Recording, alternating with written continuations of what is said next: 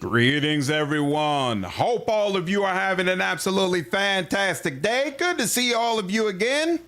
No, it's been a couple of days since I was able to stream. Y'all know how it is. Anytime I get on call, they start trying to drive me crazy, but I'm back and I'm very, very excited to be getting back into some Pillars of Eternity. What have I missed? How have you all been doing? What's up, Elsie? How are you? What's going on, Niska? What's up, Fami?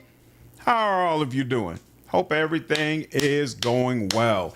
At the end of our last stream, as I recall, we had just gotten into the area where I think Sagani needed to get to in order to finish off her quest.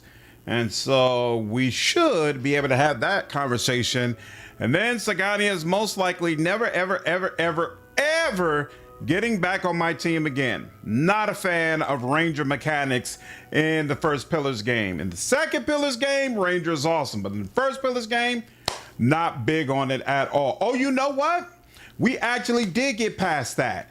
We got past that, and now we're in the Dyrford Village, which actually has some really cool quests that we're going to be able to go through. So what I plan to do is go through the Dyrford Village, and then I think I'm going to try to do Radrick's Hold. I'm gonna see if I'm good enough to do that on Path of the Damned. And then, to be honest with you, before we do White March part 1, I really want to be able to get through level 8 of the Endless Path. So we're actually going to circle back over to the Endless Paths and see what all the upgrades and different ways that I've changed my build, if now hopefully I'm in a position where I can do that successfully. We'll see. I might still not be good enough, honestly. I woke up 2 a.m. by toothaches. Ooh, there is no pain like pain in your tooth, man. It's just totally unavoidable. I'm sorry to hear it. Only good thing this morning. I'm sorry, man, but I'll do my best to provide you at least some relief and distraction. Great, thanks. Oh, you're playing God of War Ragnarok? I played the God of War beforehand, but I never got around to Ragnarok. How do you like it so far? What's up, Delon? How are you, dude? Which is better, 1 or 2? It depends on what you prefer. I think 2 is significantly better mechanically. In fact, from a mechanic standpoint, I consider it probably the greatest game that I've ever went through a number of changes in development, in part because our artists became more comfortable with our pipeline and could push art in various ways. But we also quickly learned about some of our limitations. Windows, for instance, became a contentious point in most maps. Since the game incorporates a day-night cycle, we either needed to reflect the time of day outside the windows somehow, or obscure them. We learned this lesson later on, that dynamic objects and scenes can enhance, but the more reliance we had on them, the less the painterly feel we had for our scenes. So in the instance of the windows, we felt obscuring them where we could help. So drapes were added later on in the scene, which overall give the room more of a moody vibe. That's so fascinating, because to be honest with you, walking into this room, I would have never even noticed the drapes. I wouldn't have thought of them in that fashion. So to hear that the drapes were actually purposefully placed to add to the realism and allow them to keep the painted aesthetic of this area, that's very, very interesting. Super cool stuff, man. The dev commentary is always very, very nice. So yeah, I would say the lot, I prefer 2 like slightly more than 1, but I like 2 better for production values and mechanics, and like it has multi-classing. Mechanically, it's just an incredible game, and it's got really, really nice itemization.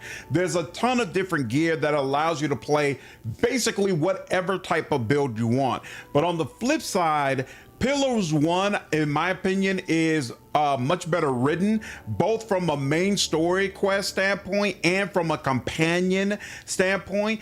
And it has a much darker, more adult tone and vibe.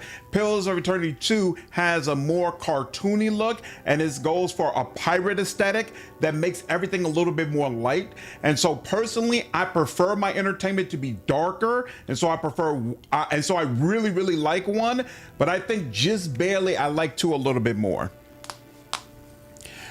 R.I.P. Grimoire customization. Yeah, that's true. Wizards kind of caught the short end of the stick. What up, Scroto? How are you, man? I'm doing good, man. Yeah, I'm staying safe out here. You too, man. You too. Aren't you way over level for Raedrix by now? I don't think so. My understanding is that Raedrix is at top end. It's around level 8, right?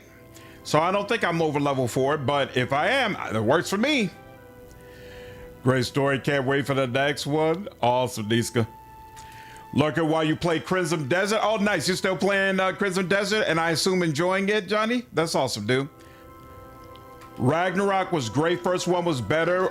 Interesting. Story-wise. What up, Space Ghost? What up, Ryan? How you all? What up, Jovi? Good to see you all. Thank you. I'm starting with Pillars 2 because that game is easier for me to get into. No problem. That's the other thing. You don't have to play one to understand the other. So you're totally good jumping straight into 2. That's not a problem at all. Flames dance amid scattered offerings. Keys, coins, and the tiny skulls of birds and mice are mired in the melted and hardened wax. Mano, what's up, dude? I'm doing well, man. Doing well. Hope you can say the same. You're obsessed with Crimson Desert right now? How high is your level? Talk to Bordmar. No one trusts me with anything more than lighting candles. Uh-oh.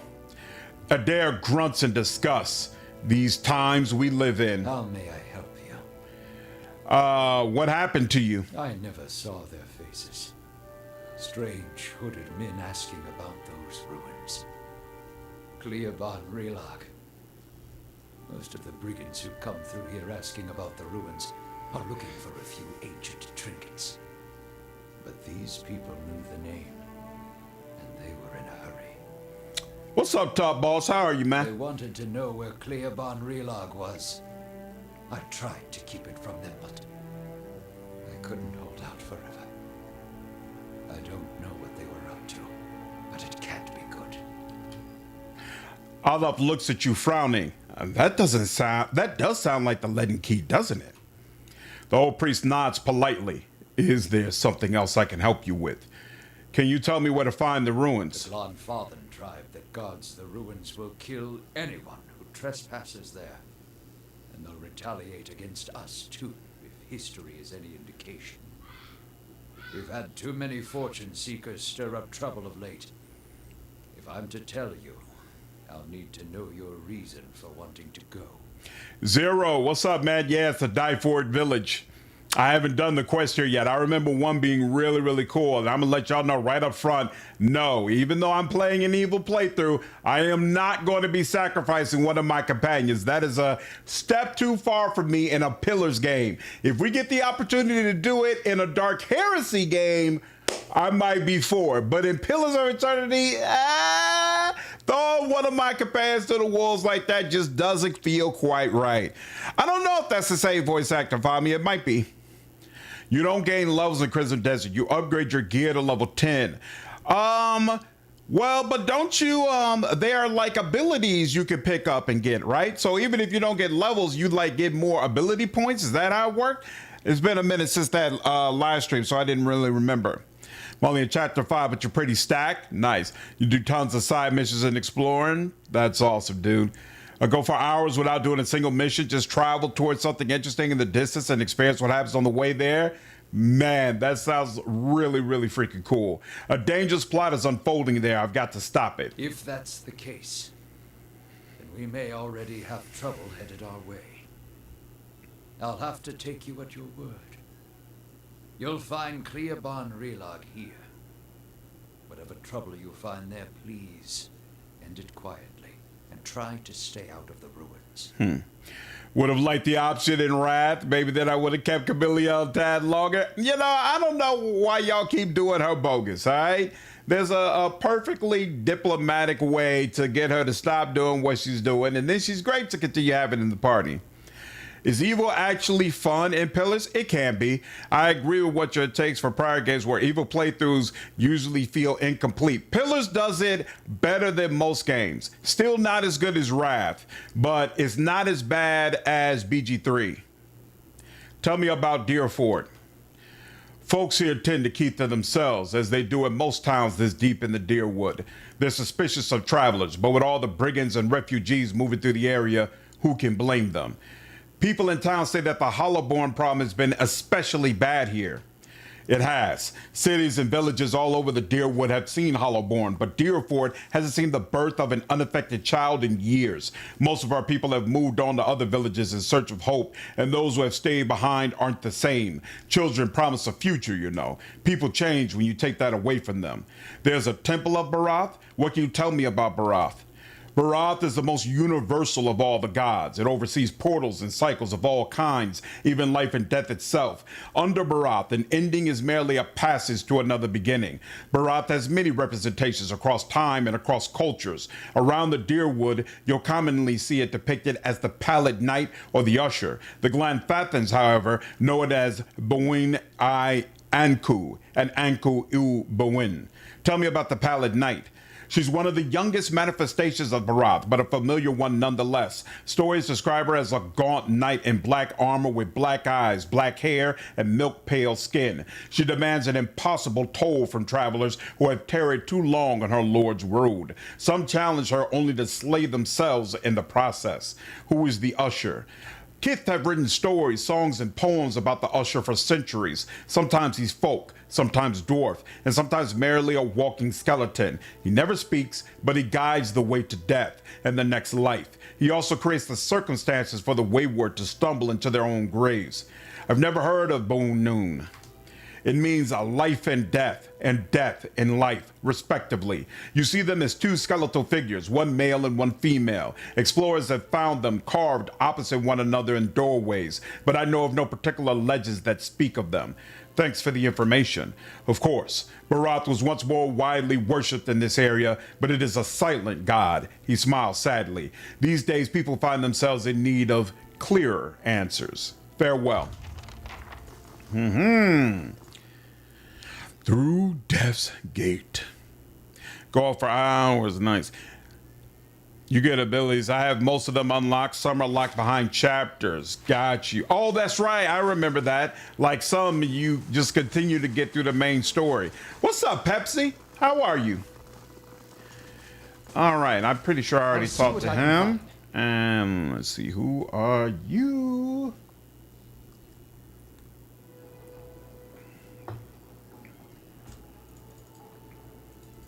The Dyrford Mill was a late addition to the Dyrford Village. For a while, the mill was just a landmark in the exterior, a piece of scenery, but not a place you could enter. However, once we began QA on the project, one of the first things we noticed is that literally everyone tried to enter this building. We learned quickly that the sort of things attracted players' attentions, one of which was a great big water mill that dynamically moves in the scene. As soon as we realized this, we decided to include the interior to this building, another place for the player to explore and find things hidden around the village. This is where we learned that adding dynamic objects to the scene was a surefire way to grab the player's attention. Absolutely. In an isometric game like this, it works perfectly. The mill slowly grinds away at a trough of grain. And what did you give us? Hey, look at that, a Peridot. That, ooh, I didn't realize this is going to be like real stuff. Okay. So let's see, what's in here? Just a bit of grain. Oh, well. And then there's a little bit of rice. And then there's a little bit of grain as well. And these are just regular villagers. Nobody we can talk to. None to see there. And looks like that's it. All right, cool. Cool stuff. Cool beans. Any of you all see the update for Rogue Trader today on the new companion we're supposed to get? I'm going to have a video coming out about it tomorrow. I know there are some people who are very disappointed with him, but I'm just not there. I'm not among the number. But part of that, like I mentioned before, is probably because Warhammer is still so new for me. So I don't mind getting humans because, you know, like the Adeptus Mechanicus is still very new for me. I'm still learning new things. I know nothing about the faction that guy comes from. And so I'm hoping he turns out well, especially since it seems like he could be... I actually watched through all of the guild before working on this I wanted to make sure it had enough of the right elements to represent its backer. When I got to the episode with the Highlander painting, I knew it had to be in the inn somewhere. The table locations with the banners next to them are also a nod to the episode where the Knights of Good are sent to the back of the line outside of a game store.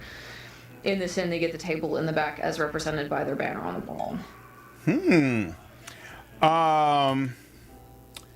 Especially since it seems like he's going to be a person who will more easily slip into heresy, which I feel like we just don't have enough companions that we could do that type of playthrough with.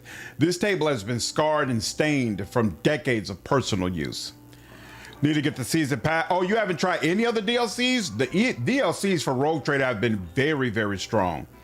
Very, very strong. I've honestly, even though I like Rogue Trader more as a game overall, I think the DLCs, I'm sorry, even though I like Wrath of the Righteous as a game more overall, I think the DLCs for Rogue Trader have been, frankly, much stronger than what we got for the most part in Wrath of the Righteous. Come on, man. There's definitely, positively, nobody who can see me right now. Talking to go Zero, I have on dev commentary, so every so often when I walk into an area, a dev will chime in and say, hey, here's some information about what Obsidian was thinking about when they decided to make this section. It's been really cool so far. What's up, Stefanos? How are you, dude? Oh, there's somebody else there. Who's Sid? Well met. The innkeeper digs inside a mug with a dirty rag. His eyes under his thick brows are tired but watchful. He gives you a quick nod as you approach the bar. Don't see many travelers these days. Something I could do for you? What was your exchange about the nobleman about? He looks up from polishing his tankard and glowers at the Lord. Folk around here is decent. They mind their own business. You want to stick your nose in it, go talk to him yourself. I have questions about Dyrford. He runs his rag around the rim of the mug. Ask. Tell me about the village. Walk from one bridge to the next and you've seen it. We're quiet, hard-working folk. We keep to ourselves and don't take to being pushed around. He glares at the well-dressed man standing off to the side. Used to be a castle here, built by some family of endearing things back when the Empire first came. Only one's tower still standing, and that's part of Trigill's shop now. Said, that bar by the fire could spin you the yarn if you're so inclined. Who lives in Dyrford?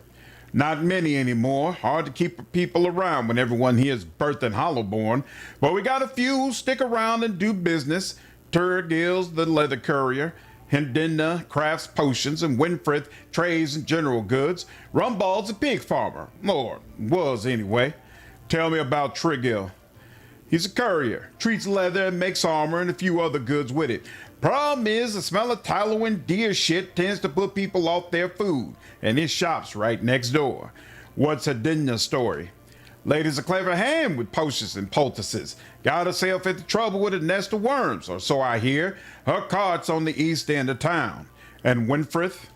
Been around even longer than I have. Nice enough fellow, but never could find his way to the end of a sentence. His shop's across the square. Something happened to Rumbald's pigs, I take it. Damn Ogre carried them off. Now he squeals more than his herd ever did. He shrugs. It is rotten luck. What's up, Jeremy? How are you, dude?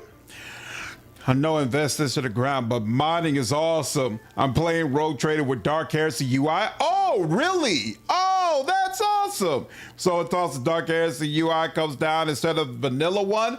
Whoa, that is a big upgrade. You're talking about the way the talking, the text, it all comes up on the right? Yo, I might have to download that for my final playthrough. That's really, really freaking cool. Dev commentary is the best. The devs don't get enough recognition for the hard work they do and the ideas they have. Absolutely, I couldn't agree more. Could not agree more. Let's go back to my previous questions about Dyrford. He runs his rag around. You say you don't see many travelers. Of course not. Why would they come here? We got bandits on the road and an ogre in the forest, as that yapping fool Rumbald will tell you. Worse yet, hasn't been a healthy child born here in over a year. Most kid that come here is just passing through. About that ogre. You don't hardly see him this close to town. Ogres and kids don't mix well. Ugly bastards, but they're smart enough to know that much. You want to know more? Talk to Rumble. His farm's south of here. Never mind, I want to talk about something else. Let's see what rooms you have, and then you got anything interesting? No, you got campus supplies, but that's it. Oh, but we got a bunch of things.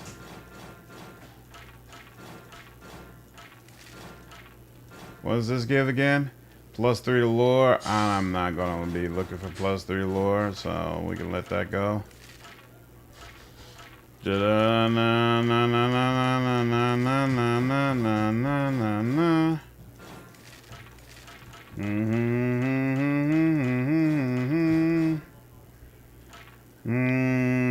might need that.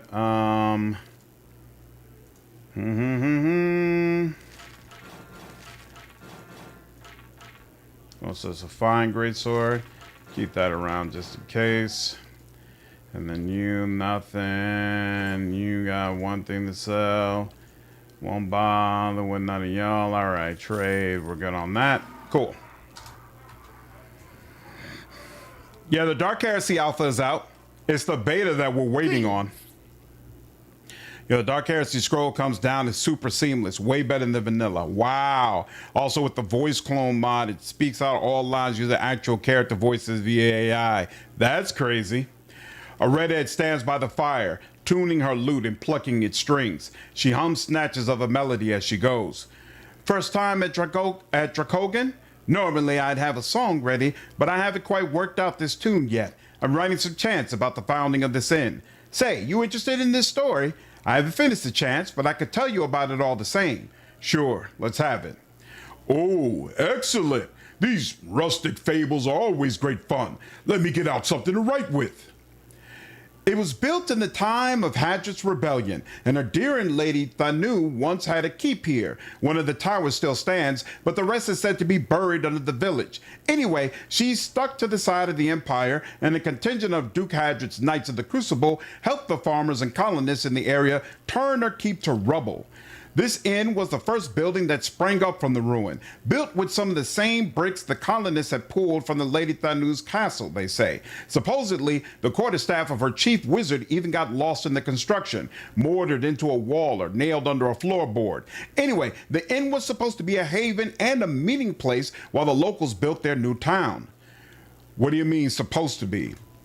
Deerwoodens are an ornery lot, and the more these new neighbors met, the more they argued. They realized they didn't agree on much besides ousting the old lord. The biggest divide was over the Glanfathans and their nearby ruins. Hadrit's knights and their supporters wanted to keep the peace, but a group of misfits with more anarch leanings that had formed in town wanted to go after the tribes the same way they're going after their lord. Soon, the villagers were fighting with each other as much as with the Durance. In the end, memories of the Broken Stone War and the War of Black Trees were fresh enough that the Duke's soldiers won the day. Most of the other villagers came around eventually, but some of the core troublemakers left to join the front lines of the War of Defiance, and others, I've heard, found their way into the Guided Compass, the most forward-looking of the Glanfathan tribes. I don't know if I believe that part myself, but it does make for a good story.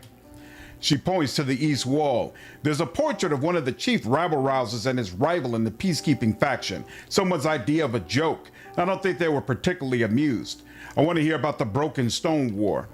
That was the first major conflict between the original Ederan settlers and the Glanfathans. Happened 3 years into colonization when some farmers knocked over an Adra menhir that was part of the Nguithan ruin. The war didn't last long, but it spread quickly and claimed thousands. In the early weeks, most of the colonists didn't even realize there was a war going on until the Glanfathan raiders hit their villages. There have been small spontaneous skirmishes between the colonists and the locals before then, but this was organized, and it was the start of decades of violence between the colonists and the Glanfathans. As you can see, Deerwood's full of history, even in little villages like this. Tell me about the War of Black Trees.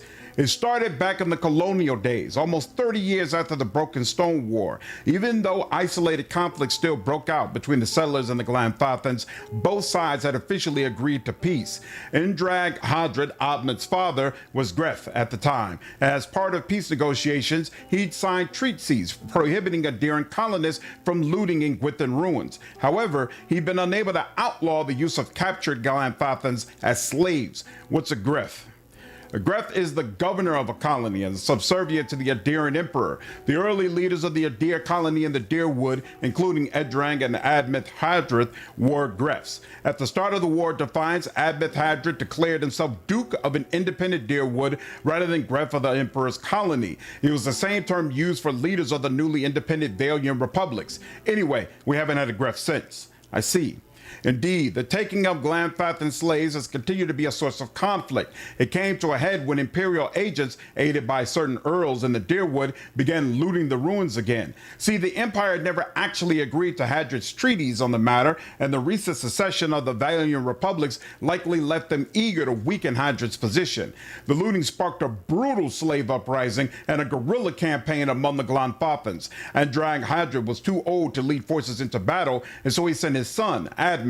Admeth made a costly but effective decision that ended the war faster than anyone could have imagined. He burned the forest near the Isen Iron River to keep the Glanfathan war bands from retreating. Thousands of Glanfathans died, and as Admeth repeated his scorched earth tactics in the following months, he wore down the remainder of their forces. To this day, over 150 years later, there are still sections of the Dyrwood where the trees are nothing but bare, charred trunks. Damn. Farewell. Whoo. Well, that's a lot. Send an escort. Yeah, sure. There you go. He said, I will burn everything to defeat you all. Fear you not. This portrait depicts a man and a woman dressed in a deer garb that would have been in style a century ago. The heavy frame has been battered, and the plate that once bore the patron's name has been scratched out. They share a passionate embrace, which seems at odds with the disgust on their faces. Light, flame, and sound. We'll keep to ourselves. Isn't this the guy with the quest I'm looking for? The man wears a deer-style robes, simple but elegant. His fine leather shoes look like they were made for padding around indoors, yet they're still caked with mud. He yanks at a lock of hair twined around his silk gloved finger. His fine features are etched with anxiety. My child is out there. Do they not understand? Apparently not. My lord, we're doing everything we can. Unfortunately, these villagers... Beasts take them all. I don't care how you do it, but find her. Your child is missing, I take it. Yes, Lady Alice. My daughter. He tugs at the fingertips of his gloves. I've asked around, but nobody in this mud hole has any concerns beyond their swine. We turn my men away like beggars and seem downright pleased to be of no use. But you're not one of my soldiers. And you look like you're used to getting your hands dirty, if you don't mind my saying so. Fami, this is the first time, actually, that I've played Pillars of Eternity without Pallegina in my party. I purposefully wanted to do new things, and so I decided to go ahead and have Kana in my party permanently as one of the new things I did, along with making myself a Barbarian, which I've never played. So far, I'm enjoying it, but I do miss Pallegina. Part of the reason I'm doing this as well is that I know when I go over to Deadfire, I'm not going to side with the Valiant Republics, and I'm probably going to kill some of their leadership, so I know I'm really going to piss Pallegina off. His guard leans in. My lord, Harond raises a hand to silence the man. If you find her, he nibbles the thumb of one silk glove. Tell her I won't be upset with her. She can come back and all will be well. I just want to make sure my Alice, my child, is safe. Nothing in the world is more important to me. Tell me about yourself. I'm Lord Nestor Harond of Defiance Bay. My family has been prominent there since Imperial times. Our primary estate is on the outskirts of Brackenbury, but we have holdings in New Haomar as well. Those went to my sister and her husband. I'd like to ask a few questions about your daughter. Alice. Of course. Describe Lady Alice. Oh, you're playing solo in Deadfire Zero? What class setup are you using to do that?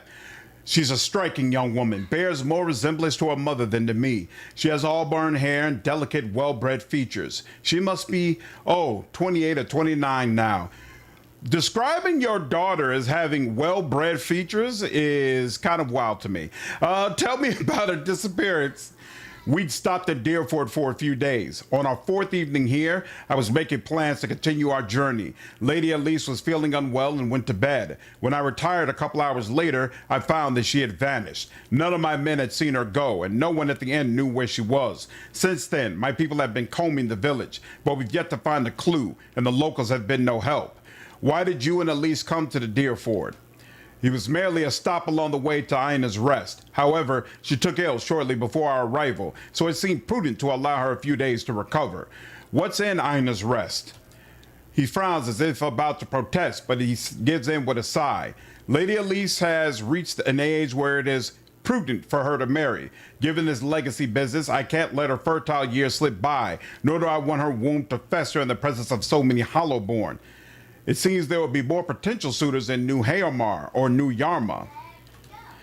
You think I hadn't considered that? Arranging a suitable match is difficult. The best prospect for my child lay in Ina's Rest. There are better roads along the coast. Wouldn't it have been easier to follow them to Ina's Rest? If I had thought that, I wouldn't be slogging through the forest, would I? He waves a hand. The main roads are clogged with people fleeing one way or another trying to escape Wildwind's legacy. It would be difficult for a caravan like mine to pass without incident. At the time, it seemed prudent to move quietly along the back roads. Where's the rest of your family? Surely they wouldn't want to miss your daughter's betrothal. Lady Harond is ill-suited for travel, I'm afraid, and unfortunately, Elise has few other close relatives. My sister and her husband, Elise's aunt and uncle, of course, have been visiting Eder these past months. He rubs his knuckles. And as for siblings, Elise has none. My wife has only given birth to Hollowborn, since Elise, that is. I see, but going back to your daughter, what about her? Let's go back to my previous questions. I heard you arguing with the innkeeper. A petty, small-minded man, just like the rest of them around here. I've been paying him an honest fee for board and bed, and yet he can't be bothered to stir himself to concern for my Elise.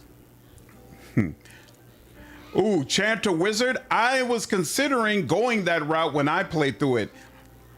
I'm definitely looking forward to breaking down what I'm going to have for the builds for all my characters. But yeah, Chanter Wizard is definitely on the list of possibilities.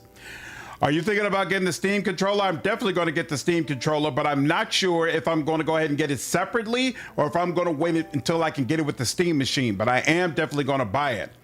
I will say it has made keyboard mouse games so much more comfortable to play. Really? That's interesting. Okay. That definitely makes me want to check it out as well. I convinced Pallegina to disobey orders and pillars. Then in Deathfire, I told her she suffered the consequences of disobeying orders. She wasn't happy about it at all. Yeah, you have to side with a specific deity in order for Pallegina to be able to disobey orders and everything still turn out okay. Actually, he seemed angry at you. People from these backwater villages take offense for sport. You have to but show up with a full coin purse, and they'll hear insult in the jingle of your step. They forget that Duke Hadred came from the privileged classes, as did all of the other earls and lords who financed the rebellion they're so proud of. This is why I'm hoping you can help. He tugs at a lock of hair again. I should have never trusted these people around my child. Goodbye. Blood Legacy. I remember that quest being cool. The Scolder head looks as old as the inn. Its leathery skin is cracked and bleached from years of exposure. Did I? Heavy, sweet perfume emanate from the barrels. The stab joints are stained dark brown and dull purple. Okay. Let's go upstairs, see what's there.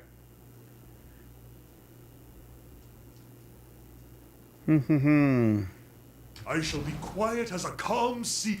The painting depicts a forested ravine somewhere in the living lands.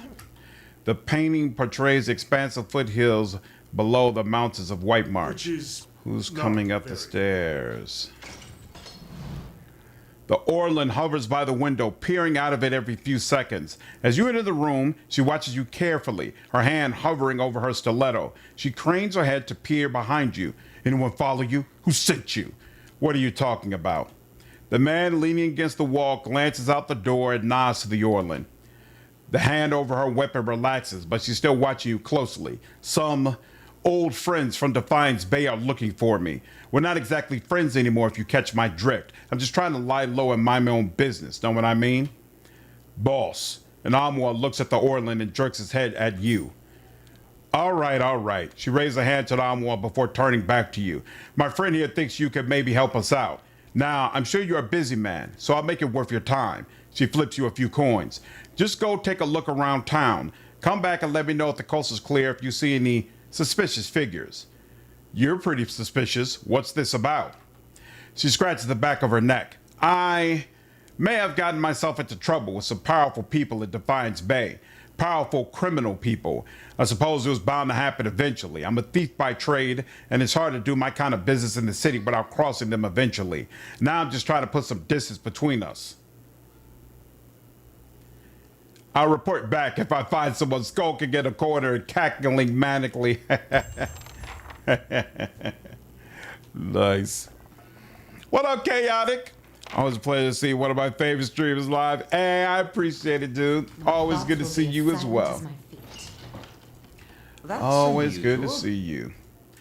The glass of this window is broken. Warped, knotted planks have been nailed over it. Ooh, what's this? Oh, is that the staff he was referring to? Guildmaster's staff, two-handed. This staff is topped by an emerald green orb between two wing-like protrusions. The long, slender staff is branded and reinforced with gold casings, and it has more reach, nice crush damage, and then it gives restore minor endurance 3 per rest.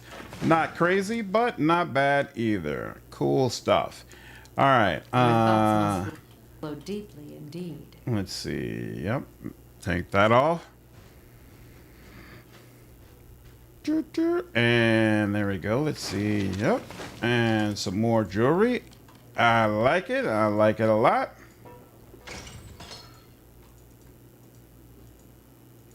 Traps. I'll have it in no time. Looks like no. The work of a moment. Beautiful. I'll have it in no time. Yes, the you work will. of a moment. Beautiful. All right, now.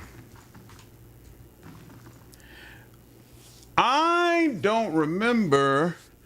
I don't think I've ever betrayed the thief on the second floor, which tempts me to do so in this playthrough, but my only reservation is I don't remember if you get better rewards for helping the Orlin out.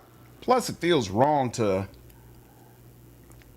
assist in the bigotry towards the Orlin. But if I remember correctly, the Orlin is kind of a shady person themselves, so it's not really clear-cut good and evil. Let's see, I think it's you all, right? You all look like a crew that is up to no good. Let's go ahead and save this just in case I end up having to circle back. All in or not. Save it or not. All right, now you, what up?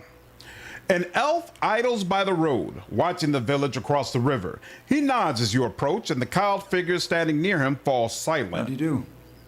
Greetings, friend. A slow smile forms as he eyes you. If I'm not mistaken, you and I... Oh, I'm definitely siding with you. You and I share a common acquaintance. We're fellow thieves. Let's get it. And House Dominel. Indeed. I'm here on a little errand. There's a thief hiding out in the village, an Orlin named Knifrey. She took something that belongs to the Dominels. I want to find her and get it back. What did she take? Does it matter? A tight-lipped sort like you should know how this works. When you find her, what happens to her? He scratches his chin, a half smile on his face. The Dominels believe in setting an example. They want to make sure nonsense like this doesn't happen again. He claps you on the back.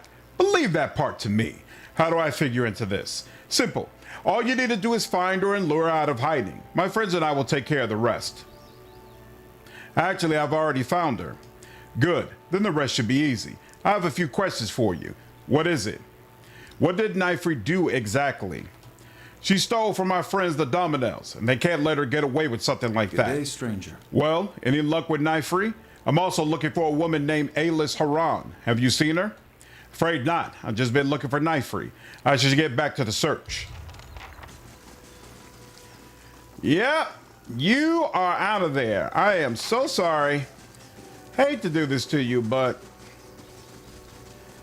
the Dominels have been good to me so far, and I believe that our relationship will continue to be profitable. I wonder, I don't feel like there was much reactivity to me siding with the dozens in Pillars 1 when I transfer that to Deadfire. I wonder if there's more reactivity siding with the dominoes.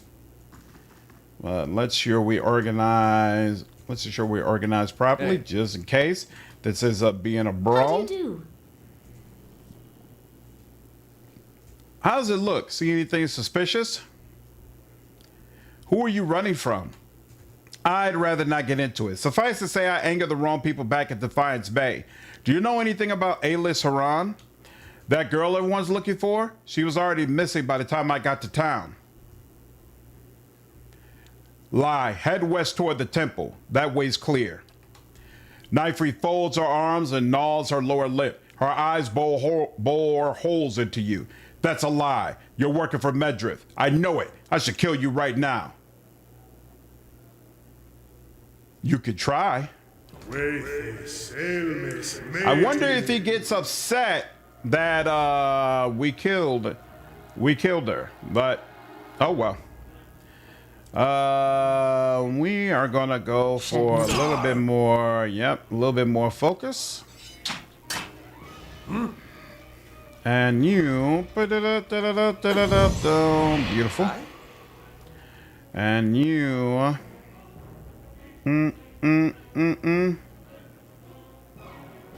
yeah, that's free actually. So yeah, we'll do that. Yeah,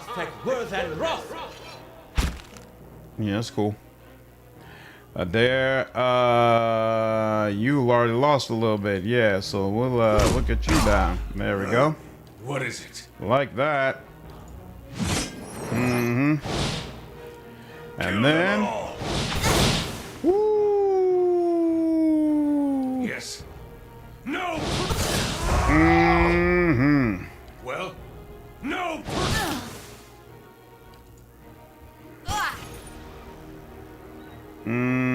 Of course. Yeah, no need to. Your tail. Oh, I thought. Oh well.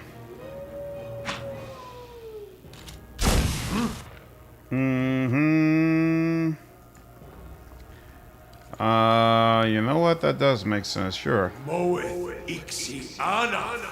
Grieving Mother is going to obliterate all of you.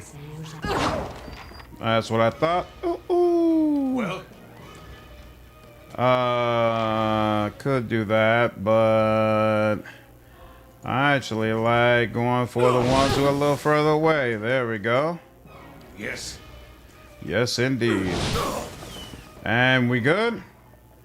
Yes, we are. Lovely. Hold on. We good now? Why does it look black and crystally like that instead of the way it usually looks? What up, Darkness? How are you, dude? Love this game. I'm struggling with the snow DLC. Yeah, White March. Just finished the temple, and now hoping when I go back, I'll be able to finally finish the DLC story. Yeah, it's no joke, especially if you're doing White March Part 2. That thing is no joke. It's got some of the hardest fights in the game, but it's a super, super cool storyline. I enjoyed it quite a bit. It is so cool to fight the same enemy types in Pillars 1, 2, and Avowed. Yeah, to be honest with you, getting back into this has made me really, really want to play Avowed, especially since I never did a Bleakwalker playthrough where I sided with the villain. And so it makes me want to go back and experience that and see if I feel differently about the story, especially if I push the deity more towards violence, which I would do in a Bleakwalker playthrough anyway. Good day to you. I already found her. She's dead. Oh, he blinks. In that case, you have the continued gratitude of House Domino. He fishes a coin pouch out of his cloak, as well as their continued support. And you have my thanks for getting me out of this mud hole even sooner. Farewell.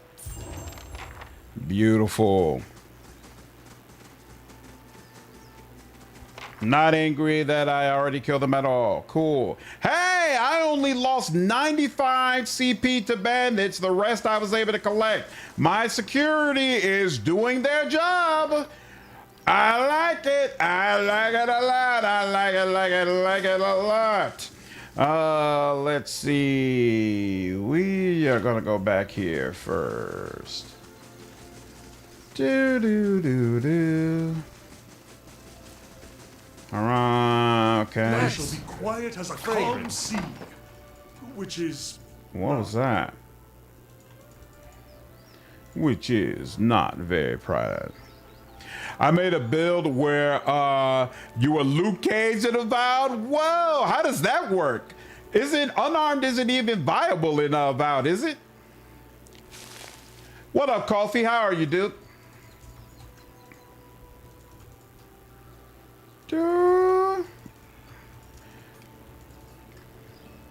I've thought about doing a Luke Cage type of character in some of my games before, but rarely am I playing in a way where unarmed makes sense. Oh, okay, so that's how you have to do it. So you go to Dyrford Crossing first, and then we can get there? No problem. And because we searched through all of this already, I'm pretty sure there's nothing down there. So yeah, I guess we'll do these two first, and then we'll circle over to Raedric's Hold. Sounds good. Works out.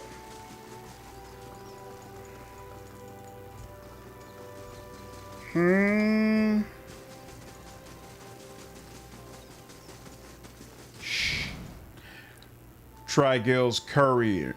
You know what? I'm gonna hold off on that. It is for sure. There's a skill line for it. You do need a shield to block is the only unfun part. Oh, that does sound kind of fun, actually. Could you, I don't remember if there's heavy armor in Avowed. Could you do more like a heavy armor build where you just take the damage and focus more on just being offensive and don't even bother with a shield? Or if you're gonna play melee, a shield is pretty much necessary. I'm doing good, Coffee. I got no complaints whatsoever, man. No complaints whatsoever. Appreciate you asking. Potions for sale. Potions in. Ow! Oh. Hindina's Apothecary. Good day, stranger. A young woman leans against a wagon. One arm on one side of her face are covered in bandages with raw, rippled flesh showing underneath. A minty, tangy scent wafts from her dressing. I forgot we did the Magra's quest as well, where we got that ember thingamajig. We need to go turn that in. Forgot about that. My current main in Pillars 2 is a Hellwalker Bleak Walker. Nice. It's pretty badass, but a bit complicated when trying to play a good character. Yeah, that's probably an interesting combination. Hellwalker is the one, is that the one where you have to take drugs? No. Which one is Hellwalker? She smiles painfully. Just ventured into town? I'm about dry on some of my stocks, but you're welcome to have a look-see. Actually, I'm looking for a missing noblewoman. You could go heavy and no shield, but you can only dodge. Oh, and the heavy armor is going to make it harder to dodge. So, I see. Oh, that Lord's daughter? She was a new shade of green when I seen her the other morning. Chatting with Trigill she was, just outside his shop. She points at the crumbling tower. You're talking about morning sickness. Was she pregnant? She sighs. Aye. And worked into a state about it she was. That girl was so sick she didn't even notice Trigill's stink. I offered her some herbs to take care of the problem. Thought it might save her some trouble with her old man, but she wouldn't have it. Lord Harond says she was ill from travel. She laughs. That wasn't no road sickness. Trust me, I know it when I see it. What was wrong with her? She tugs at a bandage. No offense, but I hardly know you. I'm not one for gossip, and I certainly don't want to cause the poor girl any trouble. Thanks for information. Hail and well met. What's up, Jansen? How are you? Glad to catch you online. Thanks for your content, especially covering Pillars of Eternity and now turn-based. I'm eager to hear about how much Reach class performs on this mode. That's awesome. Hey, man, I'm glad you've been enjoying the content. I've been having a great time playing through this mode, so I'm glad you've been enjoying my videos about it. I'm going to have a couple of more over the course of this week. They dropped a patch that's in beta right now, so I covered the patch notes, and then I got another video that doesn't really provide any new information, but I keep seeing people confused about why folks want to take this version of turn-based and bring it over to Deadfire. So I've got a video comparing their two different turn-based modes, so it's clear for folks why this one is considered the superior version. Should be an interesting discussion. What up, K-Man? How are you, dude? Just get home from a trail ride? Oh, that's awesome, man. I hope you had a good time. You gain, there you go. You gain damage and might with each wound. That's Hell Walker. Yep, thanks, Chaotic. Appreciate it. What up, Luke? How are you, man?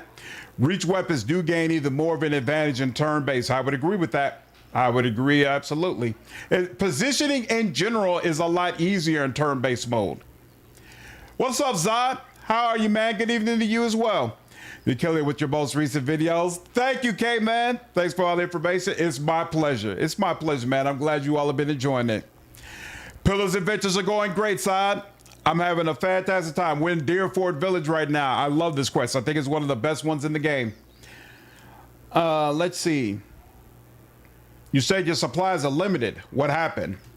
It's the damn roads. Can't reach none of my suppliers, so I'm stuck with whatever I can scrounge up in the woods. Dire cap, river reed, and the like. That's well and good, but most potions require something stronger too. Troll skin, vessel bone, what have you. And then there's the really rare ingredients, things you'd never be able to afford, let alone find on your own. What did you find? Hendina winces as the rest of the story comes tumbling out of her. I've been keeping an eye on a drake's nest east of town at Dyrford Crossing. The bee stayed just long enough to lay a clutch and moved on. Thank the Sky Mother it wasn't a full-grown dragon. She looks at her bandaged arm and grimaces. Fresh eggs are much more useful than the ones that get passed between merchants or left in nests for weeks or more. And that clutch looked to be at its peak. Thought I'd see about getting an egg, but I didn't realize so many of them had already hatched, or that young worms were so territorial. I could get an egg for you. She keeps her gaze steady, but you see hope kindling in her eyes and twitching at the corners of her mouth. Really? I didn't think you'd want to help with something like this, but I won't turn down an offer. She bites her lip. If you really mean to go after it, I'd certainly pay you. Just remember, big as they are, dragon eggs are fragile, and there's a lot more I could do with a whole one. Tell me about the dragon egg. It's in a nest. It's in a nest. It is perched in a cliff on the east end of Dyrford Crossing. That's out in the wilds, just east of here. I'm sure there are others elsewhere, but the one at Dyrford Crossing is just the age I need. If you head out that way, be careful. The place was crawling with worms when I went out there, and I can't imagine they've gone anywhere else. How did you get burned? She turns her face to the ground. By the flame, how bad does it look? Just say it. I know you'll tell me straight. Relax. It's not that bad. I know a kind nothing when I heard it, but I know a kind nothing when I hear it, but thanks. She sighs. I told you about my running with the worms. I reckon you put the rest together already. What's wrong with the roads? A noise of disgust rattles from her throat. Brigands, looters, you name it. The gods may be hollowing out our babies, but it's grown folk that's rubbing out the rest of us. Yikes! People are scrambling to Defiance Bay because they hear there's healthy births there, and all those refugees in abandoned homes attract desperate sorts like flies on dog shit. Show me your wares. She steps aside. Sure thing. The shelves of her cart contain jars, vials, and bundled paper packets. What up, CJ? What's up, Lennon? How are you all? But also take more damage, but when lay on hands is manageable. Makes sense. Yeah, the two of them go together. Monk and Paladin goes together very well. Can't wait to see more computer games implement Pathfinder 2e because it'll feel very good for turn-based RPGs. They're making one for low-level play right now. Yeah, you're talking about Dragon's Demand. The Pathfinder 2e games I know about are Dragon's Demand and Starfinder Afterlife, which of course is Starfinder 2e. Is there another Pathfinder 2e? Oh, and then there's also Pathfinder Abomination Vaults, but that is of course not a CRPG. Craig! What's up, brother? How are you, man? Love that you're going through this again. So stoked they did this turn-based. Yeah, dude, I've been enjoying it. I've been enjoying it a lot. I think they did a really, really good job. I'm doing good, man. How are you? How's life? Man, I love how dark the dialogue gets. That's one thing I really, really appreciate about Pillars of Eternity. No trouble whatsoever with going super dark whenever they want to. And yes, I appreciate it as well. I appreciate it as well. So if you're out here, who's inside here? Yeah, Dragon's Demand. Yeah, I'm looking forward to Dragon's Demand. I'm not sold on the little miniature figures. I'm not sold on that yet, but I am going to give the game a try and we'll see. We'll see how it works out. What up, Sleepy? How are you, dude? A ledger lies open on the desk. It lists purchase and sales amounts for various alchemical ingredients and concoctions. Hey, look at that. And that's considered thievery, no problem. And now that's disarmed, but still is considered thievery. Is there any angle she can go where she is not seen? Ugh. I wish I could head behind the chest, because I'm pretty sure this is not going to be far enough, right? Yeah, this is going to be way too close. Way too close. Now, can he see you all the way over in this corner, though? Just baby care, nice. It's start of winter, but good. That's awesome, dude. Having a child is exhausting. Fatherhood, I agree with both sentiments. Fatherhood is exhausting, but well worth it, man. Well worth it indeed. Well worth it indeed. Hello? I hope your projects have been going well too. Love that the dog is just invisible to that guy and not suspicious at all. Yep. You know, it's an older game. They can't take into account everything that you have. In fact, I wonder in Deadfire if the pets go invisible with you, or if it's the same deal where the pets are just out there and they just say the enemies don't pay attention to it. Because in fact, if you can get some of Mogren's bonuses, you could have 2 pets running around, one with you and then one with Eder, which is definitely the way that I plan to play. But that your eyes did not see me so clearly. I know some people might feel like it's cheating, but I cannot do Deadfire without Eder having his pet. It's just makes too much sense. Too much sense. Ooh, we got a smithy type of setup over here too. And there's nothing going on with the well. Dyrford is the most suspicious area of the Deerwood. A scared cold, a bunch of poachers and insular village people is about as sketchy a place can get. Yep, it all goes nicely together.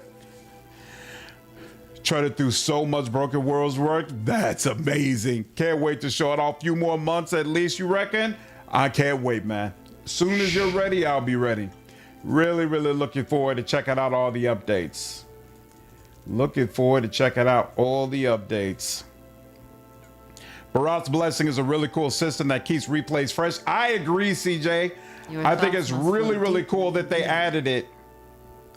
And I agree. It makes it easy for you to replay the game. In fact, it's going to be tough not using some of Barat's blessings when I replay the game again. I've already decided I'm not going to do the one that gives me additional levels or additional money. Because I do plan to play on Path of the Damned. I've never played on Path of the Damned before, and so I know that kind of be cheating, you know, if I start four levels ahead. But for a game that doesn't allow you to skip the intro, to at least allow you to start 4 levels ahead, just really makes that beginning section so much more tolerable, because you just blow through it real quick, and then you're able to get to the really juicy bits of the game so much faster. And I think that's was a great kind of evening out, right? And I wish Owlcat would do something like that. Like, if you're not going to allow us to skip that prologue or that intro, at least give us something that'll skid the roads a little bit and make it easier for those of us who like to play the same game 2, 3, 4, 5 times. I agree, Lyddon. Everybody deserves a pet. Everybody deserves a pet. Pillars 2 have better mechanics, I agree. And Pillars 1 have better world building and quest, I agree with that too. I agree with that too. Levels money is just for power fantasy run. I'm not the biggest fan of those. I'm not the biggest fan of them for your first playthrough, but for your second playthrough where you've already beaten the game and you already know everything that's gonna happen, how to go through it, and you're dreading the first like 5 hours, I think it works perfectly. Or just let us skip that beginning part and get straight to the good stuff, the way like Tainted Grail Fall of Avalon let you do. Tainted Grail allows you to wake up on the beach. You don't have to do that whole initial section in the prison. I think that's amazing and does a lot to help people feel like, all right, it's worth doing another playthrough again. What up, Jeff? Can't stay long. All good, dude. Always good to see you. There's something about the freedom of Pillars 2 and the depth of character writing. I was banned in Pillars 1, but I'm absolutely going to replay this turn-based. I hope you enjoy it. Enjoy turn-based, dude. A portly, smiling man stands behind a warped wooden counter, polishing a buckler. He looks up. Haven't seen you before. Always glad to see a new face in town. Company's good for business and chatter's good for the soul. That's what I always say. Anyhow, what can I do for you? What's been going on in the Dyrford? Oh, we're a quiet little town. Not much happens here. Especially not since the legacy hit. People realized they couldn't have babies and just stopped trying altogether. And that takes a lot of the excitement out of the day-to-day, if you can believe it. I'm looking for one young woman named Aloth. That Laura's got you asking around too, eh? He grunts. At least you asked politely enough. Bad enough having a small army moving to town, but then they start throwing their weight around and telling you your business. He shakes his head and clucks. That's the problem with these lords. They think their money and their family name entitled them to some kind of special treatment. They expect everyone to fawn over them the way their servants do. No, sir. That's not the kind of people we are. Not in the Deerwood. We broke away from a deer to get away from that kind of nonsense. If they think... I can certainly understand why you feel that way, but at the moment, I'm just looking for his daughter. Of course. I was just getting her. He clears his throat. I haven't seen her. Not since she went missing anyway. She mostly kept to herself. He shrugs and wipes at the buckler again. But you know how women are, always carrying on, full of palaver once you get any two of them together. Perfectly harmless, mind you. I'm not criticizing. Just feels like they never run out of things to say. That girl seemed rather quiet. Downright shy, if I do say so. But even Hadenya got her talking. Just goes to show you. Hadenya? An alchemist, runs a small stand near the center of town. Talented lady, but she had a run-in with some worms not long ago. She's lucky it wasn't that ogre that's been roaming about. It took all of Rumbald's pigs the other day. Did you hear? But don't get him started. He's still sore about the subject. And once you get him wound up about that ogre and his pigs, he just won't stop talking. Show me what you have for sale. Tall grass. I seem to remember something about this. 10% of hits converted to crits. Crits can inflict prone. Ooh. Crits can inflict prone is really nice. This is probably perfect for the druid. Very, very nice. What up, Hermit? How are you, dude? Yeah, it has been a bit. Turn base is going well, man. I got no complaints. No complaints whatsoever. So look at take in level 4 at the beginning, let you get to high, which are punished regardless of build. Yep, I agree, Luke. What's up, Plan? How are you, man? Prefer Pillars 2 except for two things, the story and the rest mechanics, and I played 2 first. Why do you dislike the rest mechanics? I actually been playing Tyranny. Oh, yeah, I did a live stream of Tyranny. One of my favorite games for sure. Can't remember if you did that one already. Yeah, I did. Not among the best, but definitely got some unique things. Yeah, I did a whole live stream playthrough of Tyranny, and I meant to do a review of some other content. I forgot what happened right after I played it, but I ended up getting interrupted. So unfortunately, I'm going to have to go back and play it again and remember how I feel about that game, and then definitely I want to do some content on it. Great for the level cap. Is it too high? High level play. You don't trivialize with your build. Yep. I'm looking forward to facing some of those high level monsters on Path of the Dam. What's up, Master Bill? Guess it's been another work night, staying up all night to do finals. Ah, rough, dude, rough. The student life. I remember that. What do you think of this original Street Gladiator look? I don't remember the Street Gladiator look. Describe it, Jeff. Tall grass is disgusting on a barbarian because the carnage crits and oh, that's awesome. I didn't even think about that, CJ, but yeah, that makes sense. That's awesome. I'd do it if prone was implemented better for turn-based. I know they're working on that right now in the beta.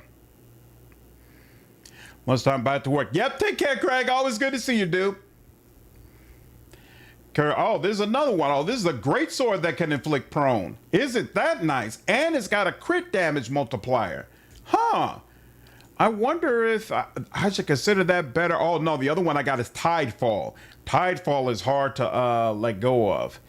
So let's see. This is Thorn.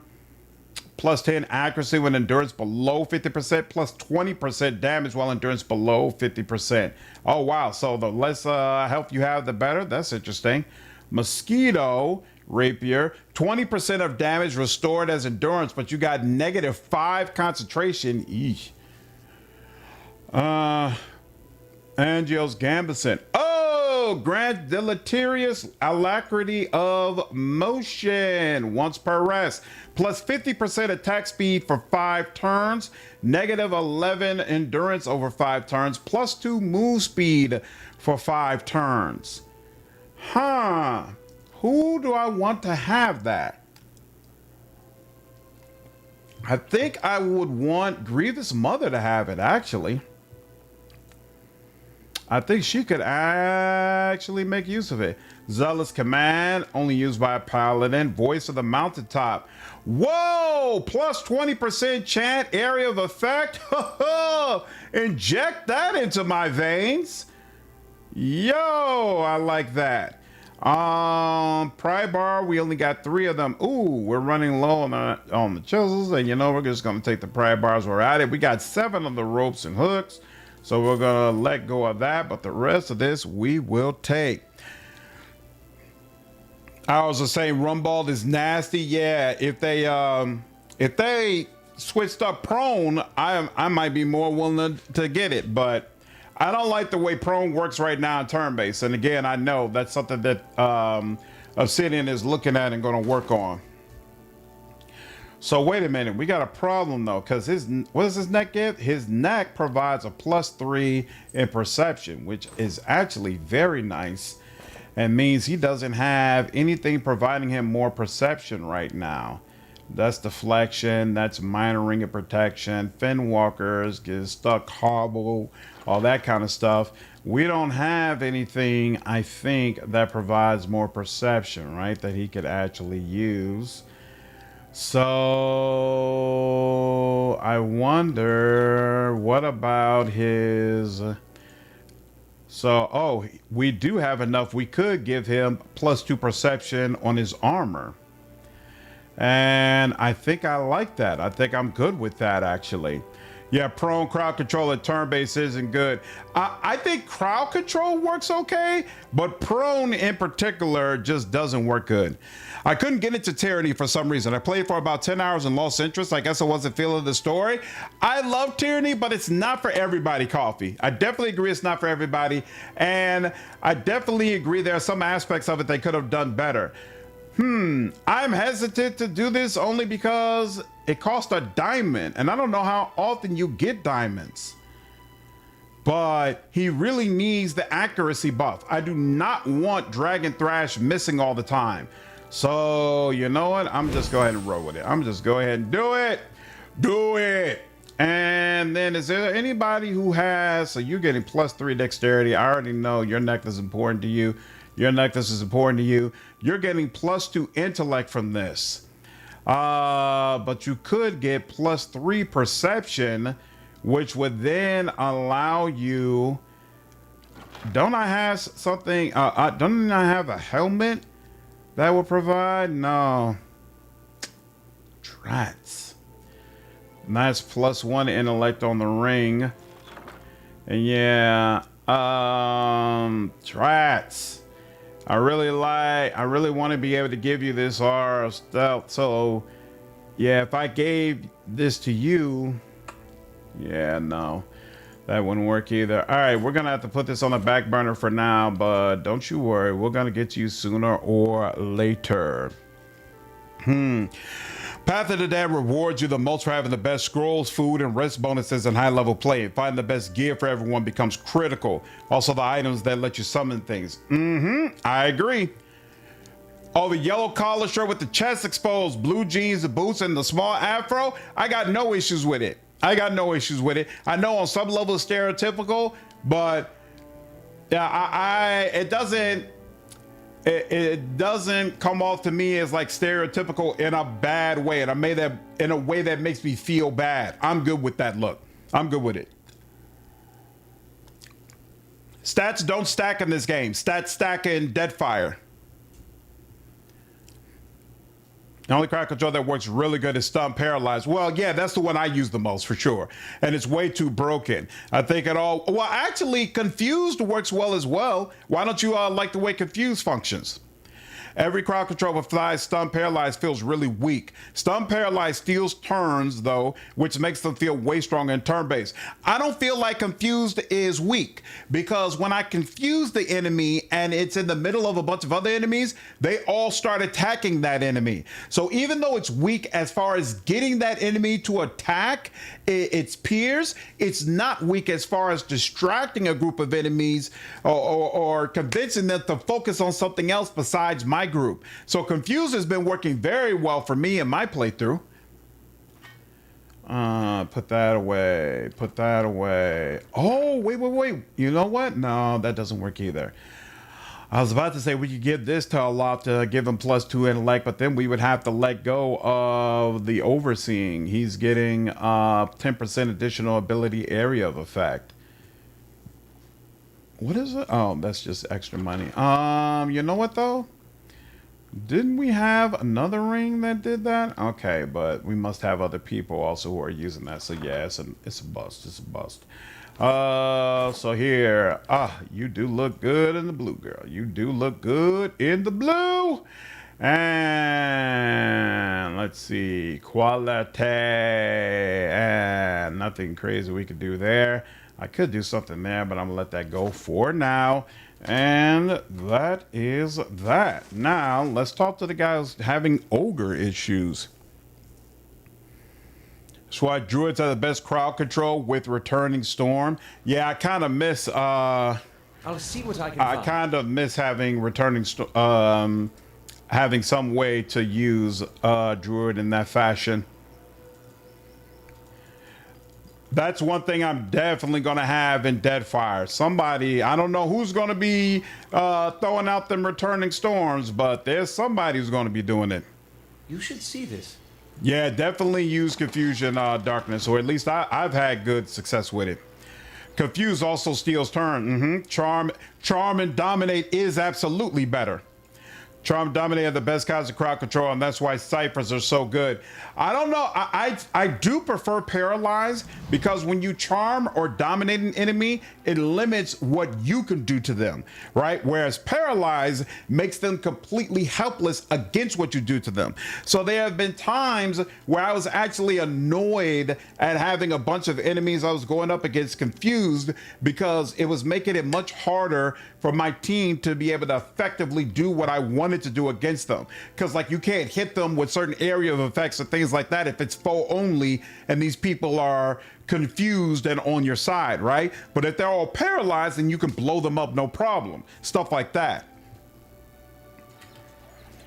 A man paces angrily in front of a wrecked animal pen, his sun-weathered face twisted with ire. He's so wrapped up in his fury that he doesn't seem to notice you. Galloway's slobbering beast, blazy bloody effigy, thrice damn salty wench and a soggy. What's wrong? That monster stole my pigs! Trappist into the village, tore down my pen, and made off with the whole damned horde. Just let the few little runts, and what am I supposed to do with them? Calm down and tell me what happened. He bites his lip and closes his eyes. His nostrils flare with each quick, angry breath. Wife's always telling me to mind my temper. Just breathe deep and count to 10, he sighs. An ogre moved into the area not long ago. Folk had been seeing glimpses and tracks out in the woods, but it seemed to be staying away from town. Or so we all thought, until it made off with my pigs. Now everyone's afraid it's going to develop a taste for Kit, if it hasn't already. What do you mean to do now? Wait, did you see the ogre take your pigs? What else would have destroyed my pen and made off with my herd? And at the same time, the rest of the village is seeing a 10-foot monster in the forest. He gives you an appraising look. I knew a few toughs like you during the Saints' War. I know it's too late to get my pigs back, but it set my mind at ease to see that thing's head showing from its neck. In fact, you bring its ugly pate to me, and I'll trade you for something that's of less use to a farmer like me than to a rowdy-looking sort like yourself. What do you know about the ogre? Oh, Living Lands. Hey, look at that. My background bringing us something. It's the same as any other, I'm sure. A big, ugly son of a bitch with a nasty temper and an appetite to match. Trigil could tell you more. He claims to have seen it in the wood. You can find him in his shop right by the broken tower. He waves a hand, but it's got to be tiny compared to the sorts of beasts you see up in the living lands. Mean anything else? Enough about the ogre already. I'm looking for a young noblewoman named Elise. His hands curl into knobby fist. How many times do I have to repeat myself? I already told those snoopy guards I hadn't seen her, but that hasn't kept them from nosing around my property. Leave.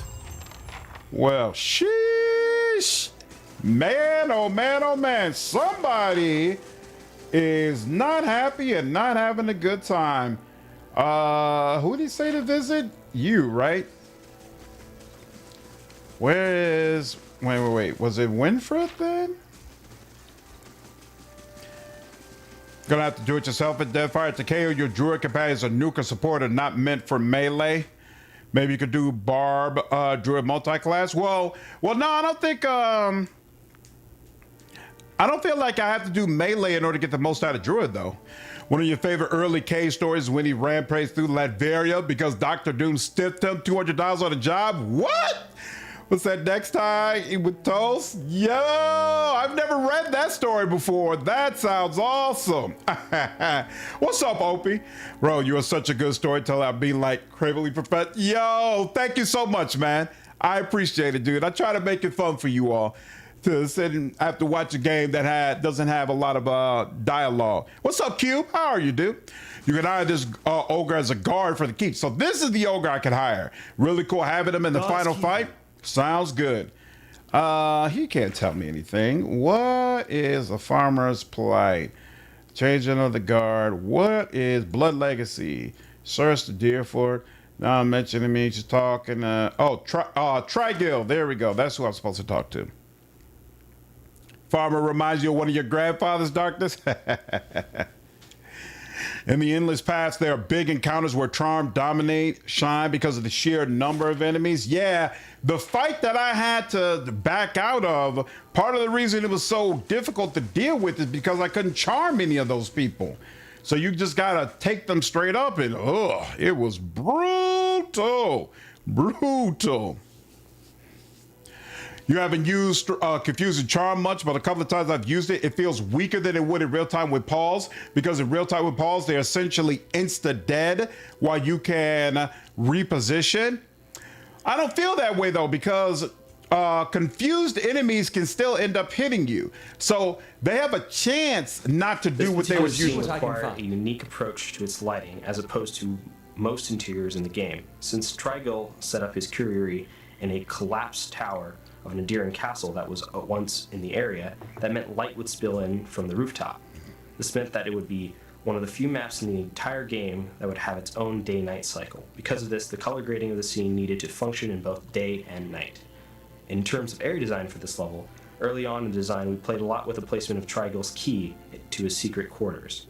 At first it was on his person, but the player would only ever get it by outright killing Trigil, which some players might be opposed to. Another placement was putting in some sort of a chest nearby, but it felt too obvious and formulaic. Close to this idea, but more interesting, was that he lost the key and his assistant and him are arguing over where it could be. If the player was to scout around, you could find it floating in a vat of dye. We felt we needed more ways to reinforce the value of scouting areas for hidden objects. This particular seemed to work to this effect. Man, this is awesome. You just don't get a lot of consistently this type of commentary throughout a playthrough, man. So freaking cool. Yeah, I agree. Love the voice you give to the characters. Really fun. Thank you, Saad. I'm glad you've been enjoying it, man. It's a cool game. I don't know if I play it, but listening to you tell the story is worth being here. That works for me, man. That works for me. I'm happy to hear it. Happy to hear it. That's part of the reason I started this channel, man, to try to make it easier for people to enjoy some of the CRPGs I've come to really, really appreciate, and so that we can experience awesome new CRPGs together as well. And I think so far, it's working out exactly the way I hoped it would. Dyes fill the wooden vats. They smell of dung and plant matter. Yeah, Grim, so if you go into the settings, you can activate dev commentary, and then when you walk into certain places, the devs will chime in and say, hey, This is what we were thinking of, or this is some of the reasons why we set up things in a certain way. It's been really, really freaking cool. Really cool. Stay out of my private quarters. That goes for you and Harond's bootlickers. Okay. Bootlickers, huh? Okay, and that's stealing. Good day, stranger. A sturdy, broad-shouldered man wipes his hands on his slacks. He reeks of the same foul compound wafting from the vats, and his arms are stained with dye. You looking to purchase some leather? What's in the collapsed tower? It's collapsed. Nothing. He rolls his eyes and shrugs. A few hides on stretching racks and the tallow stench Dengler's always grumbling about. The rest of it keeps dust, just like the fool Lord Thanu who tried to hold it. There's a bard at the end who'll tell you the whole blazing story if you want to hear it. He wipes a splotch of dye from his elbow with his shirt tail. Something else you need? What's up, Travis? How are you, dude? Scott, I see at Mortal Kombat 2. Easy 8 out of 10 movie was really, really good. Hey, you liked it? That's awesome, dude. That's awesome. Glad to hear it, man. Oh, yo, I appreciate the 800 jewels, Travis. Thank you so much. I think that might be the first time I got sent jewels. I don't even know what that is. That's interesting. Is jewels the same thing as bits? Is like jewels bits for YouTube? I have to look into that. But regardless, thank you, man. I appreciate you.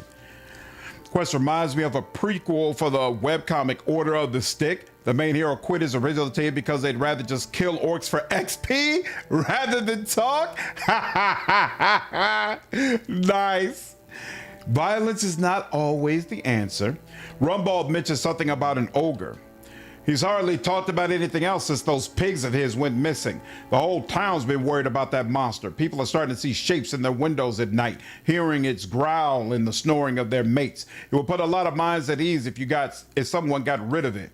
He scrapes the red pigment under his fingernails. I sometimes venture into the wilderness, collecting ingredients for my dyes, mind you. I've seen tracks east of here, near the river, that couldn't have been anything else.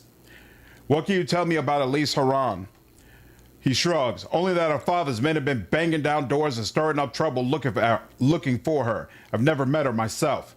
And Dinah said you two had met. He folds his arms, the smell of tallow and animal dung wafting off of him. Did she now? And what else did she say? Elise was pregnant. Really? That would explain a lot.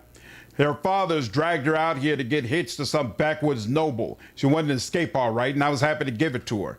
We stuck across the river a few nights ago for some private time. Come to find out, we weren't exactly alone. An ogre, taller than Renford's tails, sprung out of the forest, and we were so lost in the heat of the moment, we didn't notice until it was upon us. It grabbed Elise and disappeared into the night before I could even pull my britches up. Don't take this the wrong way, but this shop smells like an outhouse. Am I really to believe that a lord's daughter snuck into the woods with you? Trigil scowls. Curb that clever tongue of yours. I'm afraid there's no right way to take that, stranger. Just tell me what really happened. I don't repeat myself. Not for you, and not for some noble's toadies either. He wipes his dye-stained hands on his trouser and turns back to his work. I don't remember. Do I have to kill you? Show me what you have for sale. You sell anything interesting? Oh, you got a trollhide belt. Girdle of mortal protection, too. I don't remember if I need a girdle of mortal protection. I think not, but trollhide belt. Give me that. Give me that. And there you go. Now your healing is even stronger. Very, very nice. Very nice. Plate on having to be lawful good to retain class powers. Nice. I make a save before going to the ogre. Lots of wrong dialogue options. I'll keep it in mind. Keep it in mind. Easily recommended. Nice, Travis. I might have to check it out. Might have to check it out. Here, let's see. I'm not one for chit-chat, human. Speak to Trigil if you got questions.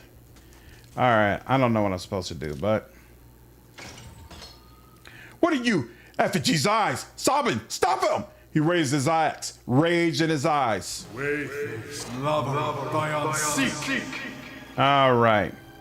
I don't like what you're trying to do. You can chill on that. Thank you. And she's going to go that way. Yep, you're welcome. You can do that, sure. I don't care. How may I help? And then Aloth, sure. And then you. Actually, nope, don't even need to do that. Mm-hmm. And then, yeah. I wish you.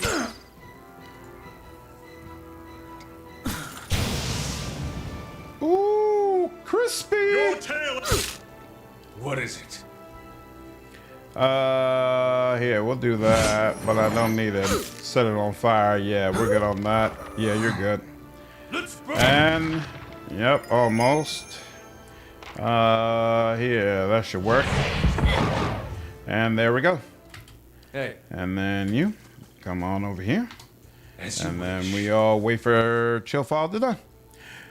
You do have to kill him. Okay, cool. So I don't feel bad there. Because I was like, wait a minute. Is there some way to get around killing him that I've missed? But apparently not.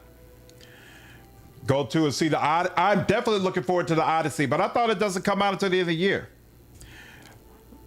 I don't have a problem with violent movies at all. And yeah, I would expect Mortal Kombat to be violent. So no, we're all good on that for sure. Whoops. Didn't mean to do that. My bad. Now, what's over here? The thick hide stretched upon the rack looks like it came from a Stelgar. The curing and waterproofing agents slathered over it give off a heavy odor. And nothing else? Okay, let's go. If you see a Mortal Kombat that is violent, you aren't doing it right. I would have to agree. Oh, the Odyssey is in July? Did not realize that. Yeah. Christopher Nolan, rarely, very rarely does he miss. Okay.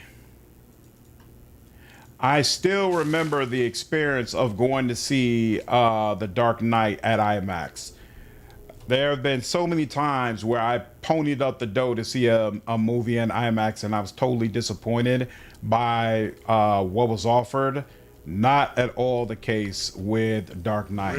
Man, that was so freaking cool. Are you serious? Oh, I was about to say, if it was just one beetle and it's still just two damn beetles, maybe I should be doing this in real time. This group does not seem to be turn-based worthy. Let's have it out! Are you still?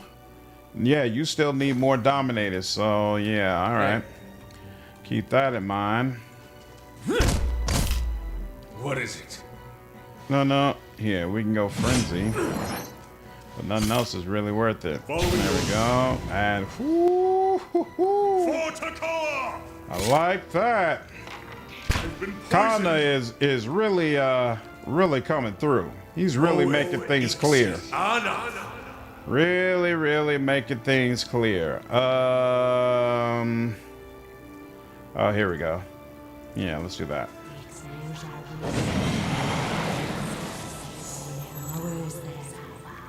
Do. Ooh. And there we go.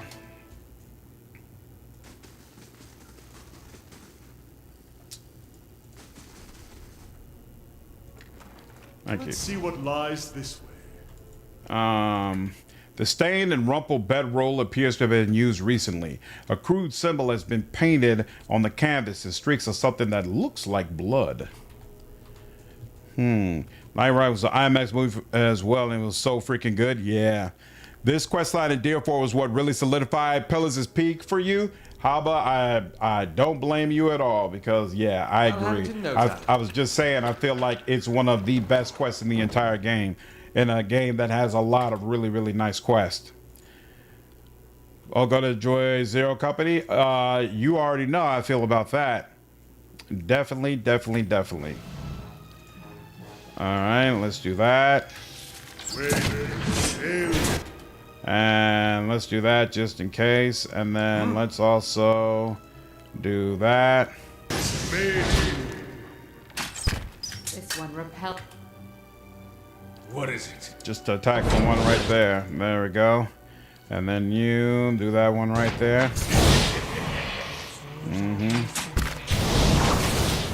There we go. Yep.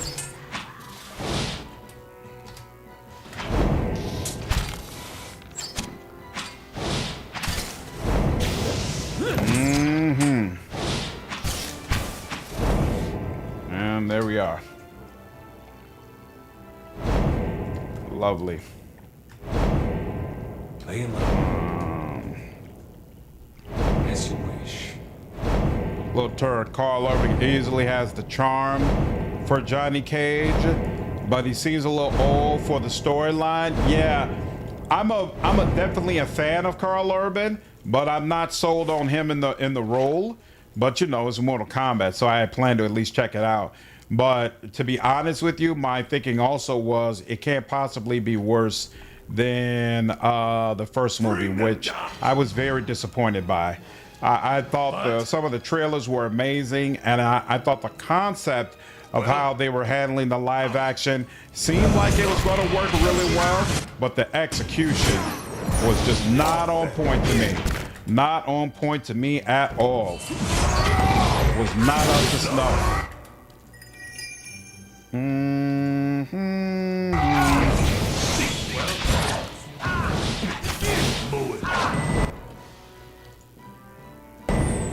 Let me go ahead and stop that. Yeah, let's put an end to that.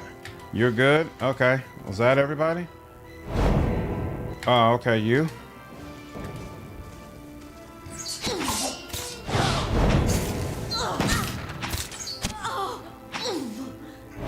Beautiful.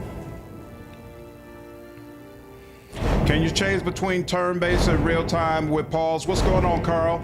You can change outside of combat, so it doesn't provide you the same level of flexibility you get from, say, a Wrath of the Righteous, where you can flip back and forth at any time. But it does provide you more flexibility in this game than you get in Pillars of Eternity: Deadfire, where you have to choose either turn-based or real-time with pause before you start your game, and then you can never switch back to the other option.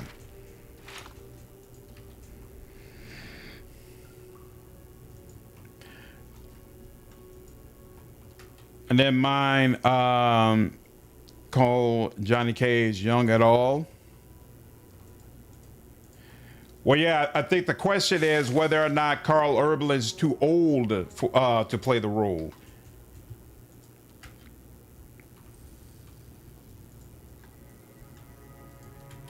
A crude symbol has been painted on this canvas in streaks of something that looks like blood. You should see this.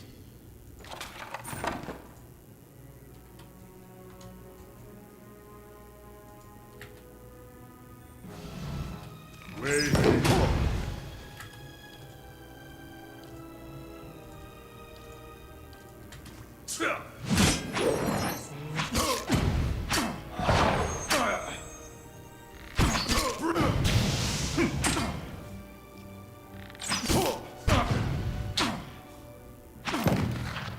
Beautiful. My thoughts will be as silent as my feet. The original guy for Mortal Kombat movie Part 1. Oh, like the him, I don't remember at all.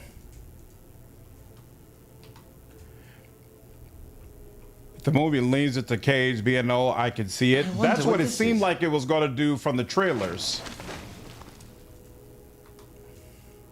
That's definitely the feeling that I got from it. This looks like a place where a fight is going to be, so let's make sure. Yeah, let's make sure. Ooh.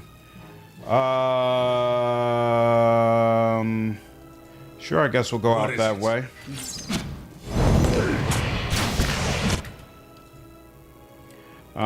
We'll do that. Must flow deeply indeed. And then we'll do that, and then we'll do that, and then that, and then yeah, let's go. Okay. And Temple Guard, Temple Fanatic. We'll start with you. Oh, in fact, actually, no. Let's put you down first. Yep. Okay, that worked out well.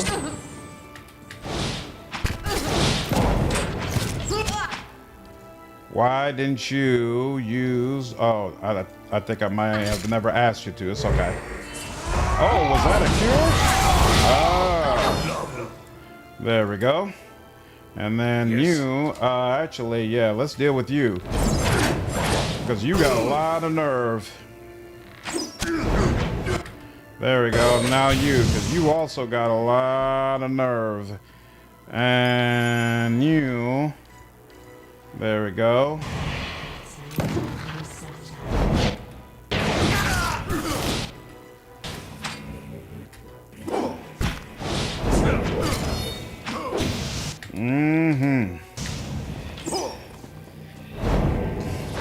Grieving Mother destroyed them. I love that the beam in real time. Secrets whisper here. Doesn't work quite as well in turn-based, but in real time, it's beautiful. Absolutely beautiful. What's the first MK in theaters in Japan? Whoa! That was probably a fun time. Do you know how to speak Japanese? Like, could you understand the people around you? And did it seem like folks in Japan were as excited about it as folks in America were? Cultish, yeah, sure. I'll go with you. And I'll go with you. And I'll go with you. And she doesn't need to wait for a bunch of people, so she'll just do that. There we go. So yeah, we don't need to fire, I think. We could just go for you directly. Yep. Mm-hmm. And then you.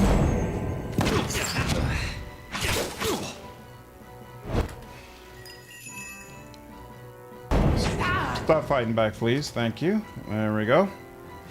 They shall see nothing while I see much.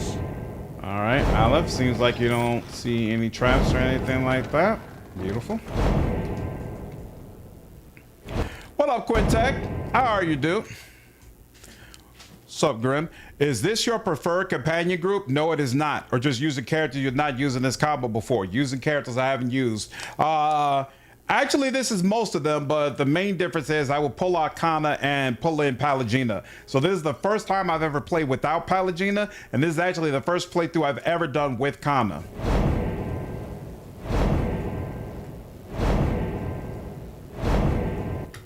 The torture rack is spattered in blood and gouged by fingernails. It's also the first time I've ever played as a barbarian. So, wanted to do multiple new things with this playthrough. And so far, I've actually been having a pretty good time. Had some expected company, so it's been hard for me to catch strays. All good, Quintek. I hope the company has been working out well, dude. I hope you've been having a good time. Good time. People really liked it. That's awesome, man. That's awesome. That's great to hear. I thought the first Mortal Kombat, they did such a good job. Ooh, there's a lot of people over here, huh? Oh, wait. You. Yep. And then... that. And then, yeah, let's deal with the fanatic. And then she'll deal with you. Mm-hmm.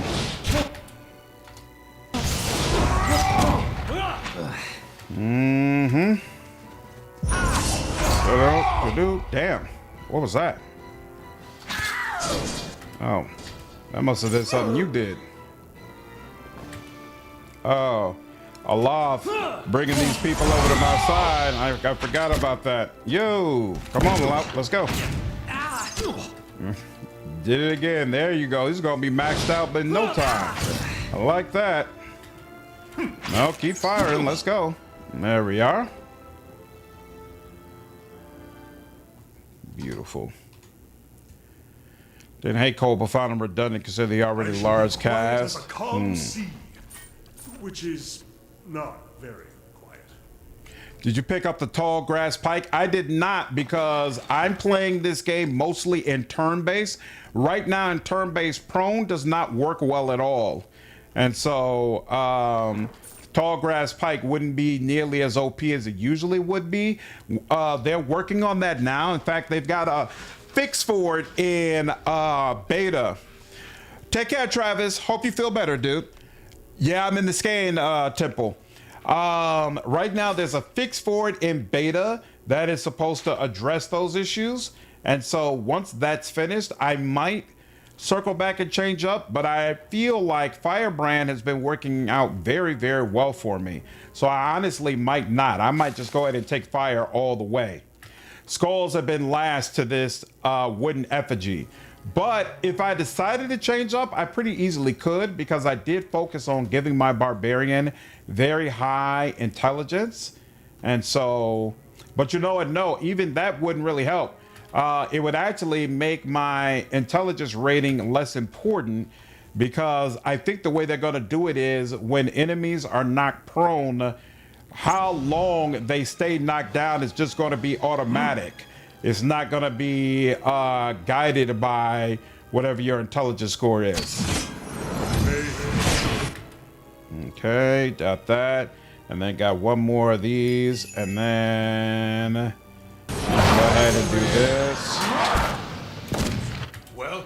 All right, and now you could go ahead and... Oh, you're here? Actually, go deal with him.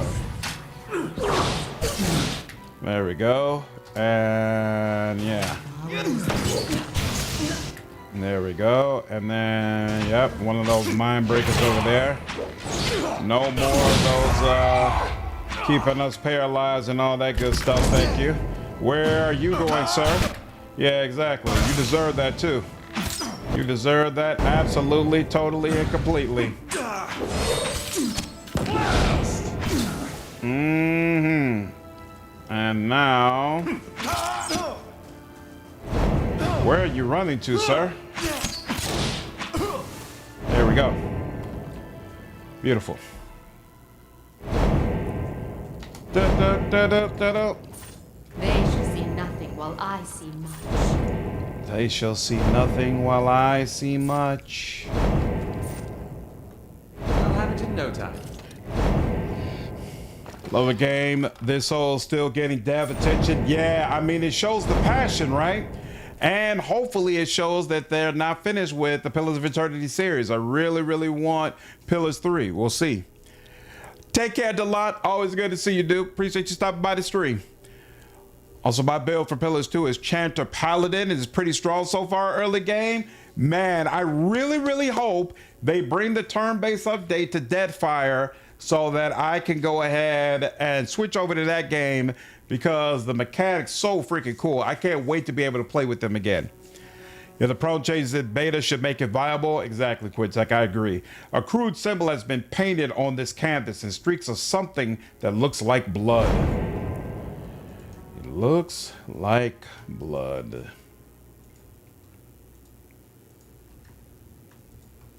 All right, and that's how we get across. Okay. So now let's go up here, because wasn't there? Yeah. So what's over here behind this door? So that's my hope too, that this shows they're going to do more with the Pillars universe. Yep. Nice and quiet. I'm pulling for it. Unlock with the old dungeon key. Let's see. All right.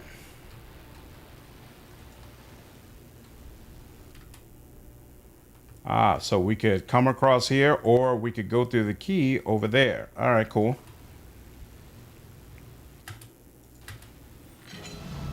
Well? Yeah.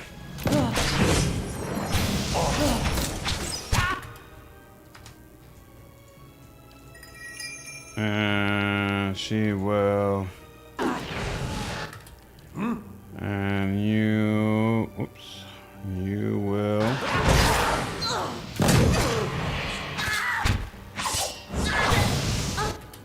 There we go. And the cultist. You working on bus? Come on, bro. This is an underground dungeon that mixed into basement cells on the west side with the ruins of an old temple on the east side. First, it was the first dungeon that we designed for the game. and its original block was even larger, but eventually I trimmed it down to something more manageable. Part of the challenge here was building a seamless transition between the two distinct areas, which also slanted at different angles so as to make them appear more natural. Sean Downey, one of our environment artists, came up with the idea of having a negative space transition, sort of like the bridge by the chasm that blends those two areas, and he did an amazing job with this render. So much so that one of the locations that we've shown since the very beginning in our backer updates is this very dungeon. It does look fantastic for sure. For sure.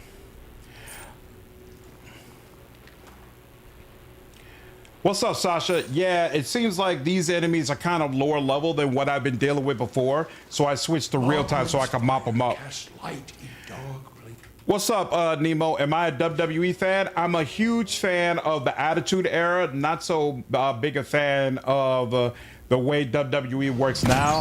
I think the product is just inferior. Maybe that's just like the old man in the rocking chair to me, but I just feel like that era we had with Stone Cold, Steve Austin, Triple H, The Rock, and all them, what we're getting right now is just not nearly as great.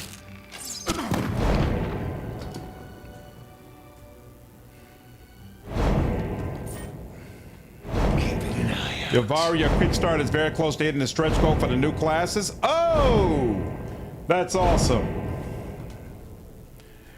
It feels like people are really ready to pay attention to that game, so I did a couple of videos on it to help ensure that folks knew about the Kickstarter, but I'm probably going to wait until the Kickstarter is finished before I do anything else on it. But I'm glad to hear it continues to do well. What ending are you going for for Eder in this run? I don't know. I don't really care, to be honest with you. I do not like the way Eder's quest line works in this game. I find it to be extremely unsatisfactory, so it's hard for me to get really invested in. And I know that's kind of weird to say because wholly invested in Eder as a character, but definitely not invested in his quest line. I think the way things seem to be just left kind of open, where you're not really sure, you know, what's going on with his brother, what happened. Whack. Totally whack. I'm not a fan of it. Not a fan of it at all. I shall be discreet. Used to always reinforce his faith, but with how Pillars 2 comes out, I'm not sure that's the right answer anymore. Yeah, I definitely do not plan to reinforce his faith. Honestly, now that you mention it, because I'm pretty sure that's what I always do, and I want to do different things this time. 2KO's really turned the screws after the merger. They try to force a bunch of wrestlers to take a 50% pay cut. Really? Including the New Day? Wow. That's insane. What's up, Stormy? How are you? Yeah, take a 50% pay cut based on what? From everything I'm hearing, WWE is making money hand over fist. So how do they justify that? WWE had its moments in the modern era, but Japanese wrestling and lucha are very fun to follow right now. Yeah, I get the feeling that the product is not as good as what other people are offering, but as far as who is being watched the most, I still get the feeling, right, that WWE is basically top dog. Skulls have been lashed to this wooden effigy. That's unusual.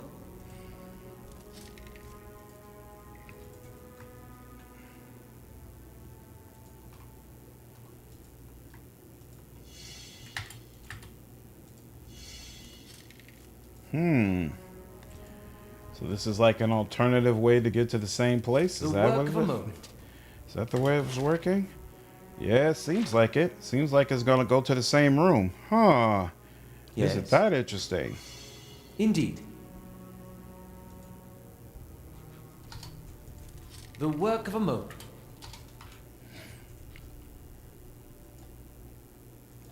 Nah, you're not late, Storm. You're right on time. Always good to see you. All good. Ooh.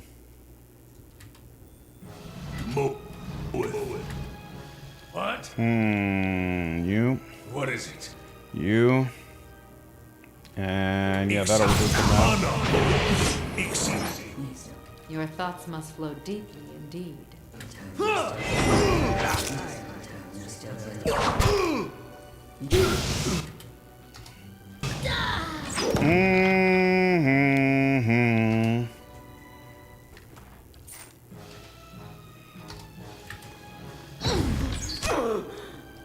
Your thoughts must flow deeply indeed. Yes. There. How may I help? Aloth. There we go. Woo. Always brutal when they end on that arquebus shot. As you wish. It always feels especially rough. There we go. All right. Now I think that's going. Keeping an eye. TKO double ticket prices and then ask people to take a pay cut? Yeah, exactly. That's not happening. WWE is top dog and making tons of money, something like 1.5 billion a year. Exactly. Saudi Arabia pays them 55 million per show and they do multiple shows there. Yeah. So I would have walked too. All you're showing me is that you do not value what I provide. And if I'm not valued, if you all feel like my services are no longer required, then you know what? Let's make this easy and I'll just walk away. Never stay where you're not wanted. It serves no purpose. Serves absolutely no purpose. Yeah, sure, let's do that.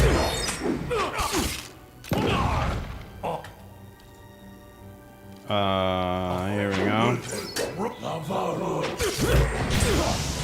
Why isn't Grieving Mother? I was about to say, when you gonna start getting some focus, girl? There we go.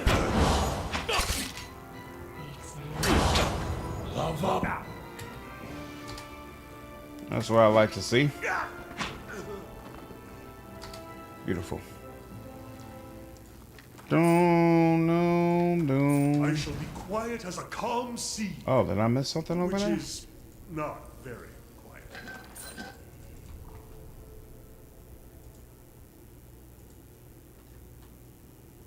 How may I help?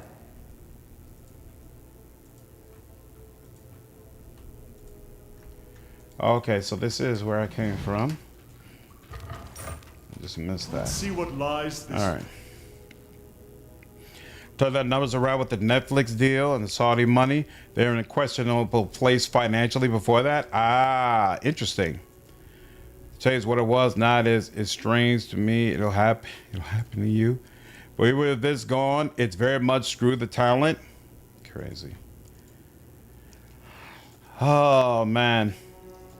And I'm sure that's so disappointing for some of the wrestlers who felt like, oh well, with Triple H taking over now, clearly things are going to get better. I mean, he knows what it's like to be us, so he wouldn't do us like that. That's not the way it works at all. This effigy is made of several crooked sticks tied together with rough twine. It casts an ominous flickering shadow on the wall. So for those of you who are still watching now and are familiar with the Attitude Era, do you feel like I'm correct in believing it's just not as good anymore? Or do you feel like actually the product is equal to what we had before or perhaps even superior?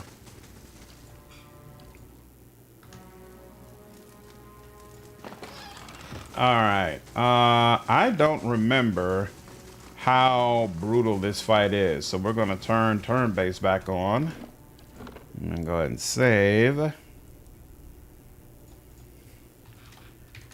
Village scan ending. If this was coming in a lot of ways, I don't think he would treat and act like New Day the way TKO did. New Day aren't some random jobbers. They're one of the bigger acts. Exactly. What's up, Diaga? Yeah, Xavier is one of the most outspoken and media-savvy members. Screwing him over is a bad idea. I'll have it in no time. The work of a moment. It shows you don't respect your people. Whoa. This corpse is bent forward as if watching our life's blood trickle away. Blood congeals under this corpse slashed throat. This man's arms are cut open from elbow to wrist. A crude symbol has been painted on this canvas in streaks of something that looks like blood. As you approach the blood pool, the viscous liquid churns and bubbles. You feel essence rising to the surface, reaching out to you, whispering. Someone should clean that up. Some strange power seems to be animating the blood. I'm going to hazard a guess and say that whatever it isn't benevolent. Grotesque masks and pools of blood. They aren't half-hearted in their madness, are they? A place of death. We should not linger here. A bubbling cauldron of Skane's hateful seed. He may be sniveling and cowardly in his ways, but he has never lacked for focus. So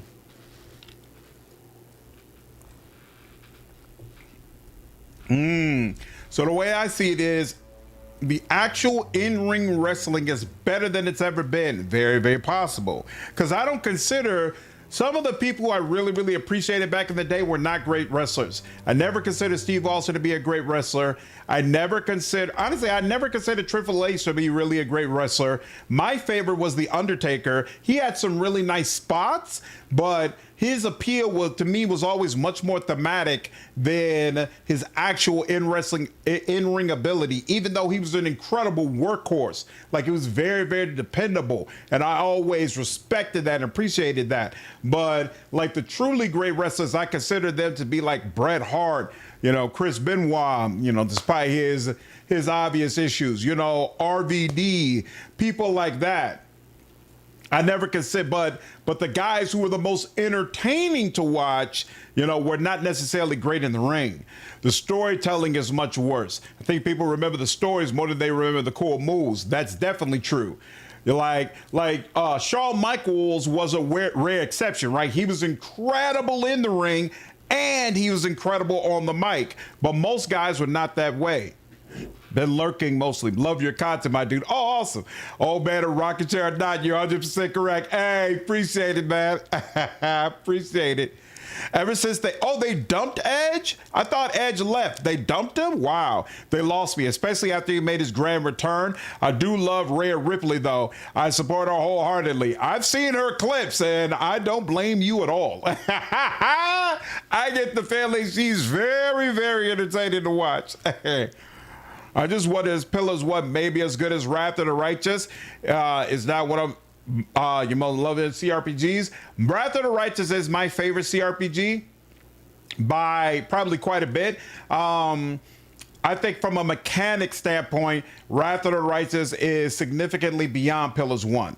I think Pillars 2 is better mechanically than Wrath of the Righteous, even though Wrath of the Righteous provides you with more flexibility, right? There's just a ton of classes in Wrath. But there's also kind of a lot of trash, a lot of stuff that you're like, this doesn't really serve a purpose. You're just kind of throwing it in there. Whereas in Pillars 2, everything feels extremely purposeful, and there's a ton of different ways to not only make a very effective character, but a very awesome character that's easy for you to role play. So I really, really appreciate what's provided there. Yeah, the promos are totally scripted now, so no one is allowed to have their own attitude anymore. Oh, that sounds terrible. That sounds terrible. Anyone who had any faith in Triple H either forgot or weren't there for the Click or the Reign of Terror. But the thing is, he paid a price after the Click, right? Like, he was in the bottom barrel for a long, long time and had to really prove to Vince McMahon that he should be allowed back into the upper echelons. And it seemed like he really learned something from that. So to watch him be willing to, just screw over his own people, yikes.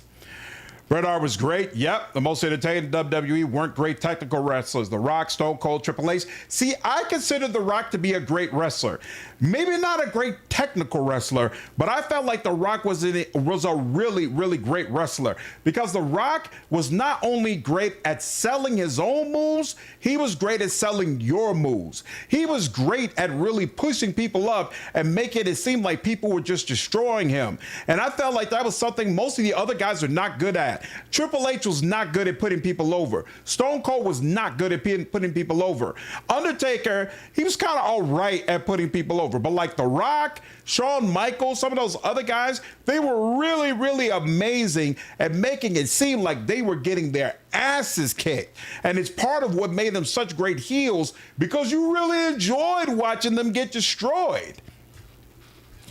Rhea Ripley is great. She had to deal with some truly disgusting fans, though. She has been stalked, had people come to her home and got mobbed in Europe by fans on the street. Wow, that's unfortunate.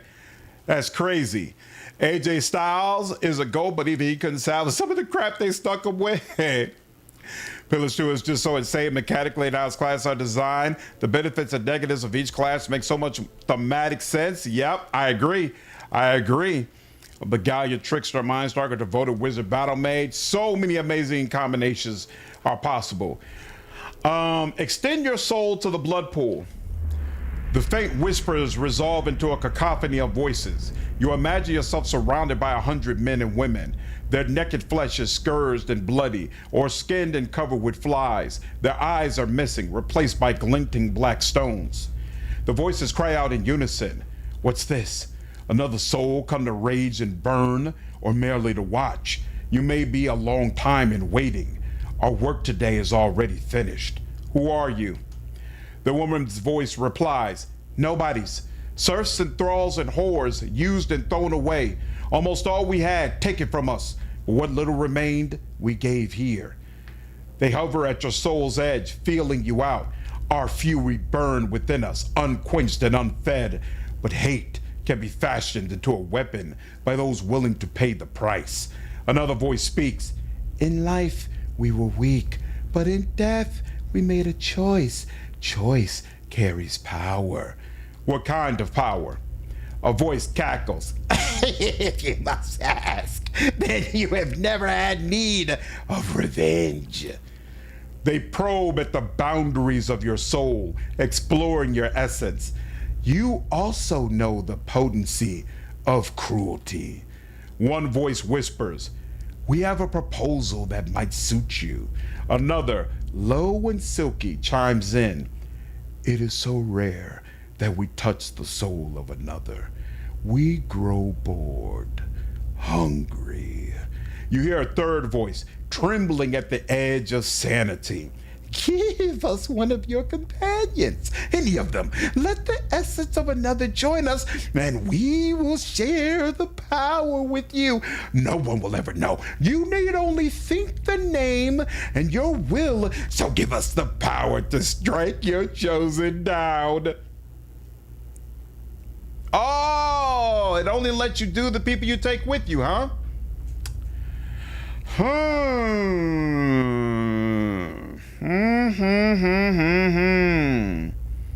Take care, Sasha. Have a good one, Jeff.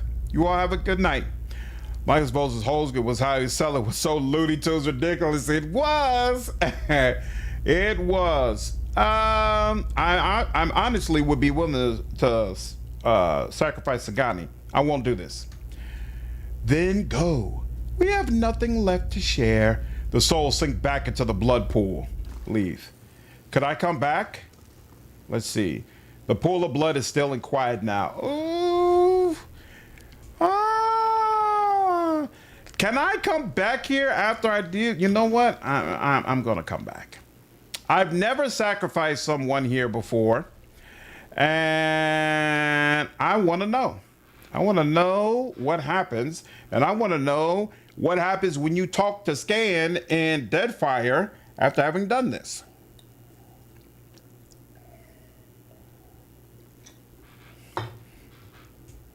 I'll have it in no time. The work All right. of a moment. So that's here, right? So we're going to have to come back.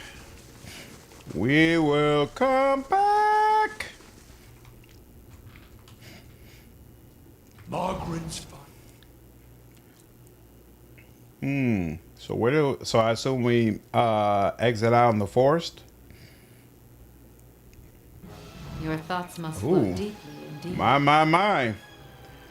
Oh, y'all are jokes. I'm not worried about y'all.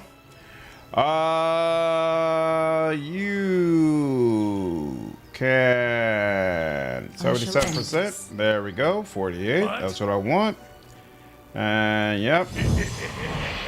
And Aloth. Yep. Go ahead and do that. Right on the little doggy, unfortunately, but it is what it is. Yep. And then you. There we go. What? Why did he do that to? Did he just knock down Leonard? Why? Usually the. Okay. Well, that was annoying. Quite annoying. Your tale ends here. That was a very interesting way he went about getting that done, but whatever. I kind of almost want to wipe out some of my friends over that, but we're just gonna go with this and be done with it. Your thoughts must flow deeply indeed. And deeply indeed. Here.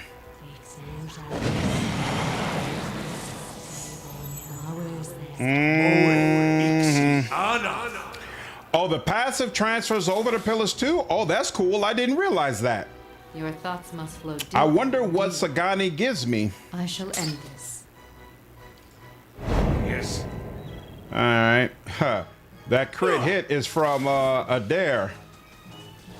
It's a damn shame. What is it? There we go. And then there. Now, hit the right person this time, sir. Thank you. There you go. Aye? Trying to make up for I it, shall huh? deal with this one. Following your lead. We can switch this. We don't need to come all the way over there. There we go. Butterfall.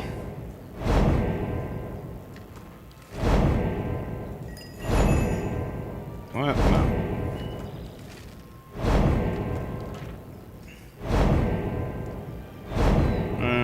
No. Of course. Laying low. Lovely. +2 accuracy against flank targets. That is perfect for a barbarian. For my barbarian, he Dyrford will take- Crossing is the crossroads for much of the content in the Dyrford region. It has the Ogre Cave, the Dragon's Nest, the path leading to the Clavon Rillig, and lastly, the secret entrance to the Temple of Skane. This is all by design that we interweave our quests in this nature. It creates an ebb and flow between the quests. You never want the player to lose momentum when they're exploring a map. For instance, in this scene, if the player wants to travel off the path away from Clavon, they will come upon a large statue. If they don't make the checks, they can venture further into the Ogre Cave. In there, they can speak or kill the Ogre, and explore further and find a key to the hidden entrance underneath the statue in the crossing. If they return to town because perhaps the Skane Temple was too difficult, they could speak with Rumbald and finish his quest. Or if they ventured north past the statue in the crossing, fight the Iron Brand and retrieve a dragon egg that Hendina in town seeks.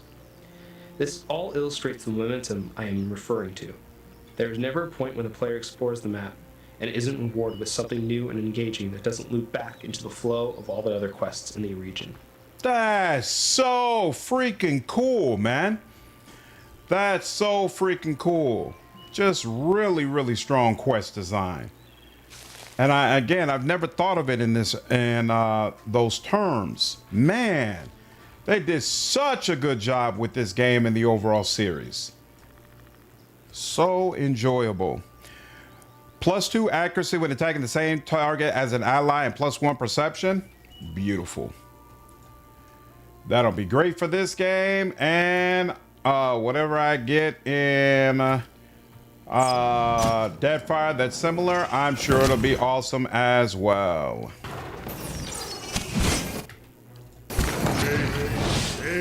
There we go. Let's go for it. Your thoughts must flow deep. There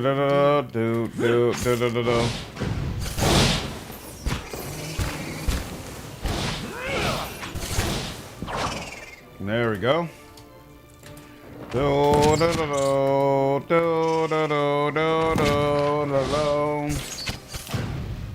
Stop firing on Grieving Mother. There you go. Thank you. A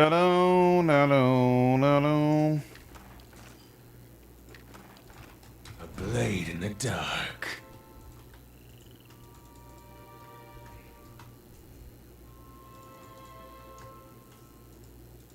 Oh, do I need to...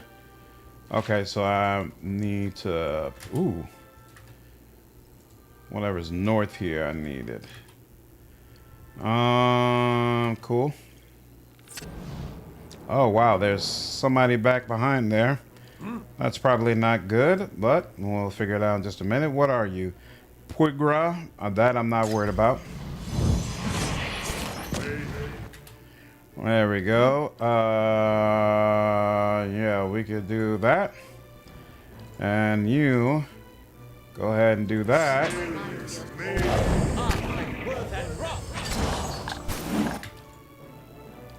You could do that.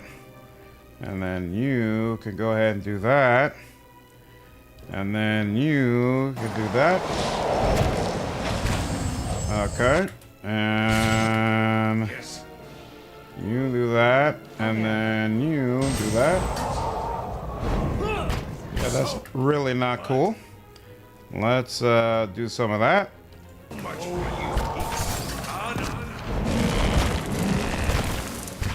And this was definitely turn-based worthy. And you are still not doing what I asked you to do, which is kind of not cool. But no, I'm not even gonna ask for that. I'm gonna continue asking for what I want in the first place. Hey. And then you, no, you don't do that. You're stuck right now. You are still not doing what I asked for yet. Let's try that again. Following your lead. Oh, and he's not nearly close enough to do what I need him to do. Okay, he is still stuck. Where are you? Doom. What? I do not like this situation. Are you still stuck everywhere? Yep, you're still stuck, still hobbled.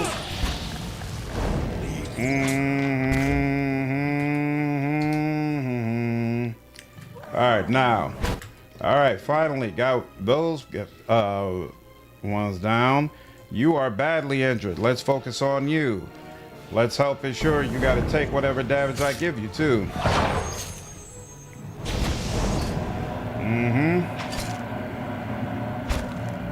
Yep, that's one. Okay. And you're at 19 right now. No problem. Are we still? Yep, we still got the fire sword.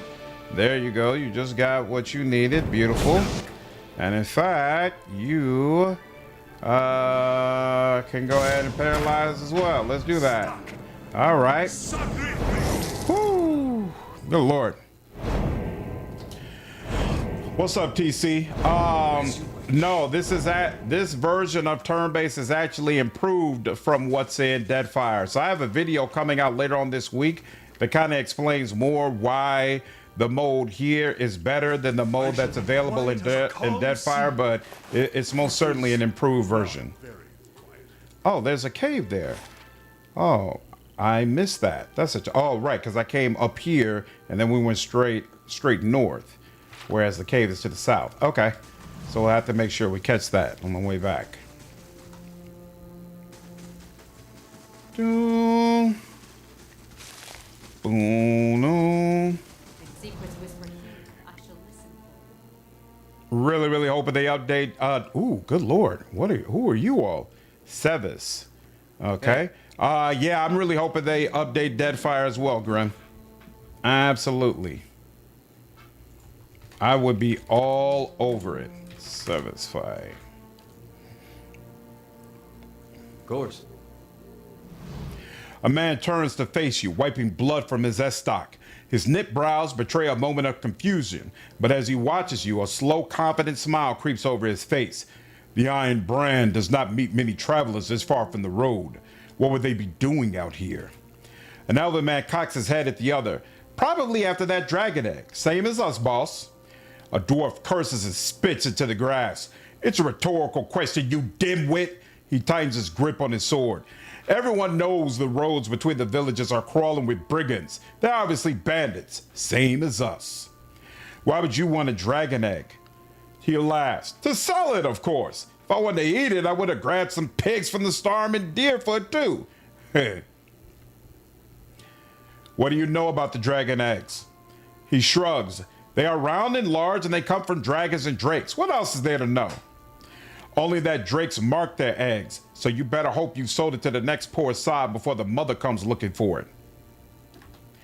The other bandits whisper amongst each other. The leader holds up his hand. Quiet! You can't seriously believe this. And even if it is true, we'll sell it before that happens. I'm not taking any chances with Drakes. Say what you want, I'm out. She hurries off. Hey, one less wizard? Let her go. That just means a bigger cut for us. Ooh, you shot us? 5 pierce damage, interesting. What do you mean, POE his 3 is death? No, we're hoping that they're still planning to do it. We'll see though, it's not guaranteed. I shall. What? And bam. Obsidian seemingly has a lot of lenience in what games they are allowed to update. Yes. I agree, considering they have done this in Outer Worlds 1 recently. Yeah, the Outer Worlds 1 update was so weird to me. Like, I don't know what the thinking was as far as why they decided it was worth putting in the time to do something with that game. But hey, I'm happy for all the people who are big Outer Worlds fans. What is it? They even made a post about that weird Pathfinder card game they made recently. They made a Pathfinder card game? I didn't know anything about that. Like Wrath of the Righteous type Pathfinder?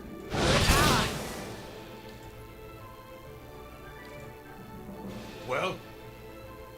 Oh wow, why did I get, I don't know why that triggered another turn, but I'll take it. That's even better. I'm good with that. And that knocked you out. Yeah, let's go over here. Cool. Durance. Yep. Mother. About time. Ooh. Hey. You gotta just chill out. All right, yeah, just sit down, chill out, and then you here. Yeah, I'll take the hit. There we go, Grieving Mother. There we go, she'll take some more, and then you're up out of there. And then, can we get you on our side? No. Only so much we can do. That's okay. That's fine. Mm-hmm. Yes. And then another one. Ooh. Hoo, hoo, hoo. I'm a fan. There we go. Alchemist, what's up, dude? How are you, man? Yeah, like Pathfinder 1E card game. It's from like 10 years ago. They made an ad promoting the anniversary, telling people to buy it. I didn't even know they had done a Pathfinder card game before. That's kind of cool. Is your Barbarian getting wrecked every combat? No. My Barbarian is handling business. Or is that an effect? I'm not sure which effect you're referring to, but he has the ability to basically, every time he hits one enemy, he also hits all enemies around him. The cliff face is blackened and melted like candle wax. There's a small outcropping overhead with what appears to be a crude nest. It looks like a challenging climb. Hurl a grappling hook to the outcropping. You toss the grappling hook over the ledge, holding the attached rope with one hand. The hook lands with a satisfying cling and you secure the line with a firm tug. Climb the rope. You take another look at the cliff. There may only be space for one person at the top. Send Eder, I guess? The rope makes for a quick ascent. Eder climbs to the nest in the cliff with ease. The nest is surrounded by glowing embers, twigs, and bones litter the area. An egg the size of a small keg is nestled among the detritus. It looks heavy and awkward to carry. Secure the egg with a rope and lower it. Eder ties a rope around the egg. Eder lowers the egg with slow, steady motions. Once the prize has reached the bottom and settled into the dirt, Eder safely climbs down the cliff. And now we have to bring the egg. Beautiful. Actually, a crossover card with pillars. Weird product, but cool. I have to check that out. Didn't know about that. Have you seen any other publicity about the new Hunter the Reckoning game? I saw there was a new trailer for it, but I haven't looked at any of it yet. But you're saying it looks cool? Looks promising for what little we've seen? Yeah, I could tell by an online post I had seen one of the main devs make that it was going to be a game to watch. Ooh, damn! I should have went on ahead and went turn-based with y'all, but it's okay, fine. It's all right. Yes. It's all right. It's all right. Yeah, we're gonna do that, and then we're gonna do that as well, and just be done with it. Yeah, do that, and then do that.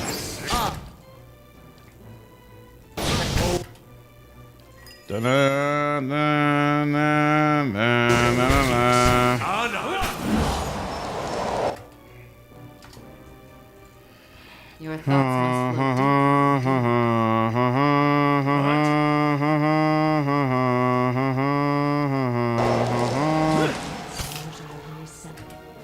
What is it? On. Ooh, very nice.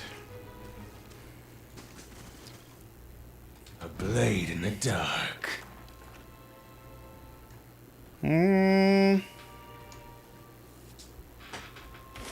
All right, so on that, and then I have to head south, visit this ogre, see what his deal is. Cool. You. All right. Yep, I know. Shh.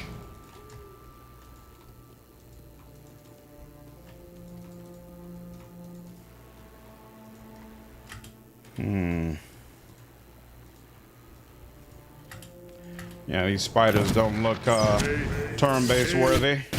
Oh, no sooner said. Boy, I tell you, every single time I say that, a bunch of little chitterlings start coming up out of nowhere, making it clear you really should have respected us more.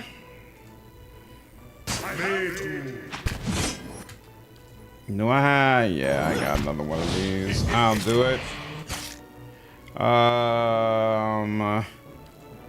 Yeah, you focus on that, and you focus on that. Yes.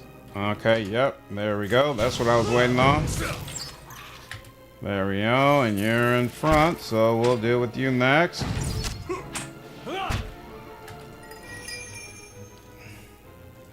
You do that. You come up further. Is there any... Here, can you split out maybe somewhere? Alright. Good enough. Good enough, good enough, good enough. Oh, that's the upper area of it. That's interesting. It's like $8 for the game and all the DLC right now, so not a big investment. Ooh. Okay. That's awesome.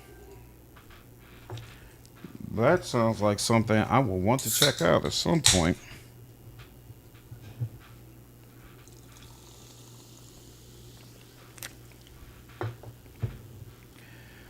Why does it feel like I just heard the skittering of spiders? Find the ogre's lair. Yep, I found it. Korgrek's lair was another level during the vertical slice phase of development. This scene was made to evoke the familiar but always fun scenario on the Dungeons & Dragons campaign. There's an ogre bothering a local town. Go find his dark, foreboding cave and kill him. However, with players, we always like to subvert the player's expectations where we can. In this instance, you have the trappings of your typical ogre lair, fit with piles of bones and the smell of death. But once you actually encounter Korgrak, you quickly learn he's not some dumb creature. He's rather perceptive of your intentions and has his own motivations for stealing your abilities. Like many of the creatures in our game, we try to put a different spin on the typical fantasy characterization. Ogres in Aora are intelligent creatures that, through their own paranoia of others, especially their own kind, live lives of solitude and are prone to agitation. Korgrak is no different, and we aim to make this conversation with him reflect this. If the player understood this right away and choose to treat the ogre as a rational creature, they will be rewarded with avoiding a rather difficult encounter. Why did she come all the way over here? So much for you.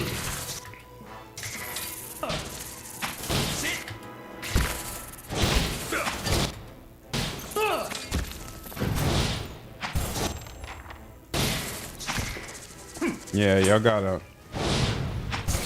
We have no further tolerance for any of this. Like the looks of Hunter, but while Nacon is still attached, I'm not going to get my hopes too high. And that's part of the reason I ignored it, to be honest with you. I find it very, very hard to feel invested in what's going on because I don't understand what's happening with Nacon at all. Thick webs ripple in the cavern breeze. Mummified remains are tangled within them. Like whatever a studio is handling Hunter, I wonder, are they actually owned by Nacon?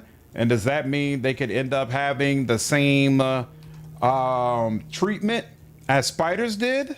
Like, I don't know.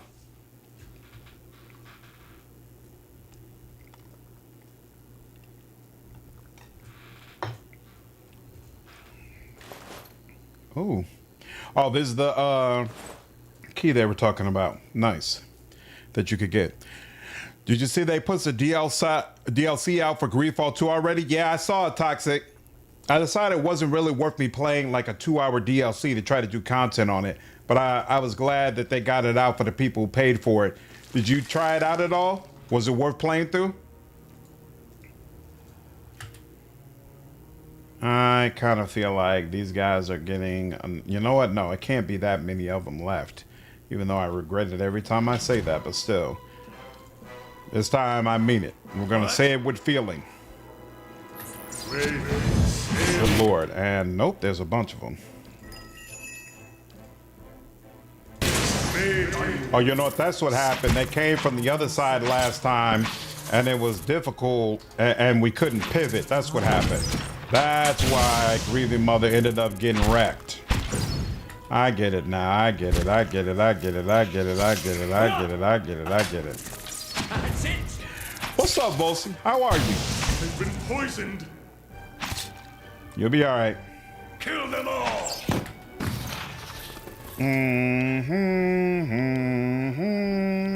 Ooh.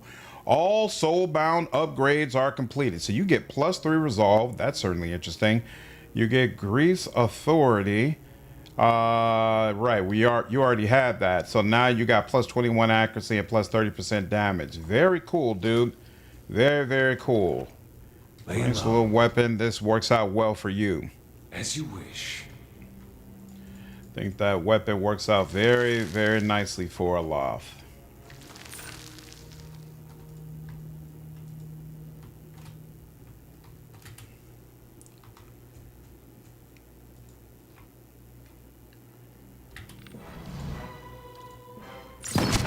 Down.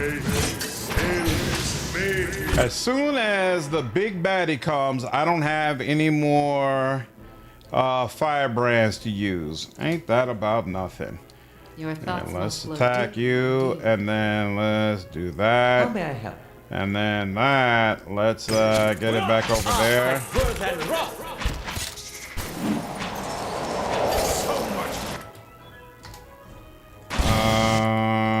You. Let's get you working on. Yeah, let's do that then. There we go.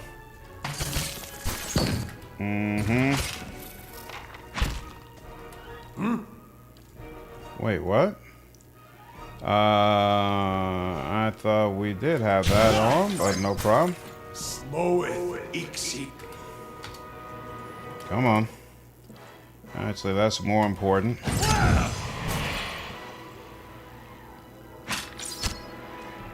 Very nice.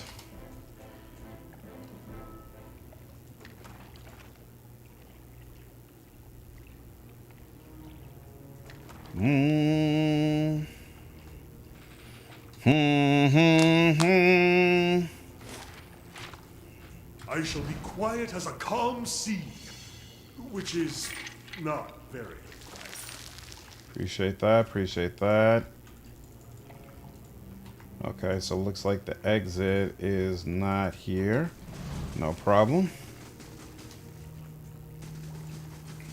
If secrets whisper here, I shall So what I listen. know about Hunter the Reckoning is that it's going to have crowd control, and that you're going to be able to basically perform investigations on some of the supernatural creatures that you're hunting to try to figure out, I guess, their weaknesses and things of that nature. Were there other things? And I believe that there's romance in the game as well, which is definitely surprising. Were there other things that the new trailer revealed that wasn't previously known? I can see this place through your eyes. We should take care.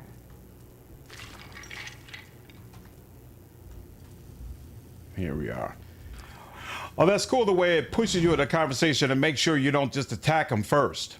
As you advance into the darkness, the ground begins to tremble. You hear plodding footfalls, growling breaths, and bone-snapping crunches. An ogre steps out of the shadows, 10 feet tall and bulging with muscle. He tears a mouthful from a hoofed, pink-fleshed limb and tosses it aside. He watches you from under the thick ridge of his brows. Too well equipped to be a villager. Abandoned for the road, then. Must be.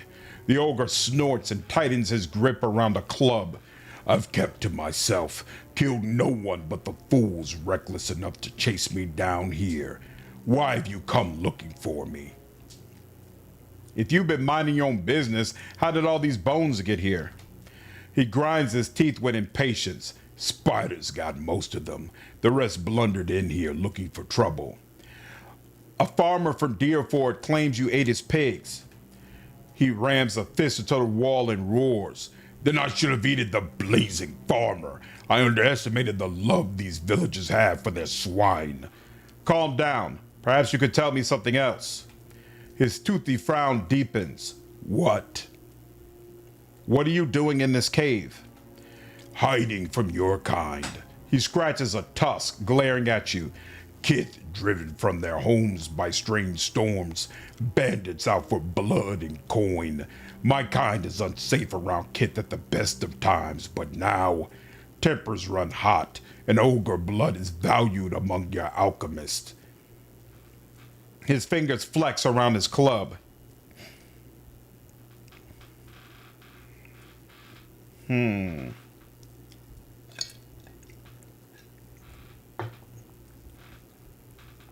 What's up, Moonlight?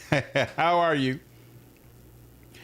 You've already eaten an entire herd of pigs. At that rate, you won't be able to hide out here for long. I know that. He smashes his club into the ground and takes a long, bracing breath. My chances are still better here, human.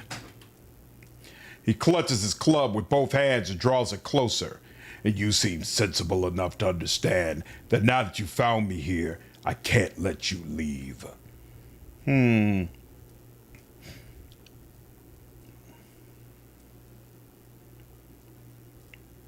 This place isn't safe. Even if you kill me, it's only a matter of time before someone else finds you. He grits his teeth and glares at you, his eyes hard and narrow with rage. Korgrak takes several heaving breaths, seemingly ready to charge at any second. Finally, he drops his club. That's what I was afraid of. He sighs, blasting you with his fetid breath. Time to move on, then. I have a stronghold in Cadnua. Help me defend it, and you can stay as long as you'd like.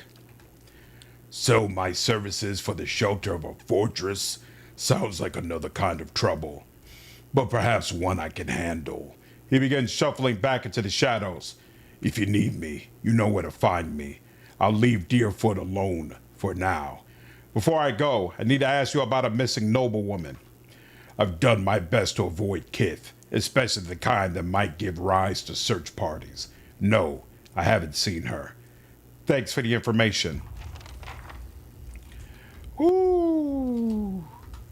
And yep, I chose the right one, top boss. It's easy to choose the wrong dialogue choice there. Yep, I can see it. But I did not have that problem. Ooh, -6 prestige, but +6 security. I guess I'll dismiss you. Wow, not only do you lower my prestige significantly, but you also cost more than most of the other people. The things I do. All right. Ha!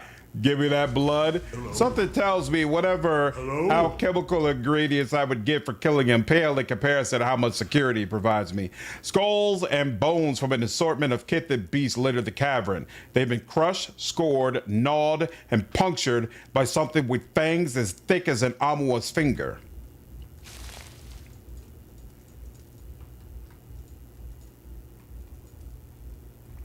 Alright, doesn't look like there's anything else back there. And yep, we've found the old cave, so now we head out. You kill him and finish the quest and still keep him as a hireling? That's insane. That's insane. But I'm pretty sure you don't even need to kill him to finish the quest. I think it still counts as finished when you turn it in with the guy. Okay. Yep, so we searched all up there. And let me head back up over here. Did I search all around here? If you want to use a glitch, yeah, I'll keep it in mind, Cube. Thanks, man. So what about around over here? Okay, so there's an area around here I didn't search. And I could go out to the left, but first I want to check south. Margaret's fire casts light in dark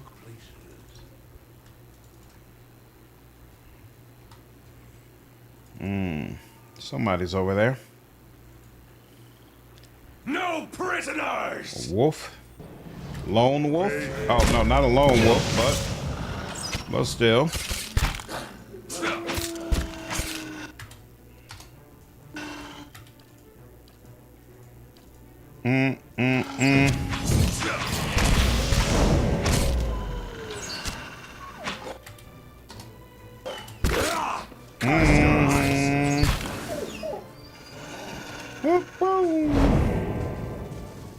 Thoughts will be as silent as my feet. Beautiful.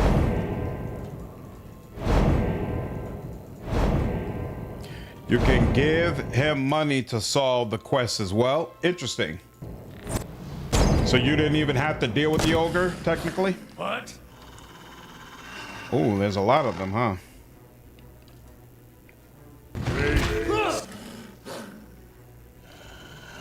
You.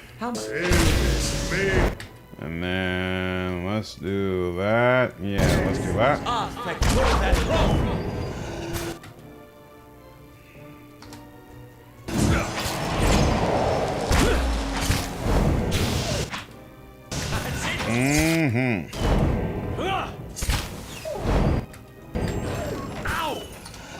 Well, before you strike. Seemed like the right thing to do at the time.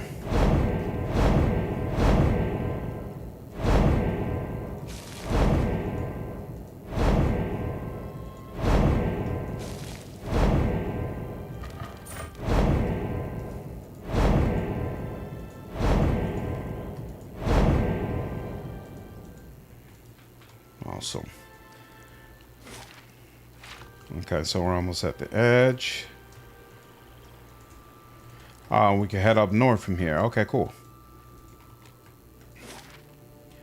And Deerfoot, okay, nothing to the left. Yeah, we just need north.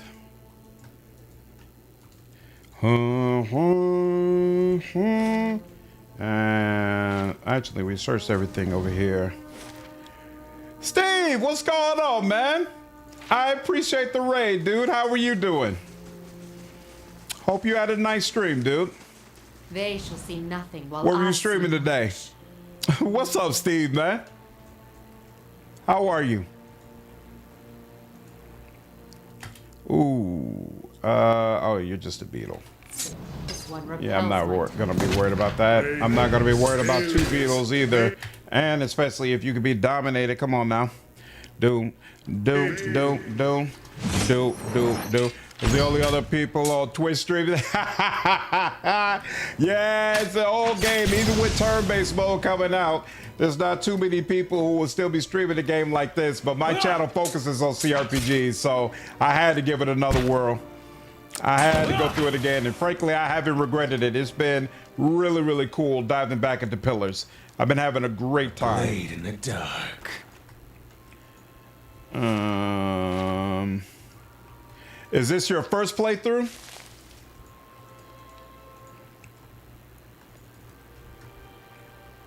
Okay, got that. And all right, now let's do that. Like the game a lot. Had it for a while, never played it. Nice. I really enjoyed this game. The second one is just as awesome, man. Definitely worth playing. I assume you haven't ever played Deadfire either, so you absolutely want to give it a whirl. Bingo. Now that's unlocked for me. What's up, Ultron? How are you, man? Hey, you just picked up Tainted Grail? That's awesome, man. I hope you enjoy it. Well, DLCs, you know, I tried it before, didn't like it, but I want to give it a shot. What things would you say have changed since launch? They've done a bunch of patches, a bunch of balance fixes across a wide variety of areas. So it should be a significantly smoother experience than what other people would have had upon launch.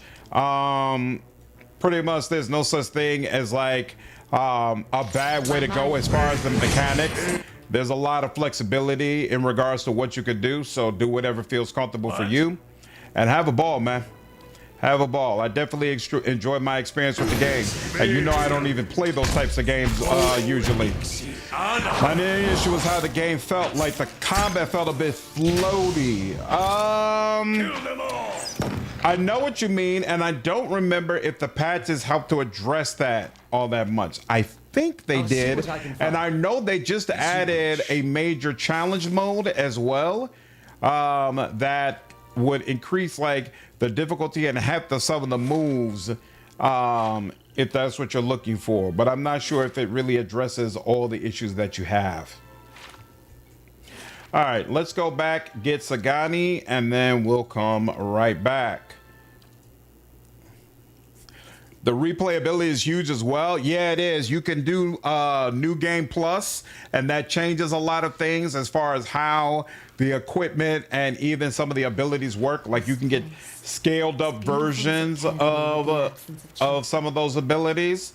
So, and with the new challenge mode, there's like two or three upgrades to what New Game Plus could be. So you could do a New Game Plus of a New Game Plus, and it's going to be even more difficult than what you had before. So there's a lot of replayability for those people who strongly enjoy challenge. Have the sequel as well, but haven't played. I got that because I love old Baldur's Gate games and Fallout 1 and 2. Yeah, so this one is obviously heavily based on those types of experiences. The really cool thing about the sequel is they completely revamped the mechanics. So there's multi-classing. The classes overall work a lot better. And there's a lot more gear and items you can use to get the exact builds that you want. So to be honest with you, straight up from a mechanic standpoint, I feel like Pillars of Eternity 2 Deadfire is the best game I've ever played. It's just as close to perfection as I've ever seen from a mechanic standpoint in the experience. Now, unfortunately, from a story and writing standpoint, I don't think it's as good as the first game. So I think this game has better story and writing, but mechanically, the second game is just incredible. I really don't want to get rid of you either, but I'm gonna do it because it's gonna be very, very short period of time. All right, let's do that, and then let's do that. Seemed like they were really deep into the Dark Souls feel of the game. It was probably more hard than other games in its genre. Yeah, if that's the experience that you want, right? Like you don't have to lean into the difficulty. It does have an easy mode where you could just cakewalk through the game if that's what you prefer. But for those people who really, really want challenge, and that was part of the criticism when the game first came out, folks felt like they weren't getting enough of a challenge from the experience. They definitely put a lot of effort into trying to ensure that that would no longer be an area of concern for players.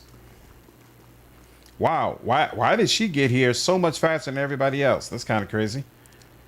Oh, because everybody else is still sneaking. That's why.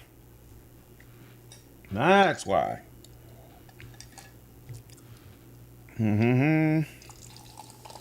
What I'm looking for currently is a game that's hard enough where it feels fair, but but I can also feel the progression of my character and beat a boss that I struggled with or something. You could definitely get that from Tainted Grill. I would venture to say, I can't remember if you played the Wasteland games, but Wasteland 3 was definitely a game where I felt like it really challenged me and challenged my builds as well, if that's something that you're looking for. So that's another option for you. This is where you left off? Nice, Steve. So I came here. I have never sacrificed one of my companions before. And so in this playthrough, I decided I was going to do things I had never done before. So I'm going to go ahead and sacrifice Sagani because she's the companion that I like the least. I have Wasteland 3, but never tried. If you haven't played Wasteland 3, I absolutely recommend you try it. If you put it on Supreme Jerk, you're going to get that challenge that you're looking for. You'll feel the progression, but man, it's brutal. Stay in your soul to the pool. We already read this. Who are you? What kind of power? All right, now we can go ahead and sacrifice one of our companions. Sagani. Done. Leonard Smalls Jr. was granted Effigy's resentment. Sagani. You feel a jolt of power jump from you to Sagani. She blinks, her eyes turning to you for just a moment. She falls to her knees, choking and coughing. Blood gushes from her open mouth to the paving stones, running into the pool in a ready stream. She tries to cry out, but the blood filling her throat strangles the sound. Get her away from the pool! Aloth covers his face in horror. Gods, what's wrong with her? Skain has laid his claim to her. He calls the strong as Mogren calls the weak. There's nothing we can do for her. Andra's teeth! Quick, someone tend to her! Kana steps forward, only to recoil from the pooling blood at his boots. What malady is this? She collapses at last, sinking into the draining puddle. You feel another presence in the blood pool, confused and angry. The other souls seem to crowd around it, stifling and smothering it. An act of petty vengeance for our presence here, though it is rare for Skain to act without conspirators. Durance's eyes meet yours, and there is an accusation in them, but he says nothing more. He takes a step back. Is she dead? He slowly turns his head to look at you. I don't suppose you know. He swallows. No matter, we should leave. But how? She was fine. And then from one moment to the next, we must have stirred some spell work, a trap of some kind. Kana shakes his head. Let's be out of this place before it claims another. Adair's mouth tightens as the body fades from view. He looks as though he's ready to dive in after it, but he stops himself. He covers his face with one hand. Enough of this. Come on.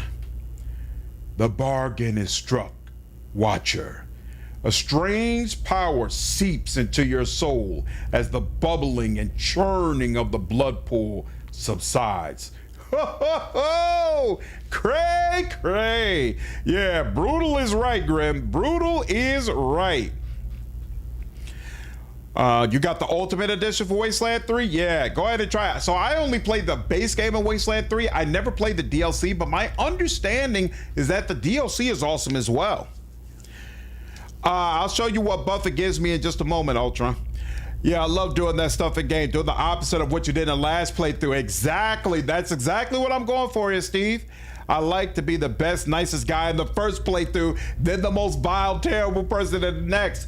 Same here. So I'm a really big fan of a game called Pathfinder Wrath of the Righteous, and in that game you can get specializations that give you specific story paths. So like what specialization you choose can significantly change how your story progresses. And I did a ton of content on my YouTube channel showing all of the different paths and how to get through it, and it was so much fun because there's a lot of people on my channel who can't bring themselves to play the evil version of some of these games, and so they basically live vicariously through me, and their reactions of seeing what happens to certain companions and how you can betray people, so hilarious, so much fun. I had a ball with it, an absolute ball. Oh yeah, Wrath is amazing. I agree 100%. Hold, I would know what you've done here. The pool itself begins to ripple with the sound of dissonant chorus of perverse laughter that rakes at your ears. The lapping blood stirs a large metal cage, half submerged in the center of the pool, and it creaks loudly as it rocks back and forth on a rusted pulley, as if in answer to your question. Wait, let me ask you more about this place. The time for questions is over, Watcher. The blood pool is still. Damn! Oh, you even heard the dog die! Damn! Damn! That is wild. Ooh, brutal. Steve, appreciate you following the channel, man. Thank you so much, dude. What's up, Bruce? How are you, man? The past you and others have for this game makes me feel hyped to talk about these games we all play. Absolutely all tried. You know how it works over here. What's up, Jakey? How are you, dude? If you were to recommend to someone to just play one of the games, which would you recommend? BG3, Wrath, or Pillars of Eternity 2? Depends, Grim. Is the person completely new to CRPGs, or are they already well-versed in CRPGs? If you're completely new to CRPGs, I would recommend Baldur's Gate 3. If you have a little bit of experience with CRPGs, but not very much, I would go with Pillars of Eternity 2. If you consider yourself advanced and really know CRPGs, then I would say go with Wrath of the Righteous. Lots of playthroughs where I sacrificed someone here. It reminded me of playing the original Fable game. Yeah, exactly. It's called Effigy of Resentment. Yeah, I noticed that. Sagani, +1 perception, +2 accuracy when attacking the same target as an ally. So we'll have to see what it gives when we transfer it over into the next game. I'm also really curious what the other companions provide, because I believe it's different based on which companion you choose. +1 perception and more accuracy is always a great thing, so this makes sense to me. BG3 is the best entry to CRPGs. I would agree with that, Ultron. You played BG3 a little bit, Steve? How did you feel about it? Because I know a lot of times people who really enjoy the old CRPGs, like the Baldur's Gate games and the Icewind Dale games, they don't rank BG3 as highly as folks who are newer to CRPGs overall. BG3, Pillars, Wrath, depends on what you like. If you want a more tabletop-like experience, BG3. If you want a complex character builder, Wrath. If you want sublime real-time with Paul's, Pillars. I also feel like it's related to what is your comfort level with these types of games. Baldur's Gate 3 is extremely easy to pick up, and it has extremely high production values. So all of that makes it much more palatable for someone who's completely new to the genre. Pillars 2 has close to the same, or at least closer to the same production values. Amazing mechanics, but I don't think it's quite as good. I think it's weaker from a storyline and companion standpoint, and it doesn't quite provide the same variety and flexibility that you get in Wrath. Whereas with Wrath, it's the game from a story and companions and romance standpoint. I like the most out of all of them, but it's by far the hardest for you to understand and get into. And it's easy for you to make a build that's jacked up. Like really, Baldur's Gate 3 doesn't let you make a completely jacked up build. You can make a build that's not quite as effective as what it potentially could be, but you're not gonna make a build that really just kind of screws you over. Whereas Wrath will absolutely allow you to make a build that really kind of screws you over and doesn't really help you at all.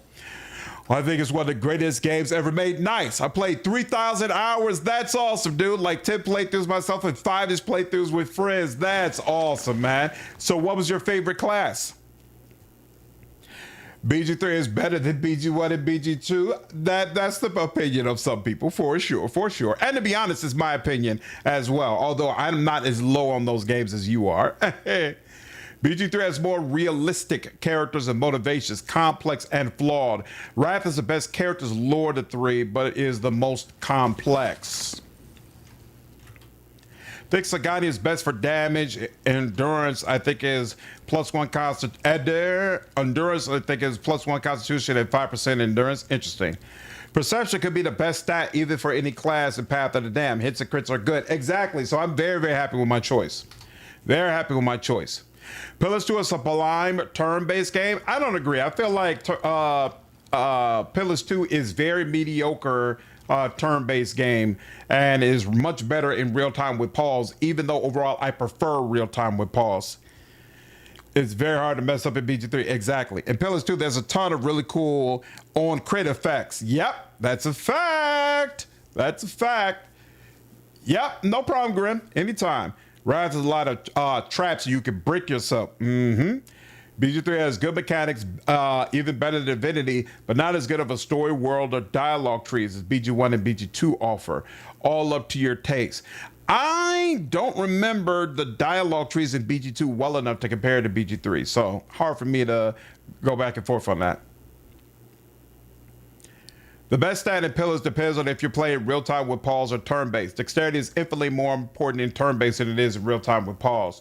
I agree with that, but I think it also depends on what kind of build you're running. Like for my Barbarian, I have extremely low dexterity, but it doesn't really matter because he benefits from going later in the turns anyway. So it all depends on what kind of character you're trying to create. What? Yeah, so, oops, you're confused, so let's do that, and let's do that. Alpha, what's going on? Appreciate the 1,000 jewels. Thank you so much. One of my favorite plays BG3 was when I multi-class every single level, so I was level 1 of every class. Yeah, I could never bring myself to do that, but I'm sure it was a blast. Yep, that was the right move. Let's do that. Oh, that's right. We're down 1. I forgot.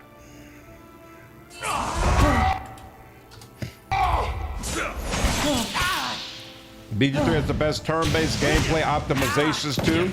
The multiple people moving at the same time is incredible. Yep, makes it so much faster. I'm really curious to see what Owlcat does with Dark Heresy because I know that's an area they're really focusing on. So I like what they've done as far as making it where buffs don't have to, you don't have to see a full animation for it. You could just basically click it to highlight it and then it'll automatically be added on to the attack. It'll be interesting to see what other little things they do to try to speed up turn-based and make it faster. Thackle just ruins BG1 and 2 for me, and I don't believe people miss it. I do not miss the Thackle system at all. At all. Turn-based make recovery time less important and action economy more important. I shall. That's unusual.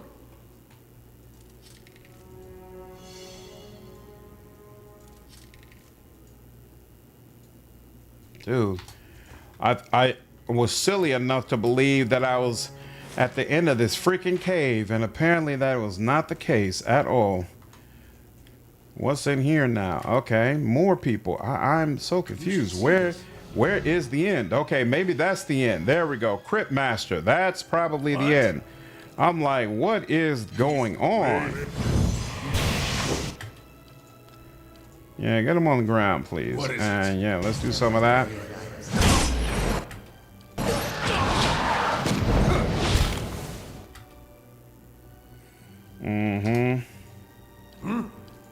Yep, do some of that, please.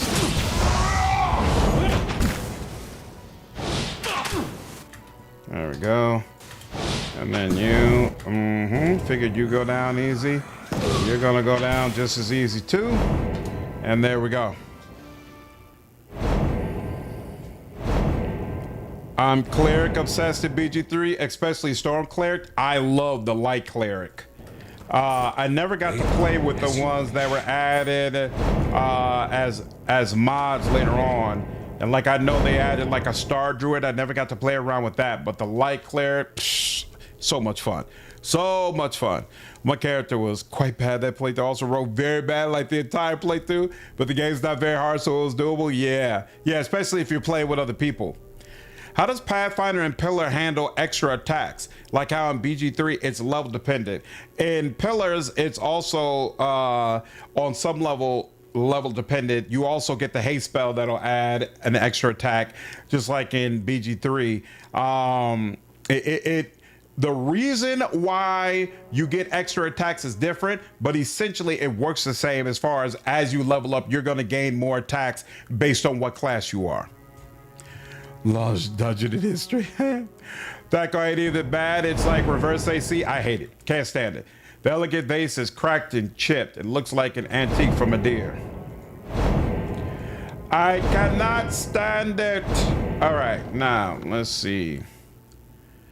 Rescue. Thaco has a headache if you didn't grow up with it and are trying to understand your abilities. Why did it do that? There we go. Rescue daughter. Here we are. The build of having 3 to 4 guns and shooting once and swapping between them isn't a thing in turn-based because it takes your initiative from the first shot as opposed to swapping weapons. Are you talking about Pillars 1 or Pillars 2? Turn-based also turns off the gun switching build. You can't lower your initiative by swapping weapons like you do in real time with pause.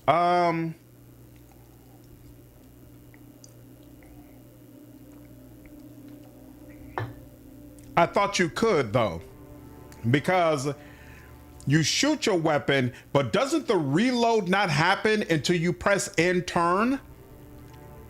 And therefore, if the reload doesn't happen until you press end turn, if you shoot and then switch to another gun and then press end turn, the action speed takes into account that you don't have to reload, and therefore you get your next turn faster. I do believe it takes it into account.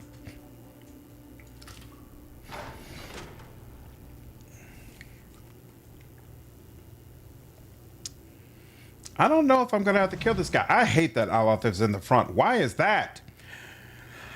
Death Cleric is fun. That's the one they added. Nice. Nice. That's awesome. The extra attacks, are you asking it's the same as Pathfinder Ultron? Yeah, as you level up, you get more. Pillars 1. A popular build with shooting with gun and swapping weapons when you end your turn. Your initiative is saved from the action speed of the first shot. Right. Yep. I believe you should be able to do the same thing now in this version of Pillars 1, in this version of turn-based, rather. I can't wait to see how you handle console out in Pillars of Path of the Dam. Yeah, I'm not looking forward to that fight. That fight was brutal for me even on normal. No, sadly, never played a cleric build in any Pathfinder games. Cleric is incredible in Pathfinder. Especially if you play Wrath of the Righteous and you combine it with Angel. Brutal. A large, bull-necked man in a hood helps a young elven woman down from a glass chamber connected to a dizzying array of cables and machinery. Her skin and clothing glisten with fresh blood. You may feel a little lightheaded for the next hour or two, but that will pass. Have a meal and get some sleep when you return to town. The transfusion. Tried it with Pallegina Durance multiple times, and every time they swap weapons. It's the same as if they didn't swap. Huh. Pallegina moves 3 times as much if I hit with sword as opposed to when I shoot swap to sword. Same with Durance. Interesting. I wonder if that's been brought up as a concern yet with the devs, because that was a very, very popular build. So I'm sure people are frustrated that it's not viable in turn-based. The girl sobs into the back of her hand. The transfusion will be smoothest if you relax and rest.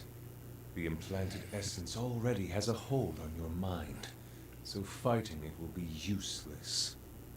And I hope our new visitor does not complicate matters overly. What's going on here? Subversion. The black sheep cousin of justice.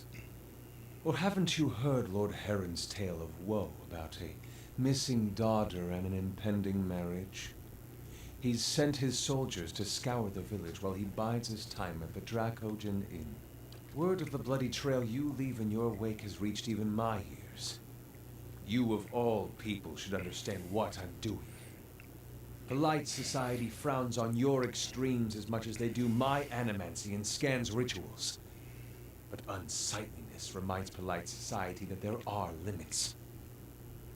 When no one pays attention to the excesses and debaucheries of a lord, you give them something they can't look away from. It's honestly ridiculous how many voices Matt Mercer does in this game, Steve. It is. It really is. Alice Harond is pregnant. From your tone, I take it you don't know the circumstances of the child's conception. Lord Harond's been telling everyone she's his daughter. He brought her all the way out here just to avoid anyone who might know differently. She's his niece, and she's carrying his child. He's her own flesh and blood? That's the vilest thing I've ever heard of. Why would he do that? Harond's own wife's delivered nothing but hollowborn. Now he's got no heir, and his sister's child, Elise, is reaching the age to marry. Without progeny of his own, Harond's legacy would pass to her issue.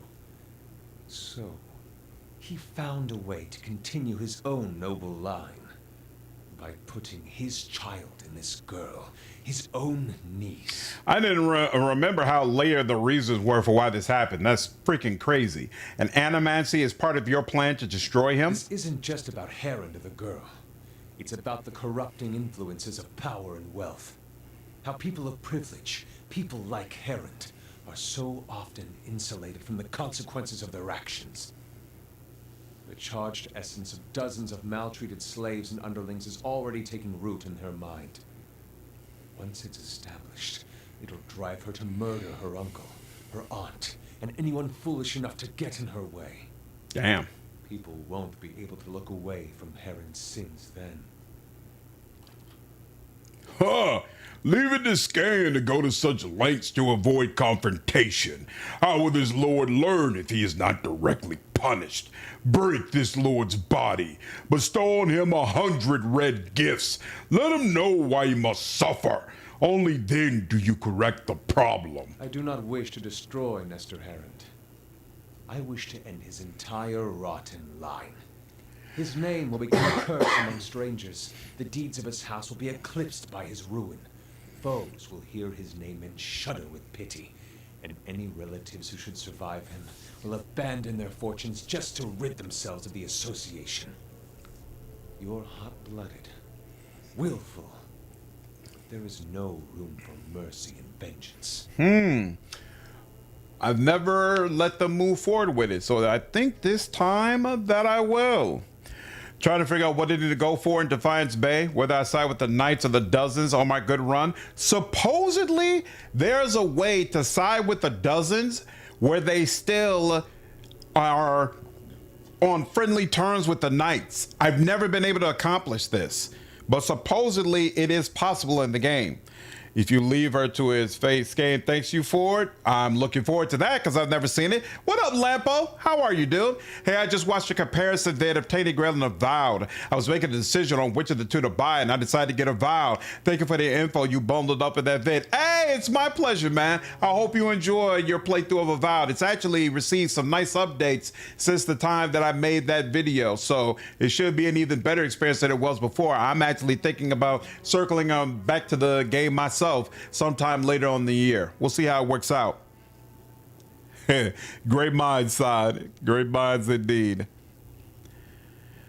When in the first city, I was like, oh, Grizzle Vet. Yeah. He pops up everywhere. Matt is amazing, no matter what voice he does, though, for sure. Fine. If you want to destroy the Harond family, I won't stop you. Return to Dyrford above and see that Harond continues onward with her. Neither of us shall witness Elise's vengeance, but if all goes as planned, the whole of Deerwood will hear of it. He nudges the young woman forward. Her sobs have already subsided. She wipes her cheek with the heel of her hand, sniffing away the last of her tears. Go. The plot will come to fruition on its own now. Crazy. Huh. Nice and quiet. Technically, I should be able to kill him now, right? Like, she's gone. Cable sneaking along the floor and across the ceiling connect to a glowing glass chamber. Like, she's gone, so that's already dealt with. Thick liquid bubbles inside the tank, releasing a pungent scent. motes of essence swirl in the mixture. I'll have it in no I time. wonder if The it... work of a moment. It'd be annoying if it ended up breaking it, though. Dagger. All right. Well, none of us use a dagger, so I'm gonna leave it alone. Oh, there's like a fake wall back here. Isn't that interesting? Hey, not fake jewelry, though. An ornate crest decorates the sarcophagus. The name of the lid has been scratched out.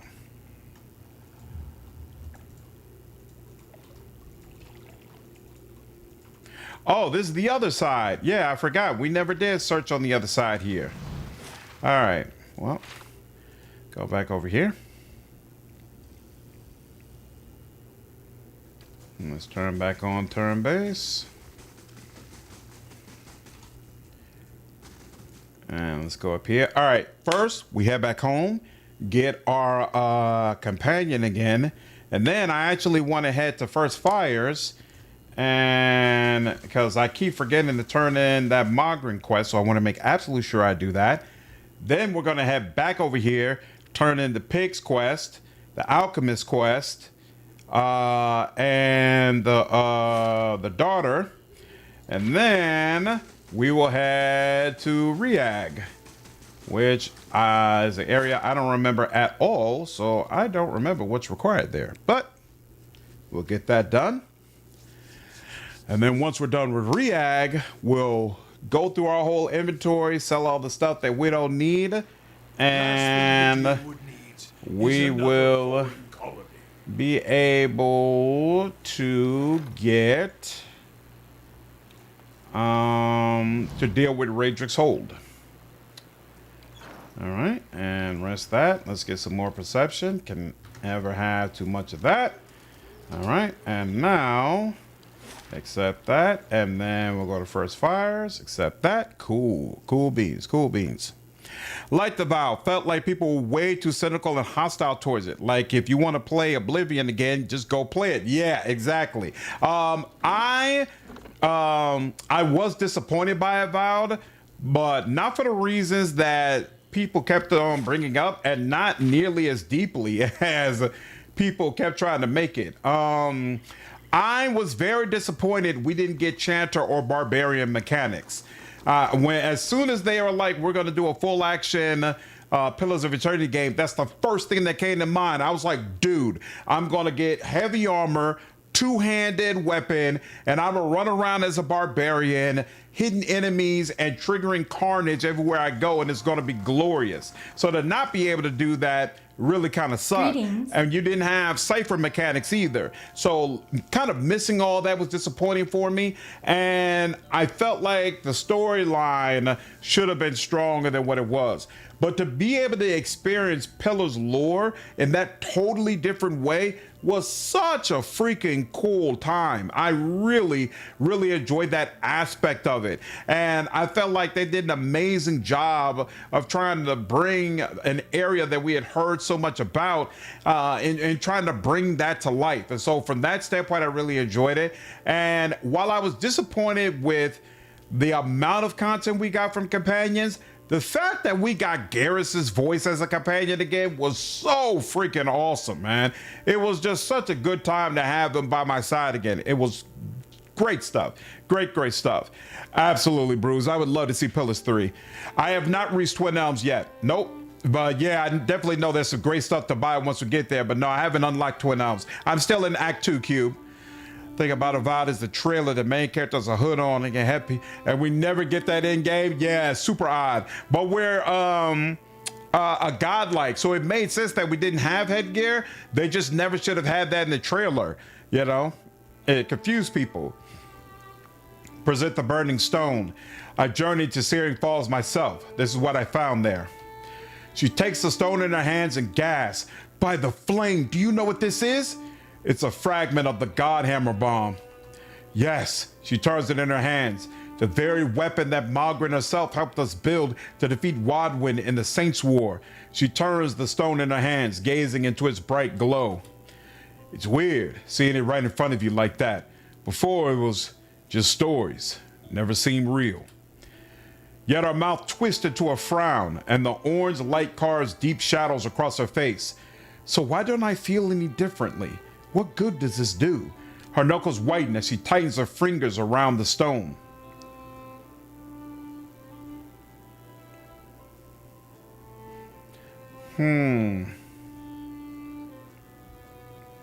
Margaret is the goddess of trials, and yet you sent me to pursue the vision she gave to you. You proved yourself faithless. Her expression cracks in anguish. Was it a test, or just evidence of what Margaret already knew? She tucks the rock away. I think I suspected, but I kept hoping for a different answer. Everyone's trial comes. There is no avoiding it. To avoid it is to feel it. Her weakness shows plain as the relics glow. She may have worn the robes of Margaret, but she never followed her. Lost in the darkness, this one. Do not forget what it looks like. Ha! Garrus is definitely still doing his calibrations. She looks sadly at the empty-headed statue. This is the true burden of faith.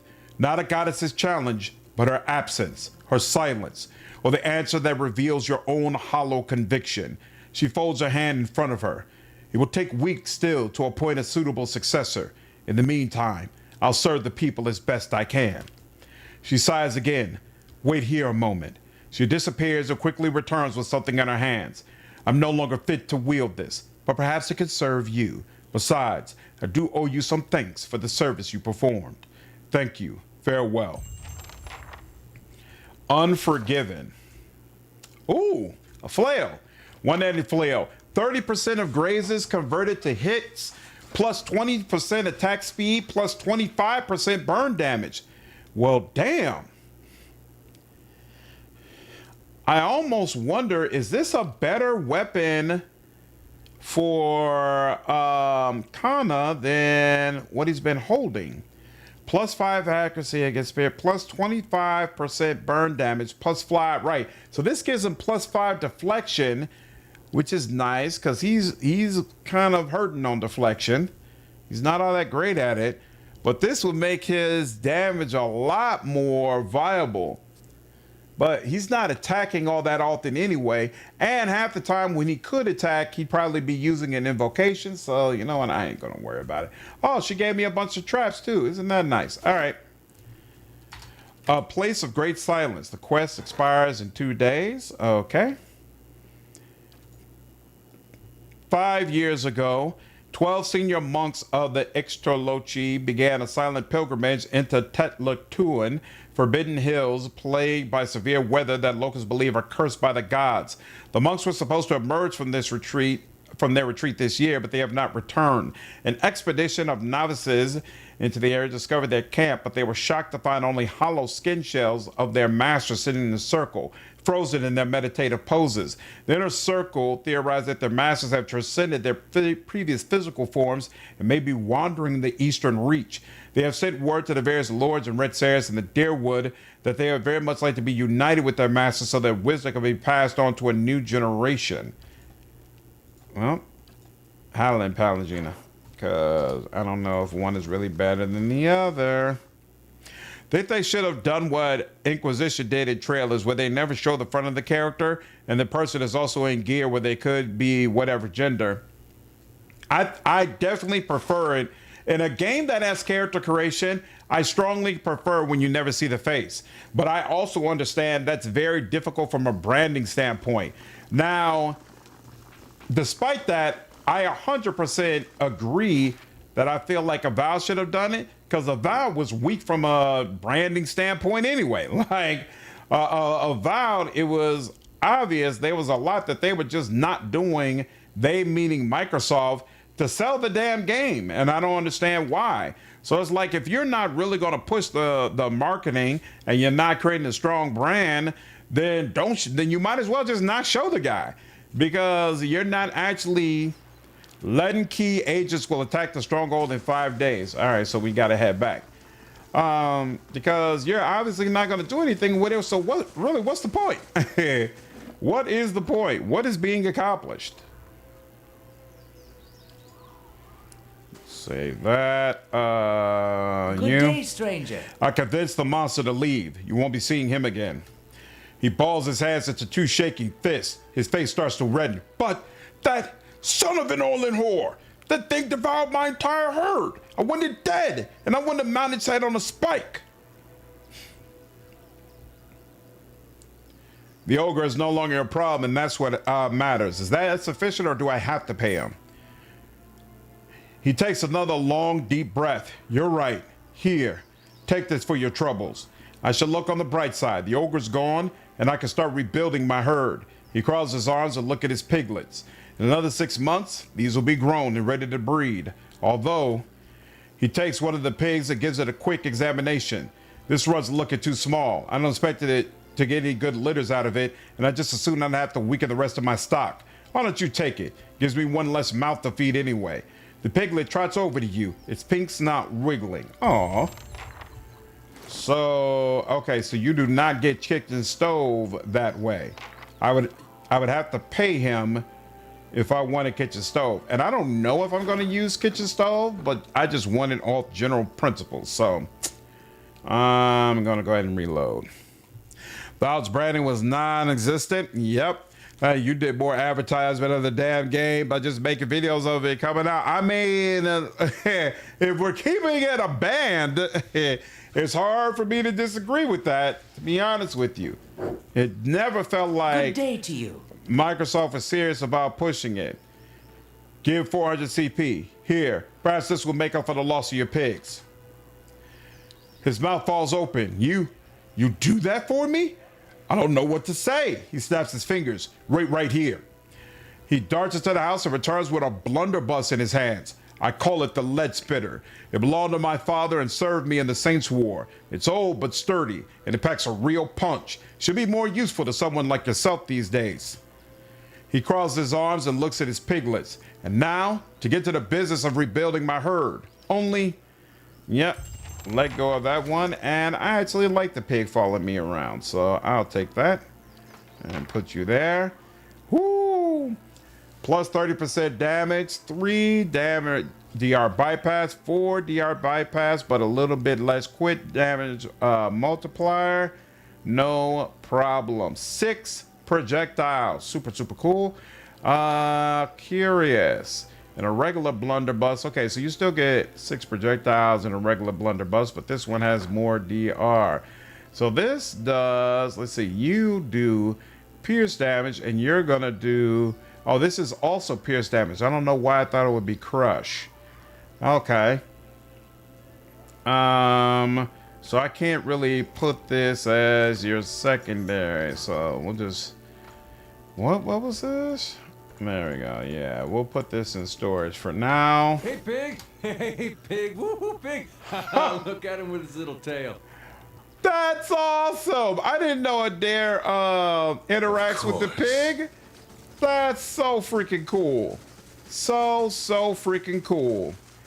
All right. I don't think he had anything we were supposed to get. So we'll talk to you, Good though. day, stranger. That's super cool. I found the dragon egg. Hylea's feathered tits. She claps her hands together, wincing at the pain. How'd you manage that? I found the nest you spoke of. Hope those worms didn't give you too much trouble. Let's see her then. She cradles the egg with her good arm. Amazing. Not a single crack. She runs her bandaged hand across the shell.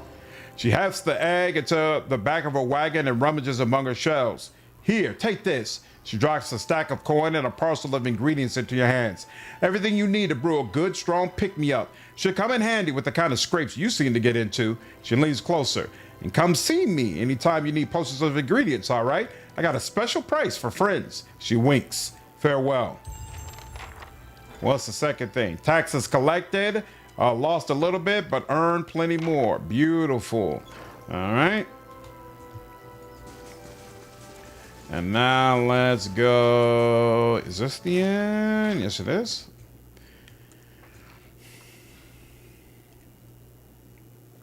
You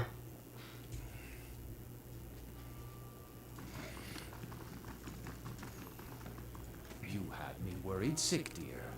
What would I do if something happened to you? It's time Elise and I moved on. It will be good to reach the quiet of Ina's rest after all of this. Why wait for Skane's slow burn when we can punish right now? Leave no doubts as to the outcome. Good to reach the quiet of Ian's rest after. I'm sure it will. I take it you played some part in her return. Please accept a token of my appreciation for your discreet assistance. Are you sure that's all it's worth to you, knowing your heir is safe in your hands? He coughs and glances from side to side. The guard standing next to him looks away. Nothing is more important than the safety of my Elise, my child. Here, take this and enjoy yourself, as much as you can in a place like this.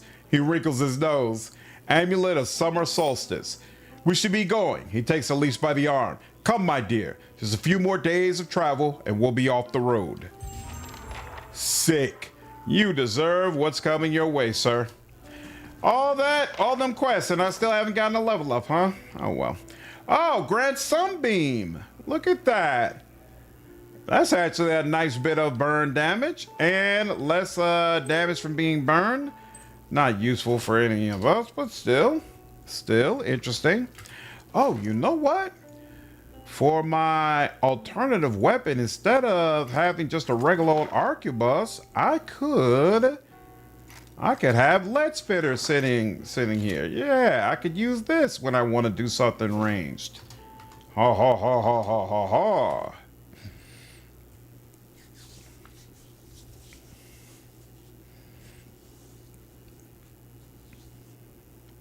Okay. So, now let's head back and deal with this attack. And then we can head to the ruins. See what's up with that. Doom, doom, doom. Cad Noir.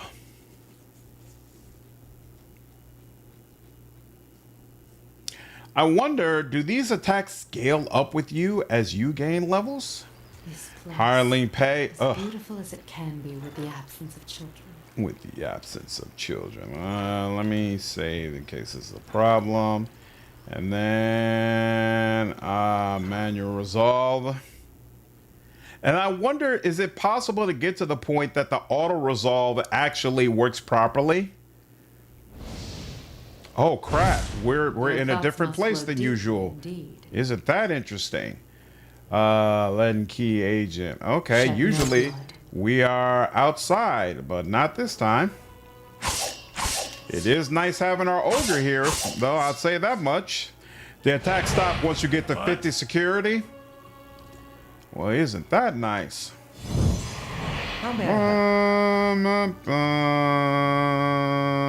Yeah, there's no good way for him to do that. So we'll do that instead. For now, at least. I wonder what the warden does. And you get on down the road. Don't you carry nothing that might. Yeah. Bring them down. Ooh. Yes. And a little bit more.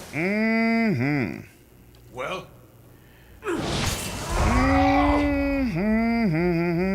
Oh, here he goes. Oh yeah. Ooh, almost got blown apart. Let's end this. Ooh, yeah, y'all were not built for this. Y'all were not built for it at all. Okay, so now we go ahead and check that chest, which is supposed to hold the items that we get from little battles. Yeah. What is this? Swaddling sheet. Overwhelming wave. Isn't that interesting? All right, we'll take all that and take all that. Beautiful. Thank you so much. And we'll also go ahead and take another rest, since we had to do a couple of things there. And now let's head out to the ruins that I don't remember at all, so I have no idea how large this area is. So I guess we'll end up doing the ruins and Raedric's Hold basically back to back. I should definitely be. I'm level 8, right? What level am I? I'm actually level 9. So yeah, I should definitely be in a good spot for Radric's Hold. And then we're gonna go back down to the endless paths. Somehow, some way, I'm gonna get through level 7 and I'm gonna get through level 8. Because I'm pretty sure at the end of level 8, I get some very, very useful armor for myself. And I want it. I want it, I want it, I want it. And then, once I have done all of that, we're probably... A brutish warrior has arrived seeking employment. He was nearly set upon by brigands, but your patrols intervened. Very nice, very nice. +3/+2. Hey, why not? And I still got 8 out of 8. No problem. We will dismiss you because you're just a regular old +2, and instead take you. Booyah! There we go. Went back at 7 and slaughtered the whole place. Nice. You're going to destroy that place? Oh, Radric's Hold is like level 5, 6? Oh, okay. I didn't even realize that. Was the absolute first level ever generated by our art team for Pillars of Eternity. Since we were still in our prototype phase, we hadn't established a name for this dungeon yet. So some of the team affectionately began calling it the Valley of Hector, after our lead environment artist who built it, Hector Espinoza. You may have seen it in the early art tests we released early on in the project. As a testament to Hector, this area remains nearly the same as it did since its initial conception. The iconic statue of Barath's different incarnations hanging over the entrance of the dungeon have been an image we consistently revisit. That's awesome. That's awesome. Anything from that battle, I guess. Whatever 15 years of rain hasn't buried. You see my brother's ghost, you give me a holler, all right? He winks. 1 second.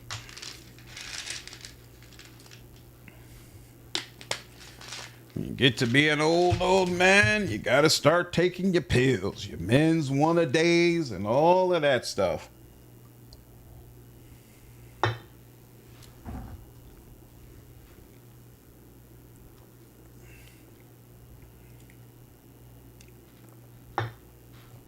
All right. How big? Not that large. Keeping an eye out. Hey, there's something over here that loot. Loot can...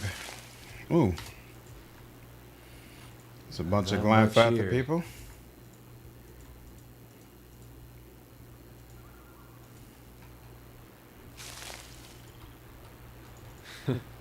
Too recent. That's right. I picked up a couple of rings I probably need to look at now that I think about it.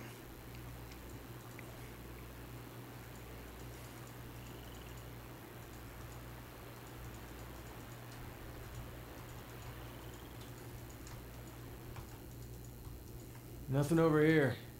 I guess they cleaned up real good after the battle. This is embarrassing. I think I see... No. Never mind.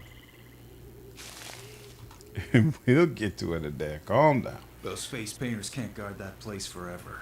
Face painters. These ruins are claimed, friend. On your way. No need to get riled, boys. We're just passing by. Look at his talisman, Pag. Aothasian. How about that? A godless sack of shit. We got a blazing corpse worshiper on our hands. Actually, they never found the body. Only reason for the legacy is because the Duke doesn't got the guts to see you all slaughtered. The gods want you dead. Good lord. And Pag, though, we done our part during the purges, didn't we, Pag? Seamstresses? Break your cracks now.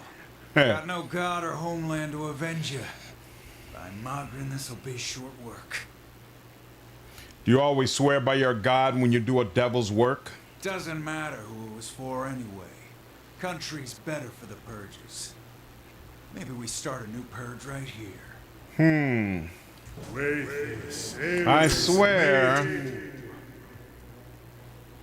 I swear I didn't want to kill them. Don't you get a special item for not killing them? We'll see how this goes in just a bit. Maybe they automatically give me a chance. Yes. Ba, ba, ba, ba, ba, ba. Really like the art landscape of this map. I have to check it out again. Yes. Entrance to the ruin is really cool. Yeah, let's leave it like that for now. I can't. Oh, you can't come around that way? Then yeah, let's definitely just focus on you for now then. Your thoughts must flow deeply indeed. I shall.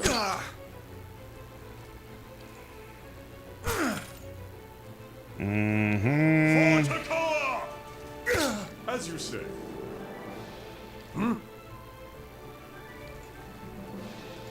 Moeth ixi ana. Yeah.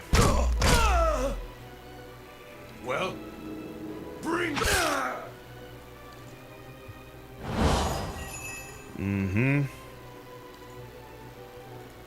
How much longer for you? Paralyzed 1 turn. I'm not gonna worry about it for now.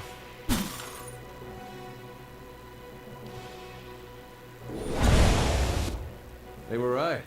That was short work. Yeah, I swear. They shall see nothing while I see much. Yeah, don't need that. Darren standard piece. Yeah, nah. I've seen these before. Watch where you're aiming that thing. How far to a cipher? I think I'm supposed to do that in a way where they survive. I think Alcat is the master of DLC. They implement the DLC in such a way you get a bit of content from each act respectively. This promotes second or third playthroughs. But the problem is that it can also be annoying for folks who don't want to have to play through the whole game again and are looking for completely brand new content. I personally prefer post-game DLC. So I consider CDPR to be the kings of DLC, because they were really, really good at giving you content either after that rewards you for having already played the game. Like Phantom Liberty rewards you for having played through the game. Blood and Wine and the other one that I can't even remember right now rewards you for having already played through the game. So I find that to be the way that I prefer it. Yeah, don't I have something?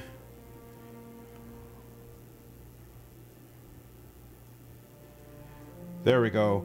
Dungeon Delver, Mercy of the Tribes. Yeah, the looters need to survive. How do I talk to the looters but still allow them to survive? How does that work? Make your cracks now. Got no god or home. Surely the gods want peace between us. And what part of a war goddess wishes peace? No, friend. Only through the blood of our enemies is our goddess quenched. Doesn't matter who it was for anyway. Countries. Oh, here we go. Oh, wait, no.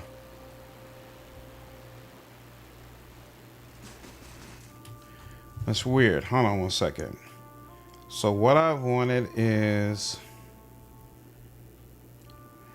called Dungeon Delver, Mercy of the Tribes. 1 second, I need to look this up. Dungeon Delver, Pillars of Eternity. Right. At the mercy of the tribes. You receive it in Harp Song. Oh. She also say the Deerwood and... Oh, okay, so this must be a different one. Okay, so that's a different group of looters that you need to save. Cool. So I don't have to care about these guys. Well, then we don't even need this to be turn-based. I'm going to just eliminate the crap out of y'all. Boom, boom, boom, boom, boom, boom. What? And then you... Sure. Well, you do that, and you could do that.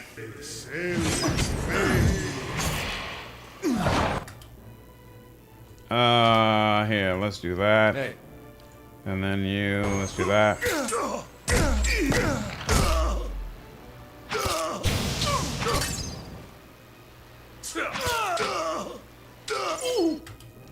Beautiful. And then you're about to not be paralyzed anymore, no problem.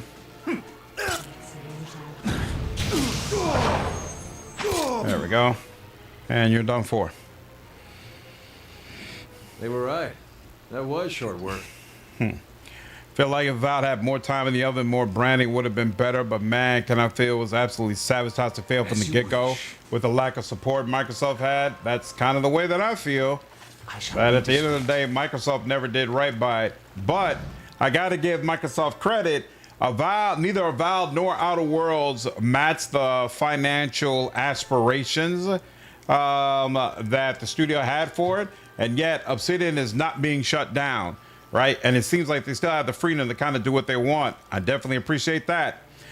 Definitely on your next Road Trader playthrough, I recommend grabbing Voice AI Clone Mod, Feature 3 Dark Hairs UI, and using Reshade to make the game pop and look better. Nice. Okay, I might have to look at that. Let's see. The tip of some metal object protrudes from a mound of watery river silt. With both hands, you and Eder begin digging in the mud until the object is dislodged. You close your hand around it and pull it from the wet earth. The object has a steel semicircular frame about the size of your fist. At even points around the semicircle, jagged points jut out like tongues of flame, the rays of a rising sun. At the sun's center is the carved silhouette of a vorless plant. I've seen these before. They topped the standards of Raid Ceres. Or did when Weidman was alive. Well, it's something. Just not sure what it gets me. Show the Grieving Mother. Do you think you can help us? Look, I appreciate you taking the initiative, but I don't think there's much chance that this nice stranger lady happens to be a cipher. The Grieving Mother, this nice stranger lady, the Grieving Mother looks at you. I will do what I can, but I will need the skill of a watcher to aid my own, to identify the soul once I have found its traces. She turns to Eder, her hand outstretched. Eder hands her the steel sun. The motion is mechanical, unconscious. The Grieving Mother takes the sun in one hand and yours in the other, and you can feel her presence in your mind, her thoughts bidding you to relax. Focus, she says, and the word reverberates as if through an endless chasm. I've actually never seen this before because I always play this as a cipher, so this is cool. I never need Grieving Mother's help. You close your eyes and concentrate. The sun is bright in your mind's eye, warm with the pulse of collective experience and noisy with the thoughts of the past, of battle, of fate, of home. You drift from voice to voice, thought to thought, Eder's soul a vibrant signature with which to locate his brother. One voice stands out amidst the din, brassy and earnest, a shade brighter than Eder's, but unmistakably of the same construction. You have no image of its owner, but his journey is imprinted within the points and the curves of the steel sun, and in your mind it opens before you as a path stretching both southward to Gilded Vale and northward over the uneven terrain that joins the Deerwood to Red Ceres. You trace the path back to its origin, far back as you can find, gliding over plains and hillsides, to a one-room home in Gilded Vale with a thatched roof and a dirt floor. The path is faint here, its distance and time rendering images blurry and details scarce. From Gilded Vale, it follows a road toward Modmere Bridge, reaching the gates of Defiance Bay before diverting abruptly, cutting northward in a beeline for Red Ceres. The path leads to a Red Ceres city, regal and austere in the Eder imperial style. It winds through streets and climbs a grand set of stairs into a stately building, passing through pointed archways into what appears to be a throne room. Upon the throne sits a man whose head is pure, blinding light, and as it gaze turns to you, the light drowns out all else. Its voice carries the force of thunder, but its words are impossible to make out in the imprint. Echoes of echoes. The voice and light fade, and the path bends backward, carrying you along to a barracks, then back southward, marching into Deerwood and skirmishing along the way. Upon one battlefield, the imprint is vivid, and you see a Red Ceres standard toppled with a steel sun, clutched in the hands of a fallen soldier. You see a young man in Red Ceres armor with Eder's straw-colored hair race toward the standard and lift it, the path you've been following clear to see beneath his feet. And as his hand presses the steel tip, you can hear his thoughts racing in a blur, and they are of his God and his country and a brother he hopes is far away from this place. In an instant, the thoughts are gone, as well as the man, and the standard is passed to another soldier. You pick the path up again as it meanders south and disintegrates in the shadow of Cleoban Relag. You open your eyes. Anything? Looked like you were working real hard there. Yeah, I hate that it stops here. Like, it feels like there should be more. What's up, R2? How are you, man? Microsoft sees potential. They just need to get better at branding lesser-known titles. They need to be better at marketing their name, period. Yeah, I played Andromeda, and I definitely plan to play through the entire Mass Effect series again on the channel, for sure. It's the only Mass Effect game you've never played. Heard it was terrible. It has the best gunplay of the entire series, but from a story and party member standpoint, yeah, I felt like it was terrible. Your brother got as far as Defiance Bay before turning to Red Saris instead. He met Wadwin there. Then he enlisted. Well, what did he talk about with Wadwin? Wadwin's head was a beam of light. I figured that. Woden and me had heard enough stories from his uprising to know it wasn't just some tall tale. Doesn't mean he was Aethys. It could have been some wizard's trick. It's what they talked about that's important. What'd they say? I don't know. That's not funny. Come on. That metal sun, my brother touched it. You saw where he went. Now what'd he talk about with Wadwin? Why'd my brother fight for Raid Saris? I wish I had something better to tell you. I guess that's it. We'll find some other way to know why he did what he did. I don't think we will. What will we do? Look for more war relics? We were lucky to find this one. Soldiers that fought with him were long dead. The battle was a massacre. Whatever Aethys knows, he's not talking to anyone. We don't have to wait around anymore. I got what I needed. If only there were words to feel such emptiness. Better yet, to remove his doubt, his questions. I regret that my answers have only deepened his pain. I think that's a really crappy way for Eder's quest to end, to be honest with you. Andromeda is the best class in combat design. The story is mediocre, but the game, I feel, hasn't aged that bad. I'll experience it again. Maybe I'll agree with you. We'll see. Pallegina traveled and inquired all over the Eastern Reach to track down the missing monks. One by one, the monks came across Pallegina's path in a variety of forms. Some kith, some beast, some in unique forms. Having apparently forgotten why they had set out on their meditation, the monks engaged Pallegina in a protracted series of philosophical conversations. Ultimately, each monk traveled back through the mental labyrinth they had created, triggering a spontaneous realization and subsequent molting back into their original form. When they had all returned to their monastery, they presented Pallegina with a chime. Each monk had donated one of the chime's 12 bells for the final instrument. The looking inward chime. Friendly aura, invisible, immune to engagement, untargetable, break engagements for 6 seconds. Huh. In some builds, that would definitely be very, very useful. Nice. All right.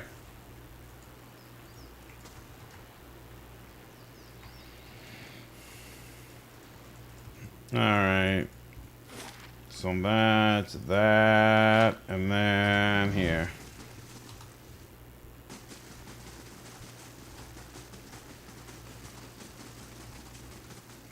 You all cannot stop me from going where I want to go. A man stands before you, his face smeared with green and ochre dyes. Hides and fur cover his body, and he holds a spear in one hand. What brings you here? He bears teeth that have been filed to find points. Back to your village, Estromor. You are lucky the 3 Stelgar hunt other quarry today. What do you know about Cleaban Relag? It's a sacred place of the builders, and neither your feet nor ours shall sully its stones. The grasses, however, he grins and hefts his spear. I will gladly water with your blood. 3 Stelgar? His snarling grin widens. Have the farmers grown too fearfully to mention our name? We are the fiercest of the 6 tribes of Erglan Fath, and we are the guardians of the monument here. Never heard of the builders. He makes an exasperated clicking sound noise with his tongue. They are known by other names in the heathen tongues of farm folk. They are the ancients who built this place and many more like it, and we are the 6 tribes guard their legacy. I'm looking for a group of people who may have already entered the ruin. So are we. He runs his thumb along the smooth wood of the spear. That is why we wait here, Estromor, and that is why I've decided to let you leave in peace. What will you do? We will wait. If they are inside, they must come out, and when they do, he slides a fingertip along the point of his spear and shows you the drop of blood. I go where I wish. Stand aside. The warrior raises his spear. Take another step and the crows will feast on your entrails.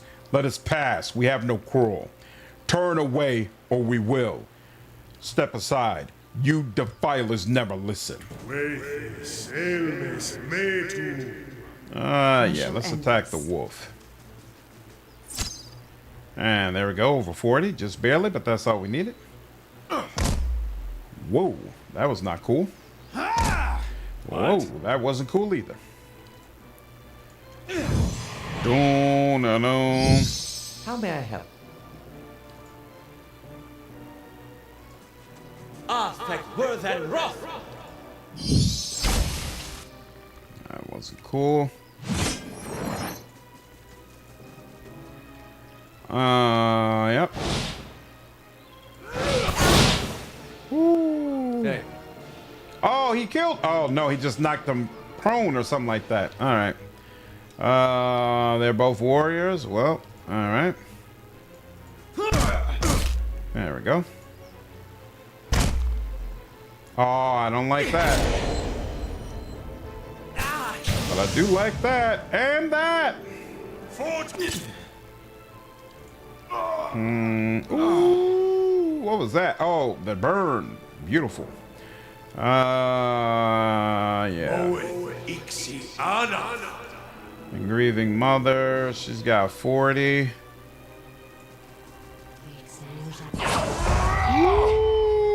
Hey. Very nice. Very, very nice.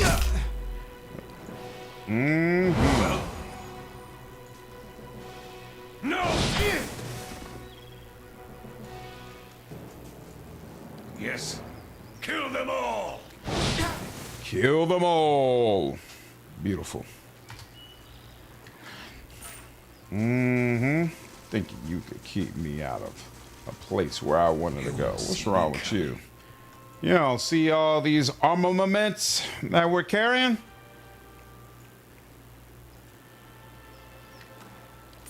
Alright. Yunin Iyanku and Anku Ibun.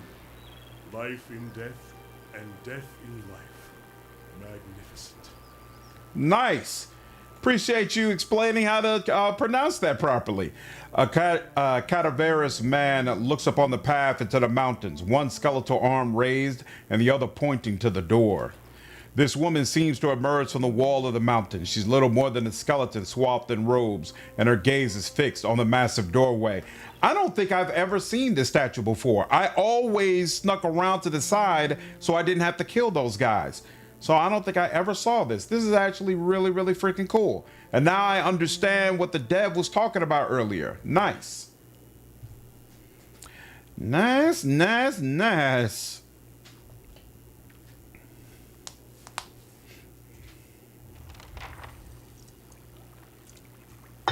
Find signs of the leaden key.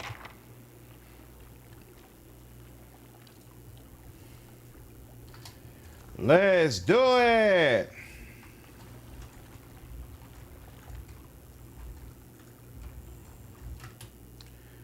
Regular old troll, you're not turn-based worthy.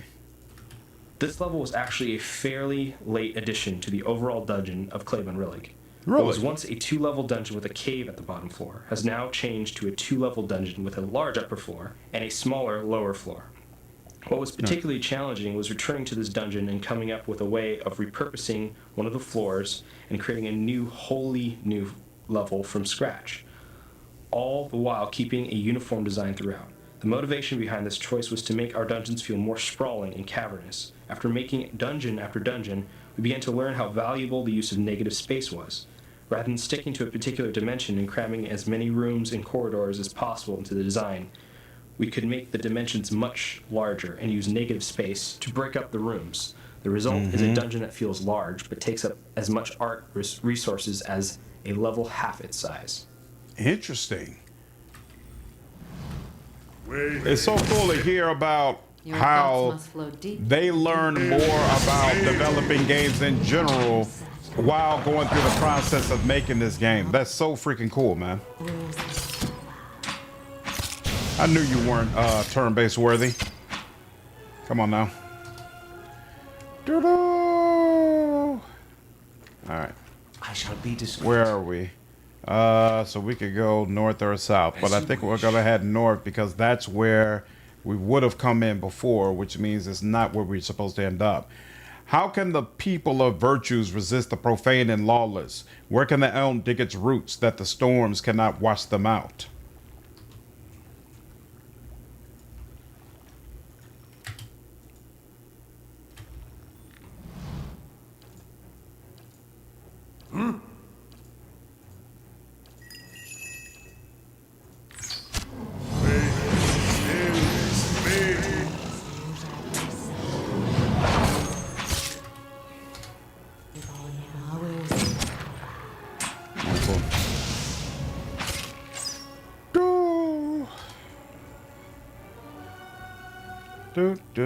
Oh, calls the hobbled affliction 100 times. Yep, deal 700 damage to enemies with war club. That shouldn't be a problem. I shall be discreet. We can go over there in just a moment. First, I want to know what's over here. Okay, so this is where we could have ended up if we had went in back where the looters were. Good stuff. Okay.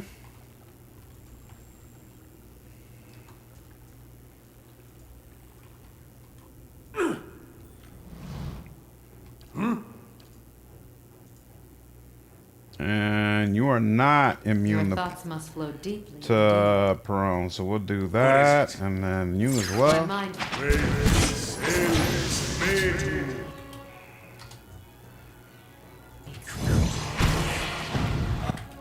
What is it?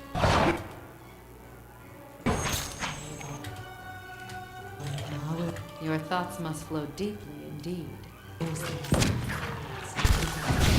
Oops. And just that quickly, you're back up and available. But it is what it is. There we go. And now you. There we go. We'll get you paralyzed in just a minute. There we go. Didn't even last that long. Excellent. Keeping an eye out.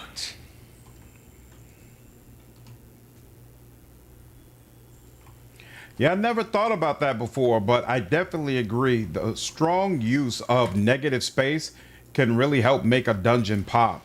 Like sometimes the areas where there isn't things that you could directly interact with are frankly just as strong and just as interesting as the, ooh, good Lord. Wow, that's a whole lot. Are just as strong and interesting as the areas where you are able to interact with things. And I never really thought about that before, but it absolutely is true. Absolutely is true.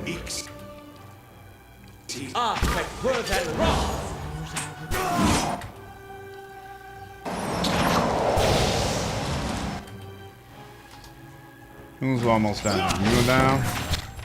There we go. How about you? Yep, you. All right, now you.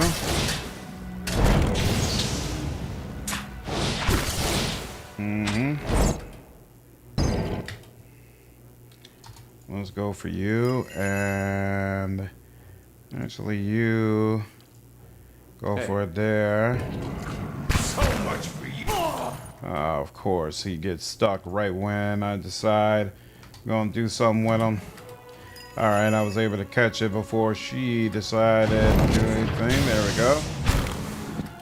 Well, and are you back there? That's fine. You deal with him instead then. Excellent.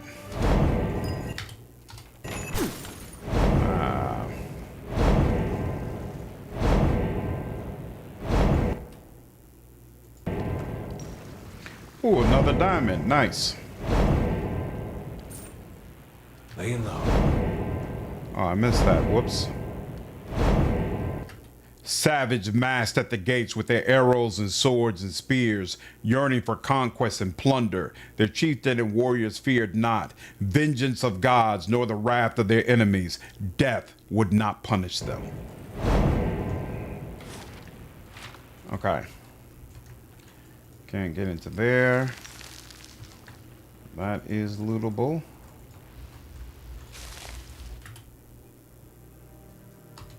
Let's say that first. There we go. Now we'll attack you. And you're a lurker, so we'll freeze you. And then do some other things to you that you're not going to like. You go into a frenzy. And then you...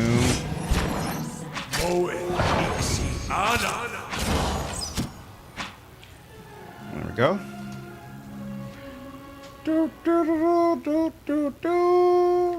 I shall be discreet. Doom. Okay. Hey, what you got here? Something else I can use for enchantments. That is always pleasant. What is that? Corrupted Druid. That's interesting. Let's see how this goes and who's with you all. Okay, so new interesting enemies. Okay. You all. That's fine.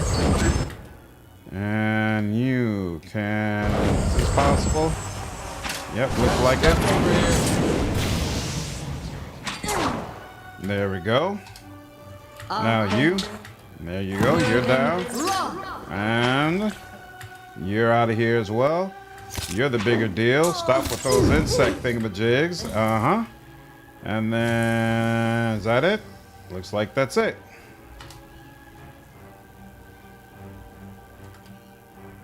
Why aren't we stopping?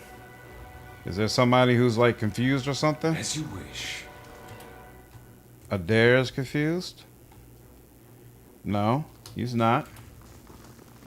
There we go. We're good. I shall be discreet. Enchantment.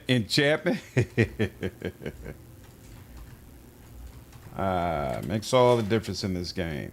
Okay, so looks like this is all dead space in here. We came around here, so then we just keep going around this way. Doesn't look like we've missed anything as of yet. Another corrupted god, no problem. We'll deal with you in just a minute. Let's find out. Okay, so there's a troll over there, but it's gonna take you a while to get to us, so I'm not worried about you right now. Go ahead and freeze you. Yep. Let's go ahead and do this just to be sure.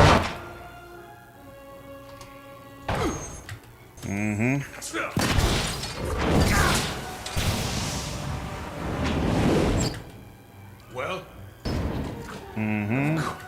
There we go. Wanted to make sure we got him so we didn't have to redo all of our buffs again. And now we're going to focus on you, but then also paralyze you to make the focusing easier.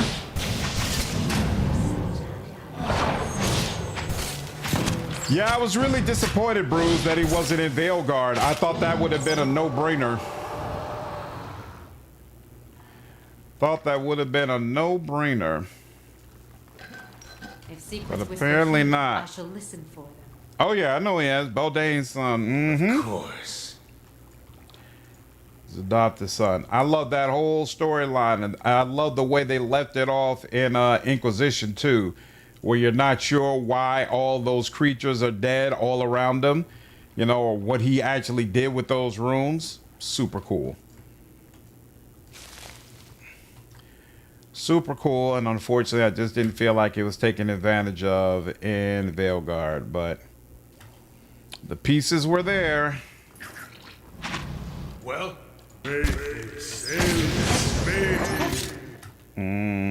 Let's go ahead and do this, and then I think I prefer to do that. Well?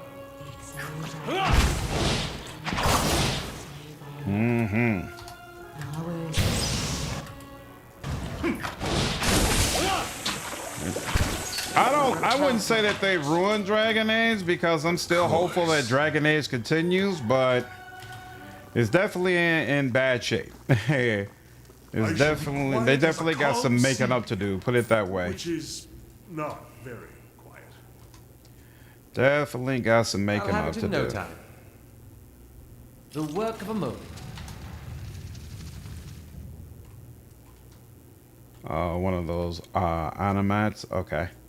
That shouldn't be a pro. Oh, no. Not one. All right. Well, What? should have known. A whole lot of them, actually. What? Do what you need to do. Now you. There we go. Now let's get you working on what you need to do. Yep. There we go. You're done. You're done. You're done. Beautiful. A lot of no brain when it's a field guy. Nothing about that disaster surprises me. Yeah. Unfortunately, it disappointed a lot of us. I didn't hate it as much as some people did, but definitely disappointing. Hungering always for nations and gold, they were ruthless and fearless.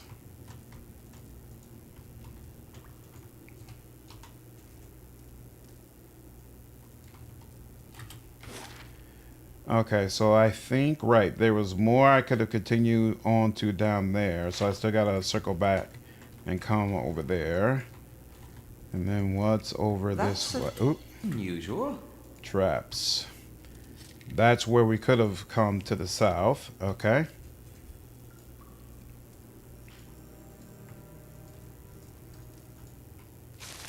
Okay, so it looks like that ends that area. Cool. So now we'll come back over here.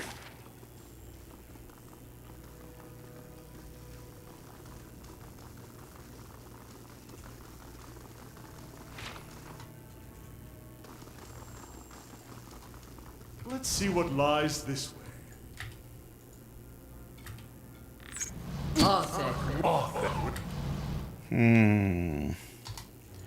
Let's go with you instead. Whoa, there's a whole lot going on. The druid and all that, okay.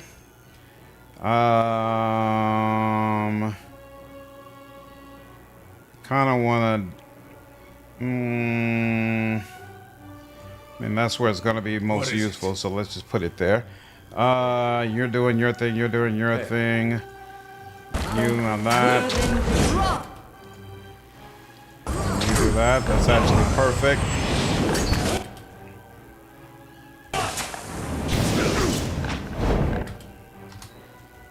Here. Bingo. Now, let's try that again. Thank you. You do that. You make sure they're able to do more. And you... There we go. Damn. Whole lot going on. Is he gonna get back up? He should get back up, right? I think he should get back up with just one. There we go. There we go. Rest. Lovely. Galfar the Drunkard, a local inebriate, has wandered to the stronghold grounds. He is asking for help with his accumulated debts. Okay, so... Oh, I have to go talk to him. Okay, cool. Well, hopefully I have enough time to finish this and still be able to do that.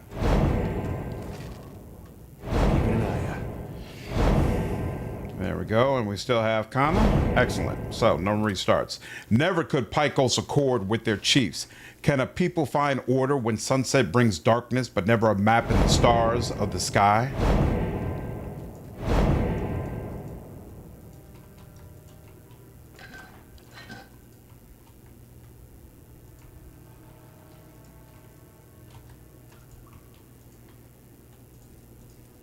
Never the spirit and always the flesh are a people of lowered eyes.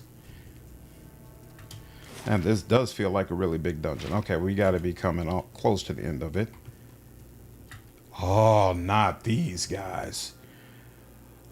Oh, I didn't even notice Eder wanted to talk. All right, well, we'll deal with that in just a minute. Oh, I remember these guys being so freaking annoying. Your thoughts must flow deeply indeed. Shed no blood. All right, 51, that'll work. Yeah, let's do that. Aloth, yeah, definitely.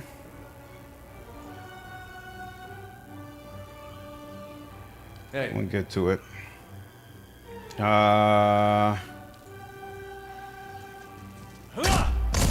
Good lord, yep. There's a whole lot of them around here too.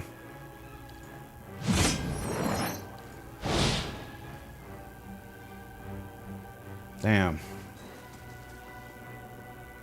How much if he, you know what? I'll take it. That's worth it, actually. Much for you. Beautiful. Yeah, nah, but, ooh, there we go. I was about to say, there we go. There we go. Oh, why didn't he? He should have got another turn. Oh, he is getting another turn relatively quickly, though. Okay. If you're looking for more diamonds, the gem vendor at night in Defiance Bay, Andra's Gift, has like 5 to 10 of each gem in the game. I will keep that in mind. Appreciate you. Let's see. Can you help him with this? Yep. Looks like you can. And then Aloth. What makes the most sense for you?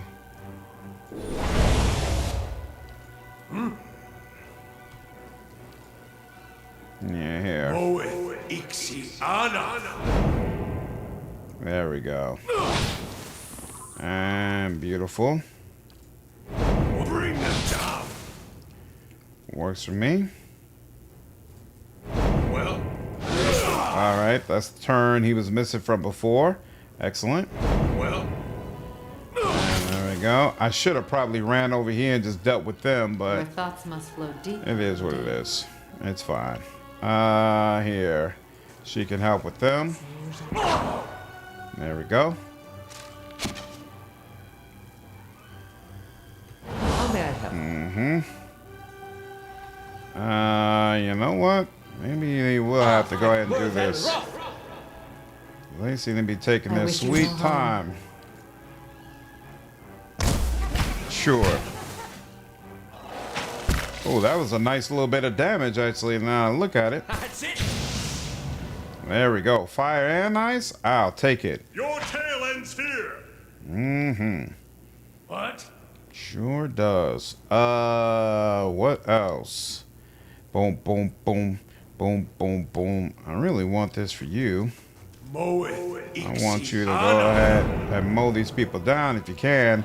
Oh, he was confused for a minute there. What's wrong?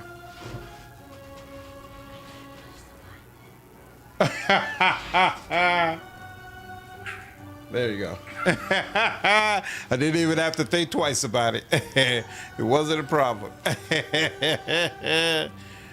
Always happy. Always happy to be here for you, darling.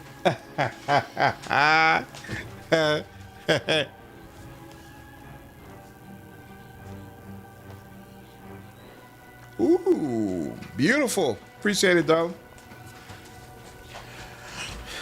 My wife is accountant by trade, very, very frugal person. So she hates, what the hell? Why? Oh, he was confused and he switched over to something he shouldn't have switched over to. That's fine.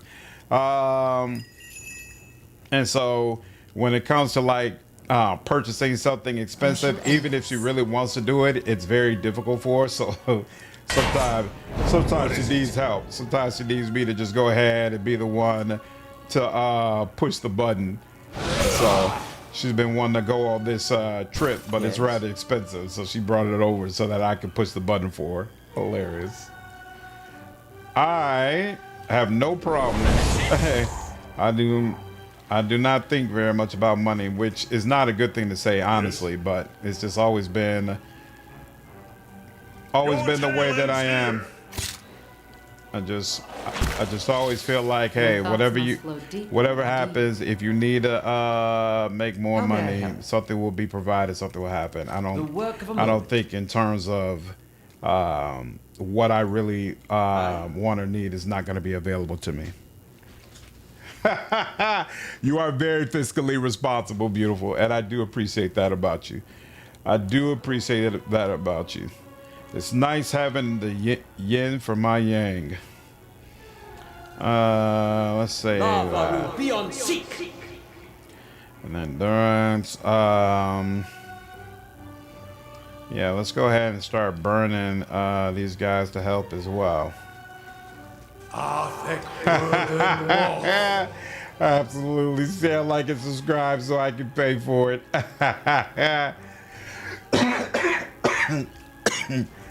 Absolutely. Let's see. Yeah, because you got... Oh, crap. Really? They're all just chilling over here, huh? Okay. We'll have to wait for that.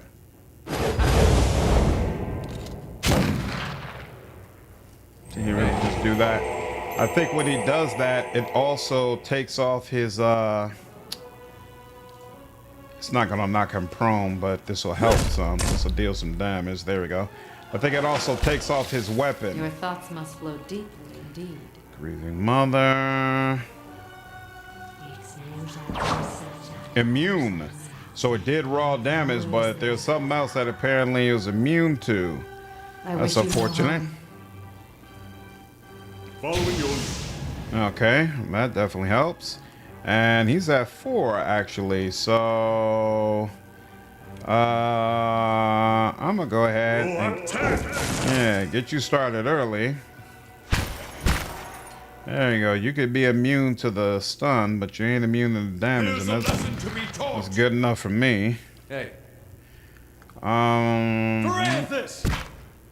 Hi? 7, no problem. You should be almost done for. So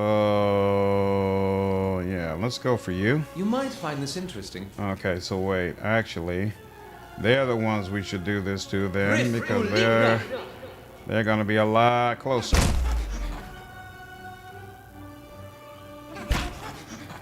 They just picking on poor there. Immune.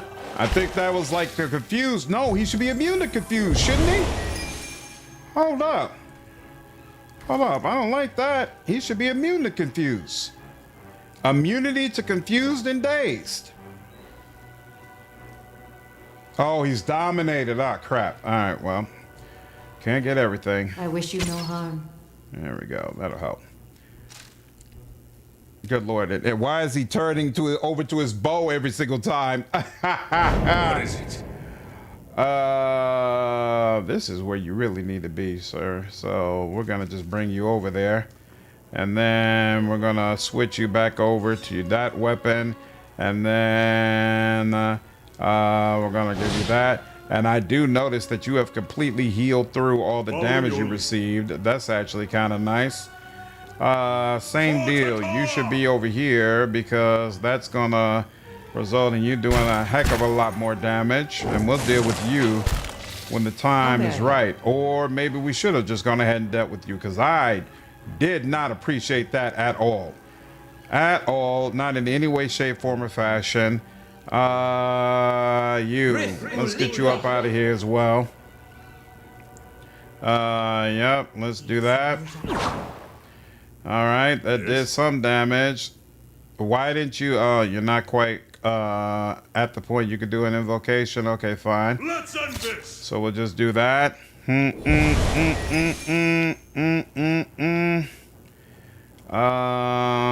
So yep, let's do that. Wish you no harm. Yep, that was not cool. Not cool at all. So he's gonna come up here, and then he's gonna get some healing along with. Good Lord. We were doing fine up till we got to this little point, and now all of a sudden we're getting brutalized. Here, let's do some of that. No, what are you doing? I mean, how close do you have to be? Range is 5 meters. Oh, but it's 5 meters from where that internal circle is at. That's the problem. All right, well, this is gonna hurt. How long is Aloth? He's only confused for a turn. You'll be all right for a turn. All right, here. Let's get this done. Grieving Mother. I shall end this. There we go. And you're back, huh? Yep, let's do this. There we go. And Aloth is down. That was not cool. Didn't mean to do that, but didn't think it would work that way. But there we go. Got that. Cool. And there. And then didn't expect that would work. But Yes. Kill them all. I thought the second one would, though. Okay, well, it burned you to death. That'll work. And now, finally, you.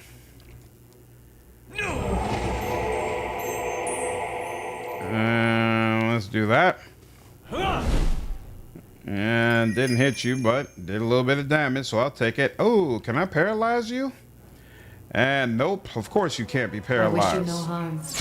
Of course, that's not even possible. So let's go over here. Feels near. Wow, that worked very, very poorly. Then Eder's gonna come over here and trigger another trap. And of course, he's using his ranged weapon. Let's burn this away. Well, Good lord. Alright, now. Can't use lead spitter because y'all are surrounding him, and that'll just cause a problem. Good lord, that was not the best. Not the best at all. I knew as soon as I saw them little creatures it was going to be annoying. Alright. Wow. We might end up having to use another camping supply. My thoughts will be as silent as my Okay. feet. Yeah, there was a trap up here too, so I should have realized there would probably be more traps littered around the area, but I didn't even think in those terms. The work of a moment. But very well designed area for sure. That That's was an interesting unusual. fight. Awesome. What up, Kaiser? How are you, dude? Having lots of fun with Swordhaven now the Curse City update has dropped? Nice. That's great to hear, man. So what do you like about the Curse City update? Okay, we haven't gotten to that point yet, so let's just go ahead and do a save.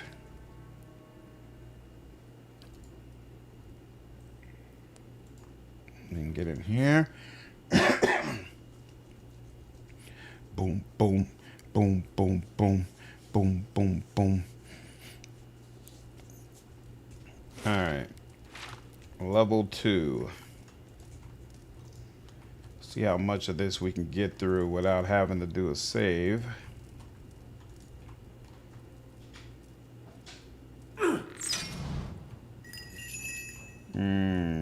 Just 2 of y'all, okay.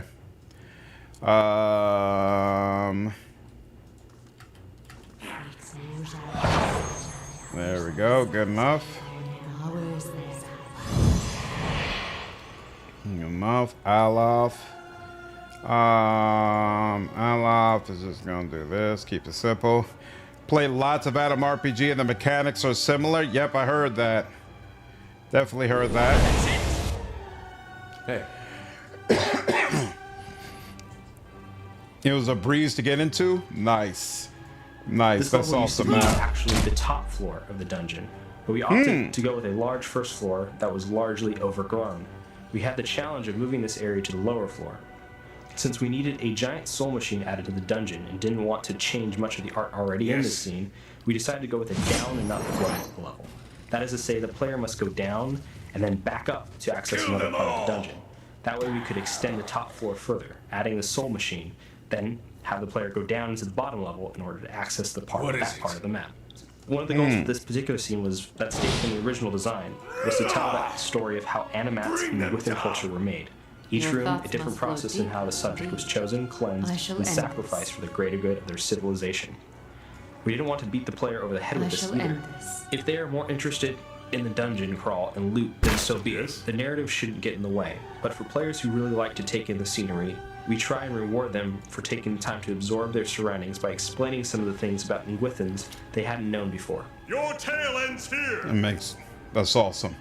It keeps saying that I am trying to to touch this instead of just attacking, which is what I'm trying to do. So instead, you know what? Let's go over here. I'll take the disengagement Your attack. thoughts must flow deeply indeed. And yeah, I shall she'll end attack this. you as well, even though that's only 44%, but it works, so we'll take it. Moeth ixi ana. And then Aloth.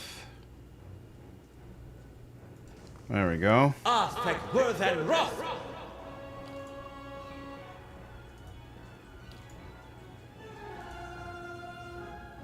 Why does this keep saying he's going this way first? Thank you. Nice. Did you, so you played lots of Adam RPG. Does that mean you're a fan of the game, Kaiser? Do you feel like it's a game that's worth me checking out? Nice. Beautiful. Dude, that's a very annoying bug. Alright, fine. We're all gonna step away. She's gonna chill. You're gonna Your chill. thoughts must flow deep You're gonna indeed. chill. You step off. Thank you. Okay, now you. There we go.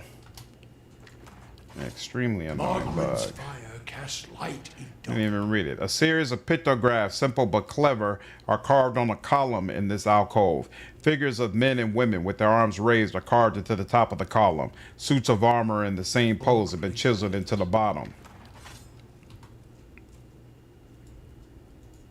I'll see what I can do. The work of a moment.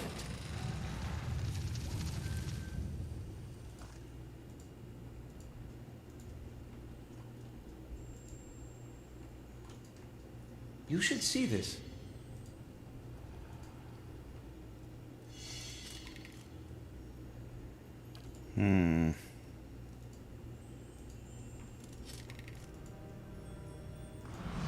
Your thoughts Good must Lord. flow deeply indeed.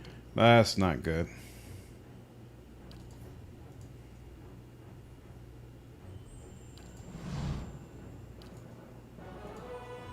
What?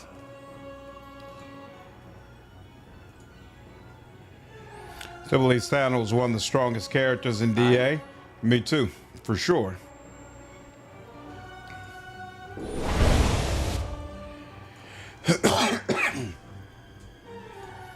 And with the whole storyline about, you know, dwarves and what's going on with them, I thought he'd be a shoo-in to be a part of the adventure. That's why I was so disappointed to see that that wasn't the case.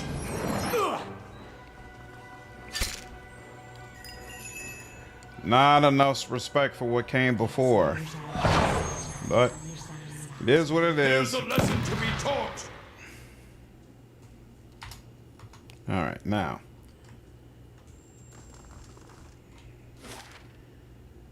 So yeah, it doesn't matter which side we go in, go through. Side is as good as any.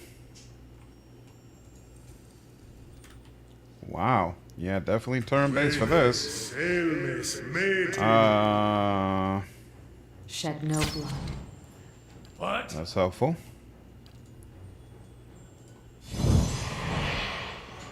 Yes? These ones are in for a walloping! Hey. There we go. Remember in Dragon Age 2 Origin when Sandal kills a whole Ogre by himself? Yep, I definitely do. Well, Definitely do.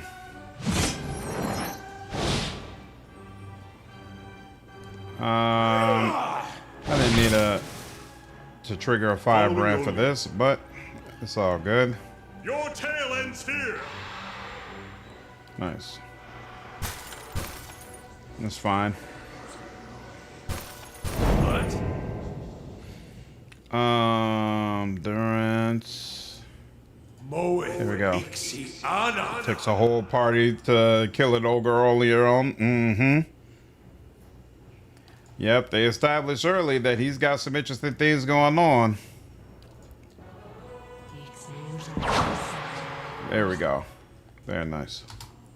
Keeping an eye out. The pictograms in this alcove portray a procession marching to an altar. A lone figure lies upon the altar, and another member of the procession drives a dagger into his heart. Something flows from the dying man into a white stone perched above the altar. Oh yes, I enjoyed it. The go where you want, when you want approach appeals to me. Simple, fun games to get into. Did Adam RPG have a good story, or is it really more so about the exploration? Time was the veil to the godless. No blessings to reap and no mercies to sow. What if her room mages are thing in DA? Wasn't established as far as I know.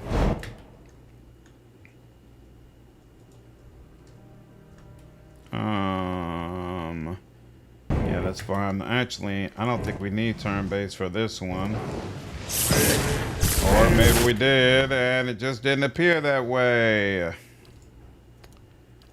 And you're confused. Good Lord. And you. This isn't working.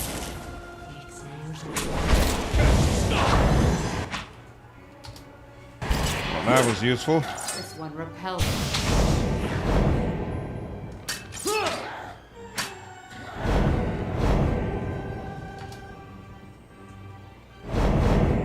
Light, flame, and sound. Keep to ourselves.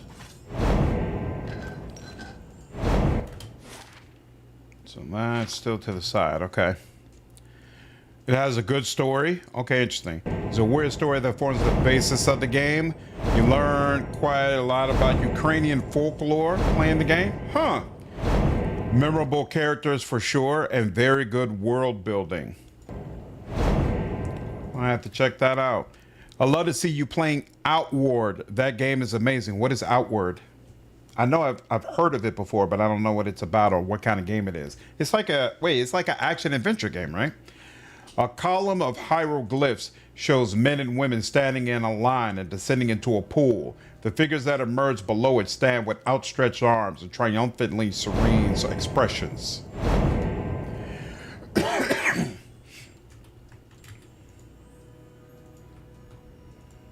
Okay, so this is the way we could have went in.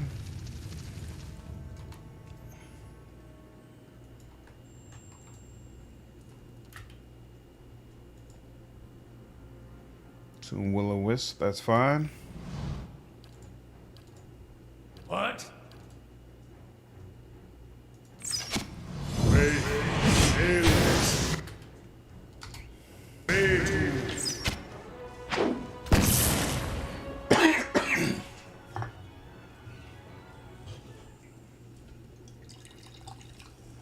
Memorable characters for sure. And very good world building. Could you have companions at all at Adam RPG? The images in this alcove depict a row of pale stones surrounding a suit of armor. Something flows from the stones and into the armor, imbuing it with a golden halo.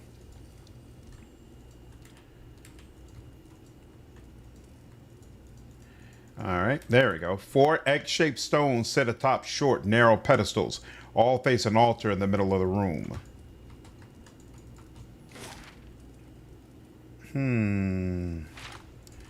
So wait, wasn't there more? Whoa, oh, I never went in here. Crap. I thought I did. Oh, no. Oh, so I stopped here, and then I went all the way around. Then there's that section up there, and now I've just ran into a damn fight. Okay, fine. Let's do it. Fight against what? A bunch of rain blasts? Oh, y'all are not going to have a good time against me. Y'all are not going to enjoy this at all. Yeah, you can? Okay, cool. You do not control them directly, but they're quite humorous. That's awesome. Are they useful in combat, or pretty much you're on your own in combat? Keeping an eye out. As you wish. A man and a woman carved from lustrous ardor pour the contents of a vase at their feet. Okay, right, so this is where we turn. Yes, you do not directly control them, right. Don't know if there's a limit, but you had 2. Okay. Outward is an open world sandbox survival game. It's pretty hard, but the world is amazing. Interesting. So you really like the world building of it. So that, where was, there was a door here. Okay, so I have to remember to circle back to a door over there.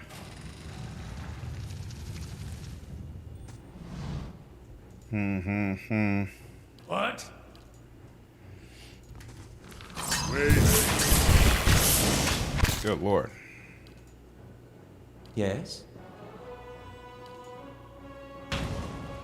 This one. Repel. Lava will be on seek! There we go. This isn't working.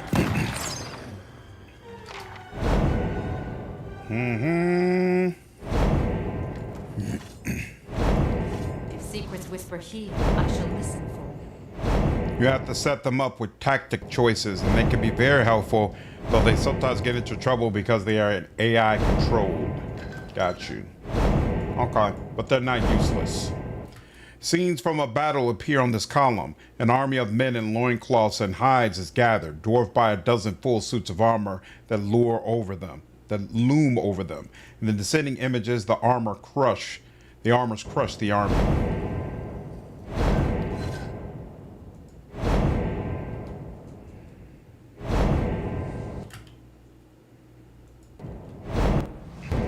I do not understand how the Grieving Mother is so far behind everybody else in levels.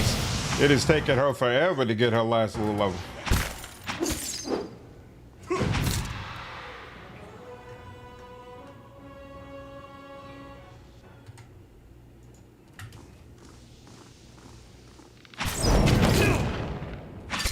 Damn.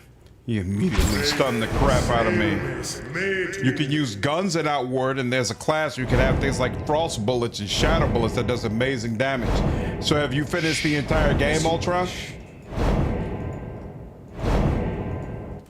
Ogre grows from a central pillar and seems to spill down the steps. Luminous egg-shaped stones are nested within... Sorry, one second. Within the rippling Ogre. What's up, Damien? How are you, dude? Just finished the last one, and it's been a nice experience overall and good intro to D&D. That's awesome, man. Yeah, I got high expectations for Solasta 2 as well, man. And so far, based on what I experienced in the beta, seems like it's definitely going to meet them. That's one big change with Swordhaven. You directly control your companions. Yeah. Yeah, I definitely prefer that. No, but I'm going to get back into it. Nice, okay. Ooh. Should I rest? No, I'm going to go ahead and see what the deal is. Sure. And of course, there's a suit all the way over there beyond what I could reach. You'll do that. Good Lord, that's a lot.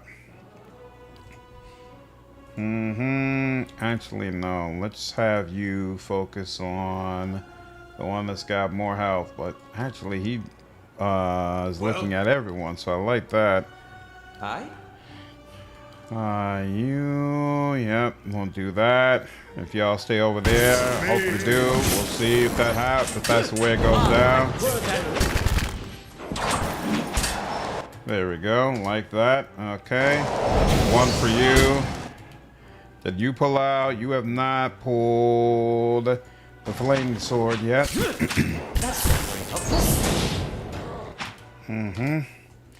And you.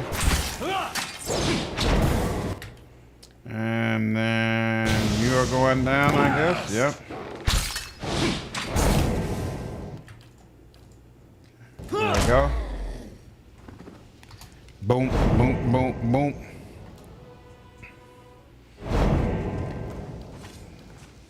As you wish. Light, flame, and sound. We'll keep to ourselves. I do not remember this area at all. Okay, that was just stuff I could sell, no problem. Images of men and women swinging hammers and heating iron over a forge fill this alcove. I don't remember anything about this. Fighters in iron and relentless. Fighters in iron, relentless and fierce as the thousands of foes. Okay. That's that. So it looks like, oh, okay, so I gotta finish this circle. Not clear yet if I need to go back. Nice. But that door is where I'm supposed to go through.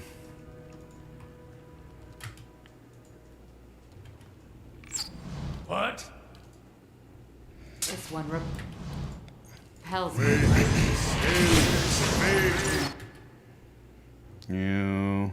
Let's go.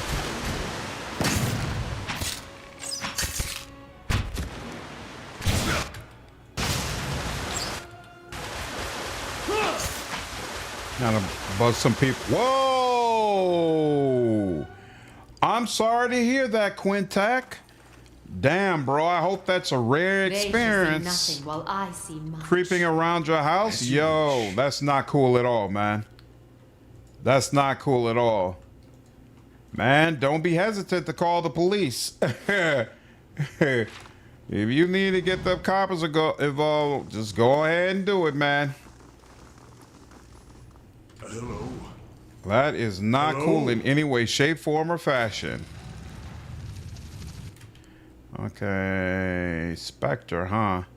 Okay, let's do it. What? Let's do that. Wait.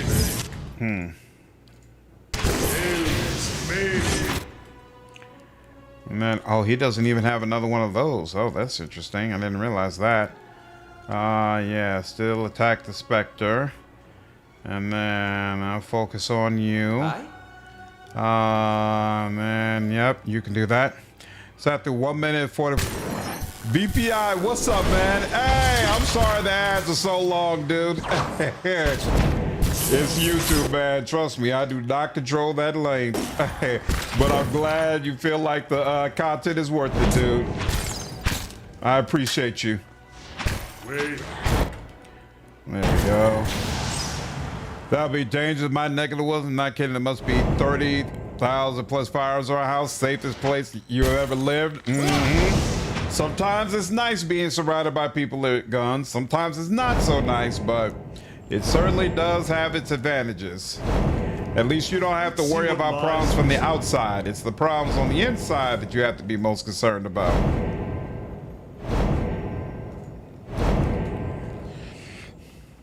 It's a class called Cabal Hermit, which is basically a shaman that uses magical guns that can bypass the standard reload animation.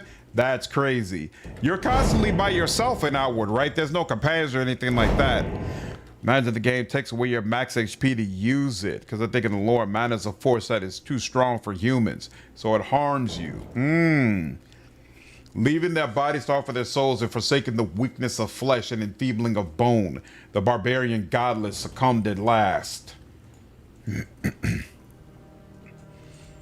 A woman and a man and a woman carved from lustrous Ardra. Yep, we've seen that before. Random hunters wander up the creek all the time. It's the middle of nowhere, but they learn eventually. I just let my dogs out and heard them get the message. Crazy. Hey, where there's a will, there's a way. Let me make it clear to you, this is not the place for you to hang around. Thank you so much. Girl, what's going on with you? Okay, you're on the cusp. You're just playing around for some reason, but you're on the cusp. All right, fine. Nice and quiet.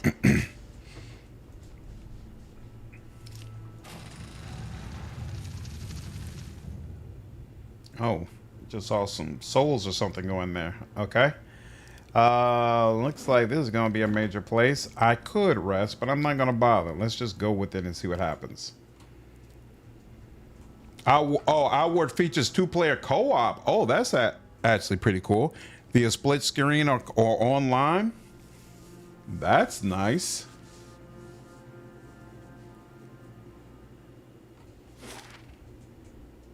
What the hell?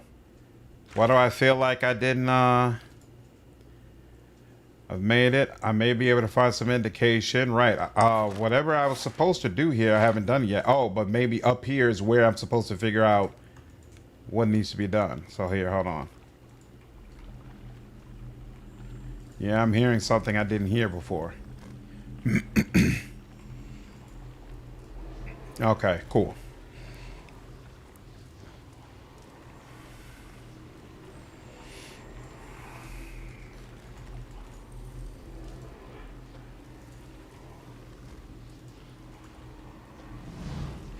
A haze of essence lingers over the body, as faint and insubstantial as a dust plum in a rider's wake.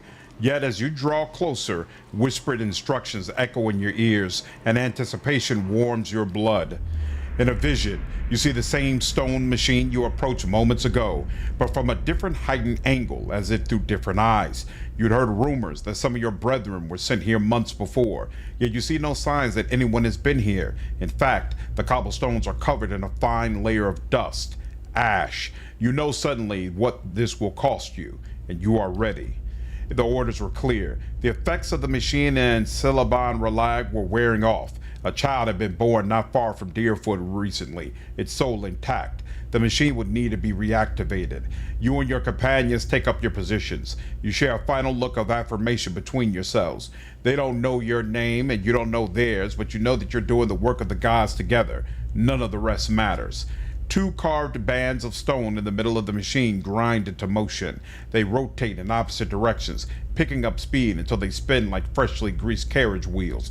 A wind shrieks through the cavern, accelerating with the stone rings. You press your hands to your ears and grit your teeth against the noise. You're about to shut your eyes when you glimpse a new movement. Rows of triangular flaps around the machine open like petals. You don't know what's happening in the machine, but you feel it tingling at your extremities. Searing pain spreads through your body, a hot knife separating every tissue and ligament within you. All the while, it feels as if you're falling toward the machine, your stomach mashed against your spine. What happens next is too fast to process. You awaken from the vision and find yourself kneeling and gasping for air. Holding your head, you let the tiles between your knees gradually come into focus. As you catch your breath, you remember the strange scene you saw outside Salant Lis, where several robed figures fell amidst a howling bivouac. Looking at the ash scattered across the cavern floor, it is apparent that the leaden key has been doing this, whatever it is, all over the Deerwood.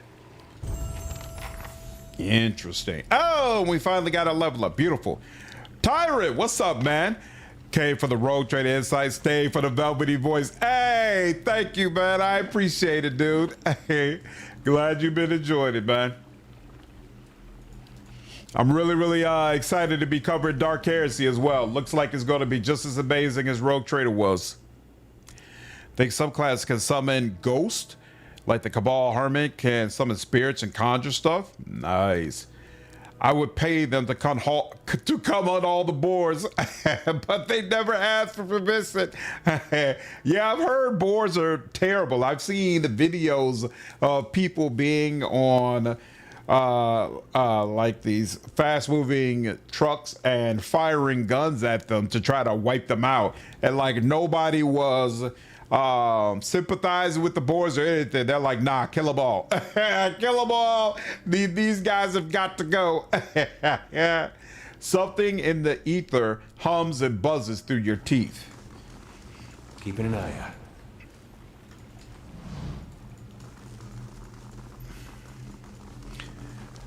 What's up, Spooky? I finished rotating for the first time today. Ender was wild. That's awesome, man. Which disposition? Were you dogmatic iconoclast, or were you a heretic? You hear running water and see a small stream that carves its way into the mountain. Inspect the stream. A shallow bottom flickers and wavers just under the water's edge. But as you look toward the tunnel, the bottom disappears into darkness. From here, it's impossible to tell how deep the stream is. However, a faint light plays along the walls of the tunnel. The echo of rushing water suggests that the tunnel and stream continue for quite some distance. Iconoclast? Nice. Nice. Yeah, there's some really cool ending slides. Who did you, which archetype did you decide to use? Way to the tunnel. You take slow, sloshing steps towards the mouth of the tunnel, holding yourself upright while the current tugs at your legs. The cold water leaves you gasping, and as it rises past your waist, you fight to control your breaths. The stream bed soon drops out from under your feet, and the current pushes you toward the tunnel with growing force. Swim into the tunnel. The current pushes you toward the tunnel faster and faster, tugging you downward. Over your head, the tunnel narrows and drops, leaving only a thin pocket of air. You take a final deep breath before the current drags you into the depths. Rays of light pierce the darkness, but the current is moving too fast now for you to see more than flickering glimpses as you speed by. You keep your hands in front of yourself and focus on avoiding the jagged rocks that appear suddenly in the darkness, jutting from the walls. A light blinks at you up ahead. You're approaching it fast, but it looks to be the mouth of a second, smaller tunnel. You might be able to reach it, but your lungs have started to ache. Grab the edge of the tunnel. You wrap your fingers around the rocks, line the tunnel, and peer into it. It terminates at a dead end, but something glints along the rocks at the far side. Reaching it would be a challenge for anyone without strong lung capacity. Send Eder. Eder pulls himself into the tunnel, executing deft scissor kicks while the passage narrows. At the end, he finds a skeleton with a handle protruding from its ribs. Eder pulls it free and pushes off from the wall, propelling himself back towards the main tunnel. Swirling and tumbling through the darkness of the tunnel, you at last see a halo of light above, and you swim and kick toward it. At last, your head breaks the surface. You gulp air to your aching lungs, and you pull yourself to the edge of the pool. Crawling out of the water, you look at the cavern around you as you massage feeling back into your aching, cold, numb limbs. Oh, I remember that water. Oh, okay, cool. So we are back in a familiar place. Nice. Then you're going to do another playthrough once the 2 new DLCs come out? Me too. Dark Heresy earned my love with Night Lord showing up right away. Yeah, in the trailer.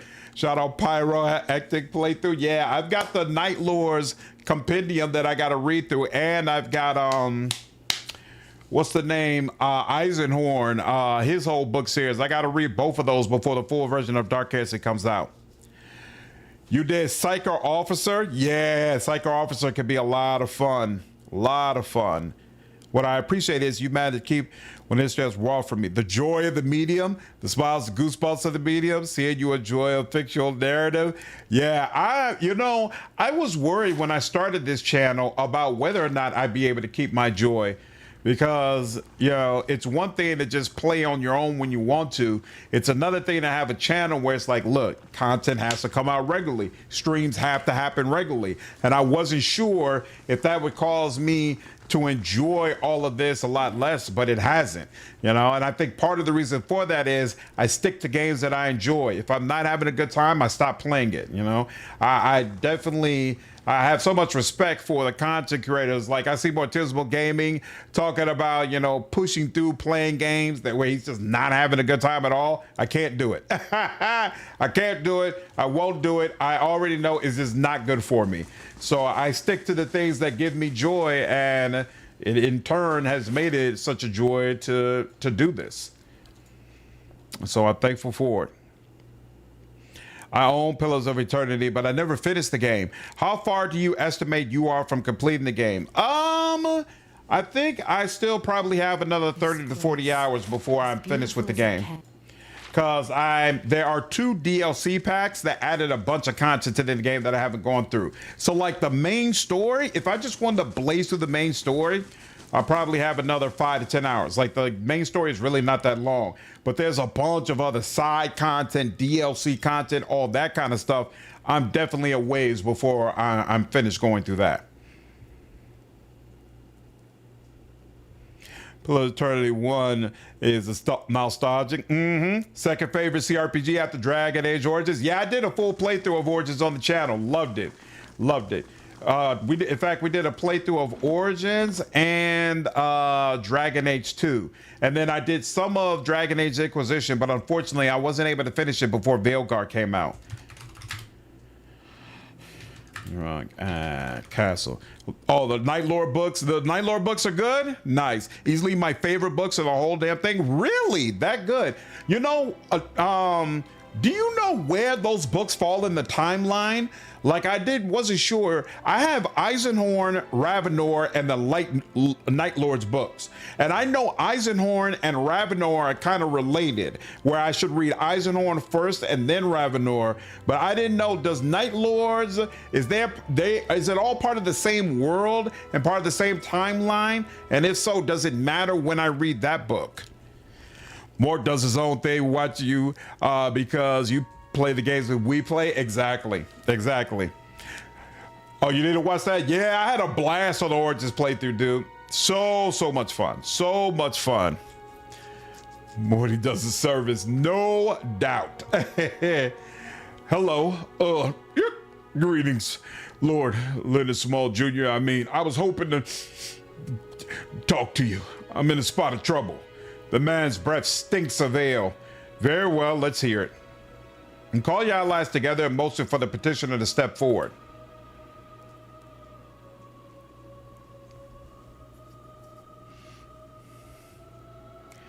Thing is, I've worked up a few debts in Dyrford and a few other places, more than a few. I haven't got the coin, my lord. I'd pay it off if I could. I was thinking, maybe you know of someone looking to hire on or something. I'm willing to work. I know where you could work off your debt. I never did learn much of a trade. What you have in mind? Gafal fidgets nervously. I'll talk to Bella Sage in the Brackenbury Sanitarium. You can help her with her research. Like in tests, you mean? Suppose that ought to pay well, at least, right? He bows awkwardly. Thank you. I held out there as soon as I can. Timelines outside the specific series typically don't matter other than one set in the Horus Heresy. Nice. Okay, cool. Eisenhorn is a great intro into Warhammer, but get ready as Heavy Lord. That's what I want. Like, I'm thinking I'm gonna start doing videos that are not necessarily just centered on CRPGs or honestly not even necessarily just centered on games.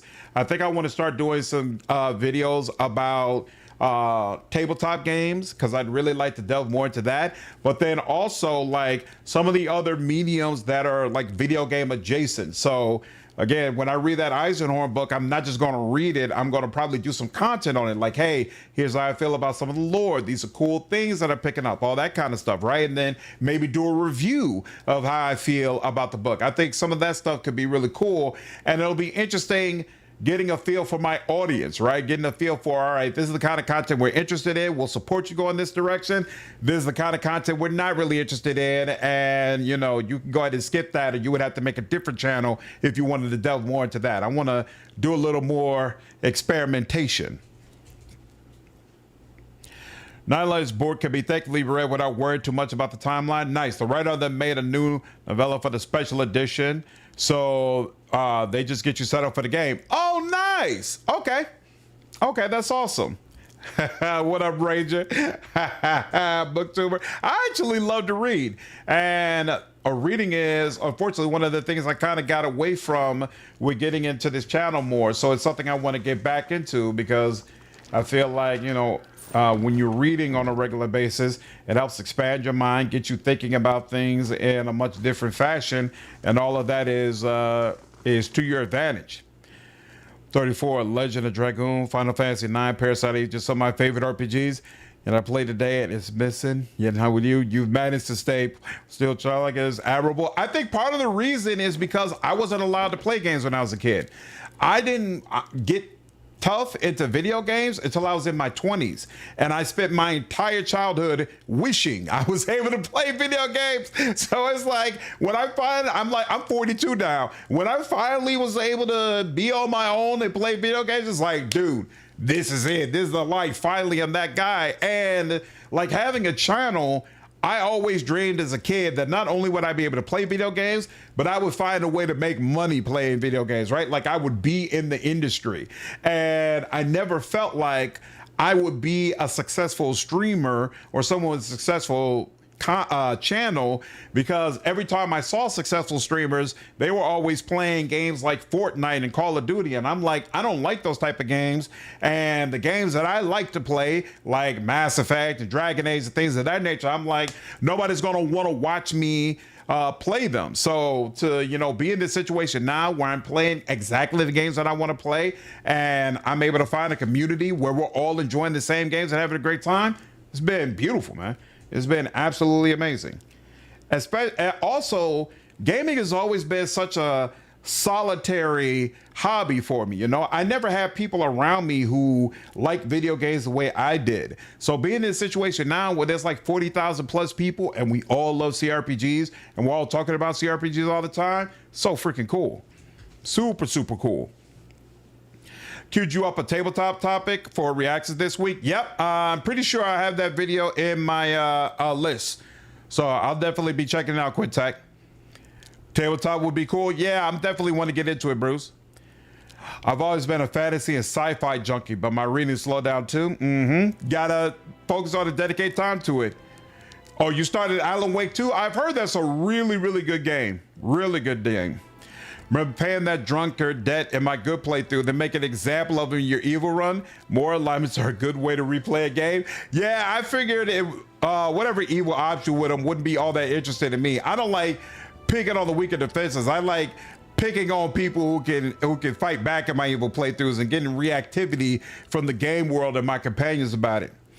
All right, let's go ahead and do these level ups. So looks like first up is a dare, but you know what? I can't even use really my build for a dare because now I have radically changed things. So I got to kind of just look at this and figure out what I am missing. So I got weapon focus. I did have cautious attack previously. Do I have, so I got two-handed, utility, fast runner. See, I don't even know what's best for level attack. Plus 20% melee damage, but for -5 melee accuracy, potentially. That's a potentially nice. Beast Slayer, Primal, Ghost Hunter, Sanctifier, Interrupting Blows, kind of like that. Vulnerable attack, negative attack speed. No, I don't want him. I don't want to lower his attack speed. All attacks of enemies with low endurance convert some hits to crits, and those crits do additional damage. Potentially. Yeah, I already picked up two weapon style, it looks like. Yeah, because all I had is two-handed style left. So I think a two weapon style I already got earlier. Have you played as a bard in Pathfinder games, or maybe you have a bard in your party? What's up, Shiz? I actually never play as a bard. It's never interested me. I had a bard in my Kingmaker playthrough only because I was using Lindsay, but I never play as a bard myself. I'm probably going to at least halfway play as a bard whenever we get around to Pillars of Eternity 2 Deadfire, because I love Chanter. Chanter is my favorite version of bard for sure. Vulnerable attack is better early game. Late game is not that good. Yeah, I'm not taking that decrease to attack speed. I don't like that. But savage attack, -5 melee accuracy. You know, I would take this if I wasn't playing on Path of the Damned, but on Path of the Damned, I know accuracy is king. And that -5 penalty, I'm concerned it might really torch him. But while Eder is doing better damage than it was before, I still kind of feel like I'm not getting the max out of him. He's still just kind of doing so damage to me. But then again, you know, his damage is not his main focus. He's really supposed to be a tank. Reach out to George Martin, let him know that we need that. You might as well give up on that Game of Thrones book, Bruce. He's got way too many other things going on. Way too many other things going on. Still want to dare to be somewhat tanky. Superior deflection isn't bad. Yeah, you know what? And that was in the build that I had taken. And you know what? In Apprentice Sneak Attack, that's true as well, because I'm constantly putting those statuses on people. So he could definitely make use of that. You know what? I think we're gonna start. We'll start with superior deflection though. We'll start with superior deflection and then get the other one later. My name is Paul Finoff at level 8, but I'm using a greatsword. I've never dual wielded with him. Yeah, you know, maybe I would feel better about the damage he was doing if I was using a greatsword instead. That's a good question. Why doesn't it have? So he needs. Why am I not seeing how much survival he needs? So we're going for the healing. So that's 2. Then that's 8. Oh, so he's supposed to get up to 14. That's what it is. All right, and we are now at level 10. Oh, he's going. No sooner said. Apprentice's sneak attack is what he's supposed to get, but. Let's see, he could make it where Frenzy gives more mighty constitution, stalwart defense, causing it to provide a bonus to all defenses. No, that's not going to help. Barbaric blow deals a massive blow, causing additional crits and extra damage on crits. Carnage is not affected. Nah, I'm straight on that. So actually at level 10, we'll go ahead and take Apprentice sneak attack, which I can make great use of. Great use of. Never understood the role of bards in D&D until I played Solasta. They are like spellcasters, mainly buffers. They just use instruments to cast it. Yeah, I never played with bards in Solasta, but I'm sure that's probably a lot of fun. Paladins and rogues sometimes, if allowed, in RPGs. Doesn't have to be greatsword either, just any two-hander. As stocks are really good in this game. Yeah, I feel like I have some good two-handers sitting in my pack. And I mean, of course, we already saw that the twin one out at Dyrford Village, but that's probably not all that great with Eder, especially since, again, prone. But I have Tidefall. Tidefall would probably be great on him. This is Aloth, and Aloth at level 10 gets Blast of Frost. Oh, that's right. We want to continue maxing out mechanics for sure. Blast of Frost, we'll take it. And then what else? Marksman, offensive, marksman, +5 accuracy against distant enemies. Absolutely, we like that. And then Kana, I am really impressed with you. I gotta be honest. I think you've been putting in crazy work on that. And then, ooh, oh, but knock not on the door of Erdale and Gerdale. Absolutely, I'll take it. And then one-handed style. Oh, I didn't even have one-handed style. That's interesting. 15% of hits convert to crits with one-handed melee weapons. Yep, I'll take that. Jack of all trades class that can fill every role decently. Yep, that's what people keep telling me about the Baldur's Gate 3 version, especially. That it could do pretty much whatever you want it to do. Nice. Okay, so 10-7 and the rest into athletics. And then at level 10, Inspired Flame. Ooh, it's going to give him extra accuracy with his sword and his arquebus. And all we need now is just to find a unique arquebus. That would be useful. Very useful. Okay, stealth. We want to get stealth up to level 12. And we are level 10. Borrowed instinct is what we'll go with. And psychic backlash. Definitely do not attempt anything will related on me. Thank you so much. All right. And now she starts with 40 focus. Very nice. That's actually super useful for us. And here. Well, show me your wares. Give me one of those camping supplies, please. Trade. There we go. Thank you. What is this? Oh, this is the thingy guy. Oh, we were just talking about two-handers. Oh, this one does 25% additional corrode damage. Wow.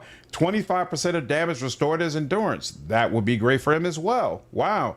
All right. Morningstar. So I wonder, actually, Eder, the one we took, what does it, weapon specialization, what do you like?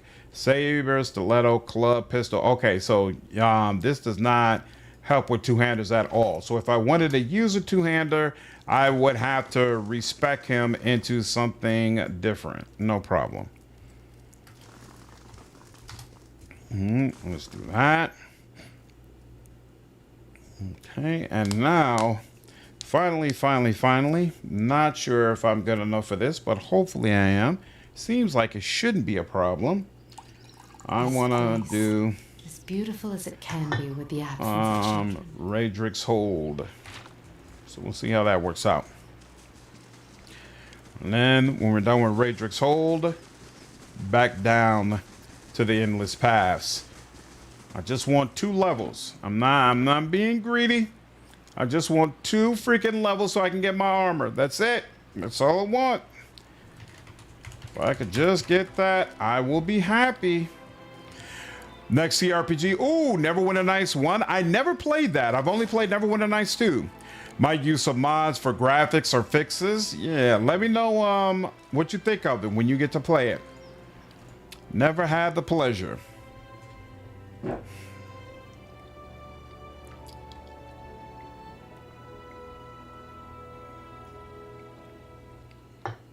Handling pay. I don't appreciate all that. This is probably my favorite level design in the game. I had a blast blocking out the castle even to its minute details. Because who doesn't love a keep, you know? You gotta have a keep in an RPG, a cool keep. And Bobby's the lead area designer, and I thought so too.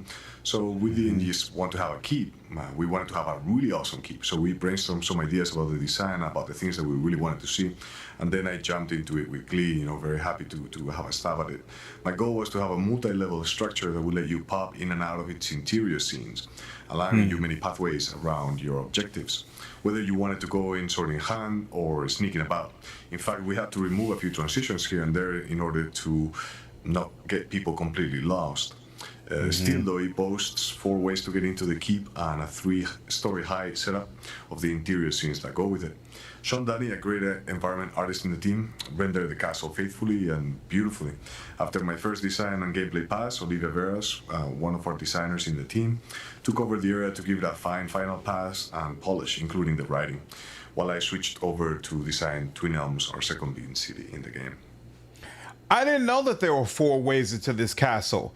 I'm only aware of 2 ways. But I doubt we'll you can go straight up through the front, and then the way I always do is all the way over on the right here when you go through the sewers. I don't know of the other ways. That's interesting. What's up, Enjoyer? How are you, dude? Yeah, I know Eder has a dialogue prompt, but I'm not gonna go through it until we go to the next stream. Because oh, what is this? Oh, I never even knew this was here. Wow. But there are so many cool things that are in the sewers that I wouldn't want to let it go. So I'm still going to go through the same way. But that's interesting. I'm curious now. Yeah, because I don't want to just talk to Eder. I actually need to talk to Grieving Mother and Durance, and I think there are conversations with Palagina and Harond that we need to catch up on as well. So I'm gonna just do all of them back to back to back in the next stream. A heavy stench rises from the stagnant waters. Pretty sure there's 3 ways to get in. Okay, not 4. It's way up north where you are right now. You click on the wall. Yep, what I just saw. Doing good. Do you have plans to go through Deadfire after beating this? If Obsidian updates Deadfire with a new version of turn-based that more so aligns with what we have here, then yeah, I'm gonna do a full playthrough of Deadfire. Definitely looking forward to doing that. That is the plan. You can go to the sewers from that direction too. You can full clear the whole place. Nice. That's what I plan to do. Let's see what lies this way. Yeah, I plan to kill everybody. Everybody. Deadfire needs this version of turn-based. I agree. I absolutely agree. What's up, Clonius? Didn't realize this game had got a turn-based mode. Yep, it's different from 2's implementation, it sounds like. Yeah, so the version of turn-based that's implemented here takes into account speed a lot more. So like your dexterity, your action speed, things of that nature can have an impact on how many times you get a turn within a particular round. Whereas with Deadfire, it was always one round where you get one turn, period, regardless of how fast you technically were. They also up the lethality significantly for turn-based here, which is available in Deadfire, but you have to install a mod in order to get that. Whereas here, they just made it part of the base game turn-based experience.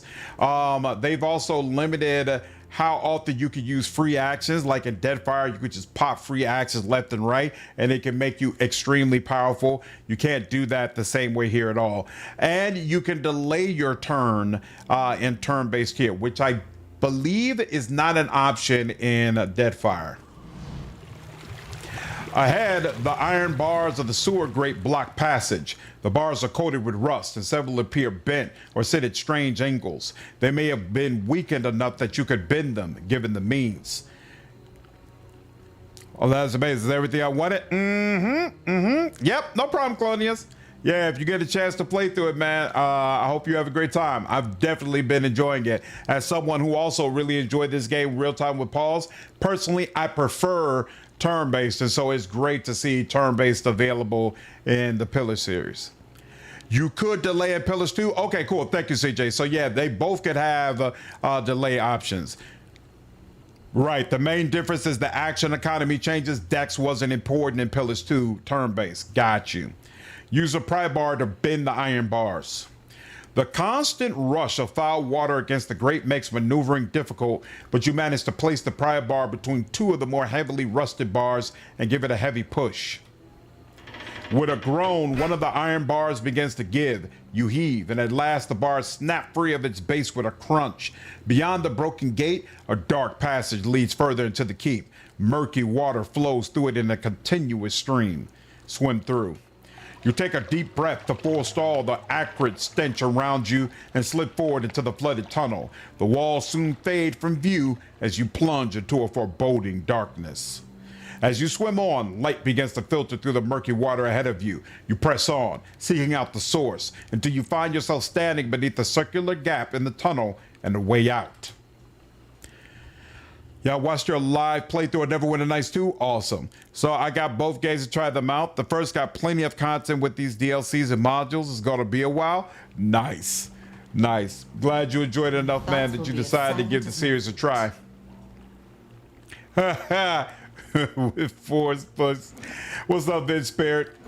All right, you all. It's been over 5 hours. I think that it's a good time for me to go ahead and stop. Very, very productive stream. Pushed through a lot of the game. And I am going to plan to definitely push through more for the rest of this week and definitely on the weekend as well.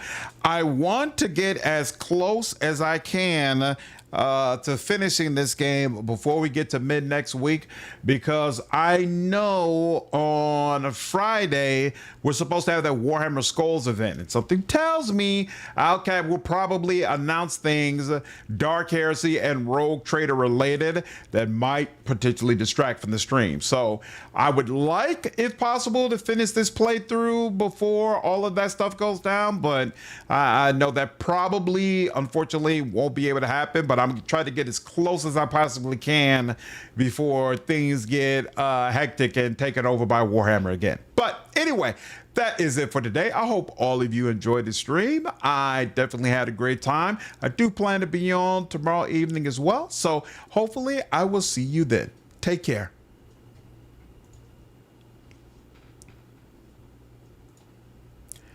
Yep, take care, Vince Spirit. Night Side, Night Ultron. You all have a good evening. Appreciate you all coming through.